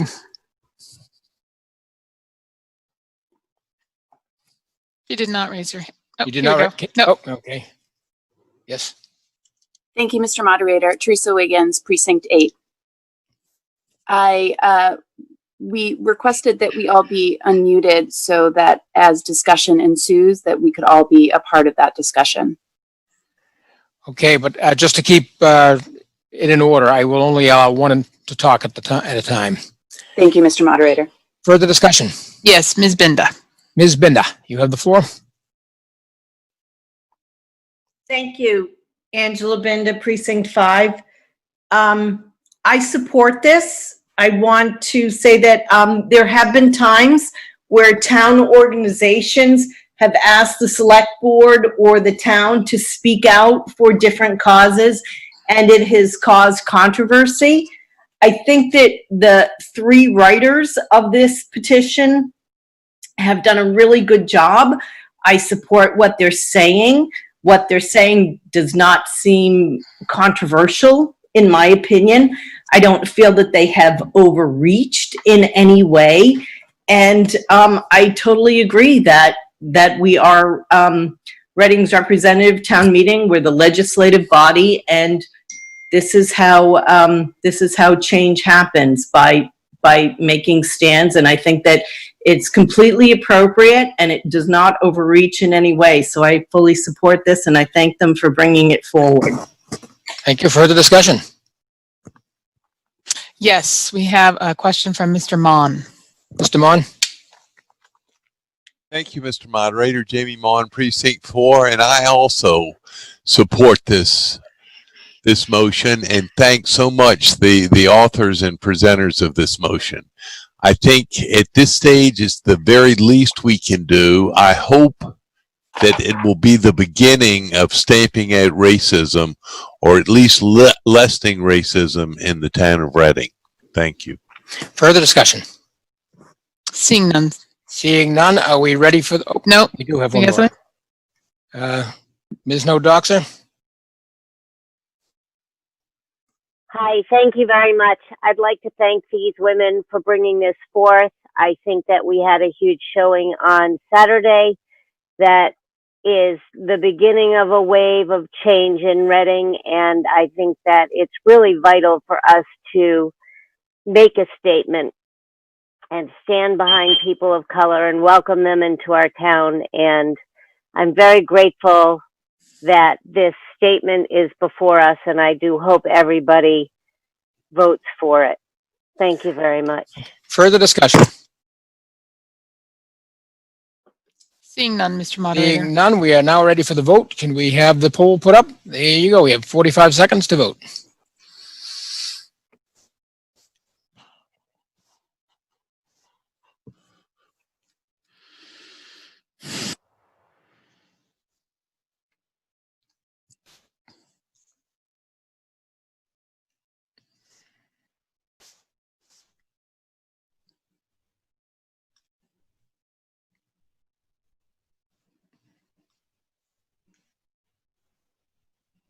Okay, 10 seconds.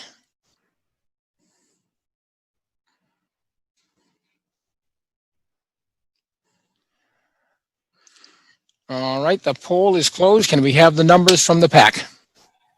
PAC voted 3 yes, 1 no. 3 yes and 1 no. And the town clerk, record the numbers. The poll being 121 yes, 14 no. The PAC being 3 yes, 1 no. Total being 124 yes, 15 no. Vote being 124 in the affirmative, 15 in the negative. The motion carries. Coming down the stretch here, the last of the instructional motions, Ms. O'Neill. Ms. O'Neill needs to be unmuted. She raised her hand. Yep. There we go. Thank you. Mary Ellen O'Neill, Precinct 4, thank you. I move that the Finance Committee be requested to present to town meeting in November 2020 a report on the town's capital plan for the past 5 years to include the following: how the goals for the capital plan are identified, how items are tracked over time, and how many items and what percentage by department are completed within 3 years of being placed in the capital plan. And do we have a second? Just a hand raise? Yep. Okay. Ms. O'Neill, you have any more comments? Just briefly, it's pretty self-explanatory. I just find for myself that I'd just like to understand more about the capital plan and how the process is carried out and just see a little more into it. I don't see this as a too much of a deep dive, but just to open this up and for new and existing town meeting members, new and long-term town meeting members. Thank you. Thank you. Is there further discussion? I'm not seeing any, Mr. Moderator. Okay, we are ready for the vote. Can we have the poll put up in 45 seconds?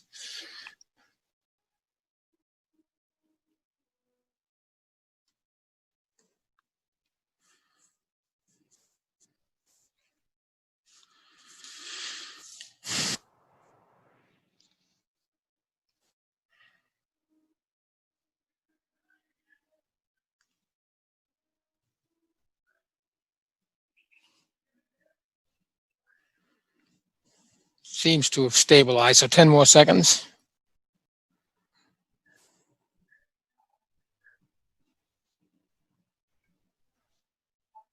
Oh, still a couple more. We'll wait till 45.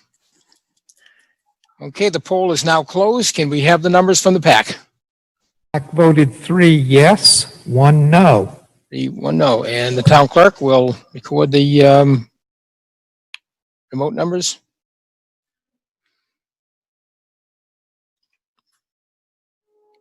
The poll being 104 yes, 27 no. The PAC being 3 yes, 1 no. The total being 107 yes and 28 no.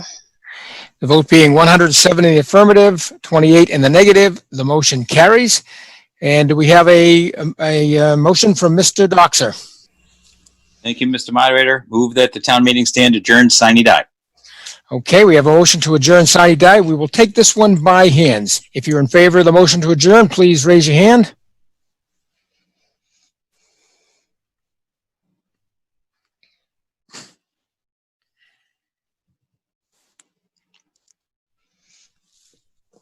Got it. Got it. Okay, 128 in the affirmative. 127, excuse me. And from the PAC, what was the number?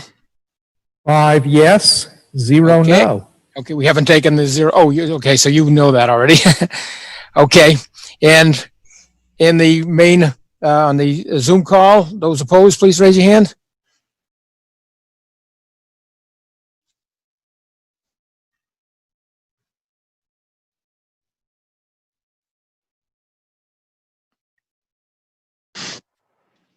Okay, we have the numbers. What, the town clerk will add them together.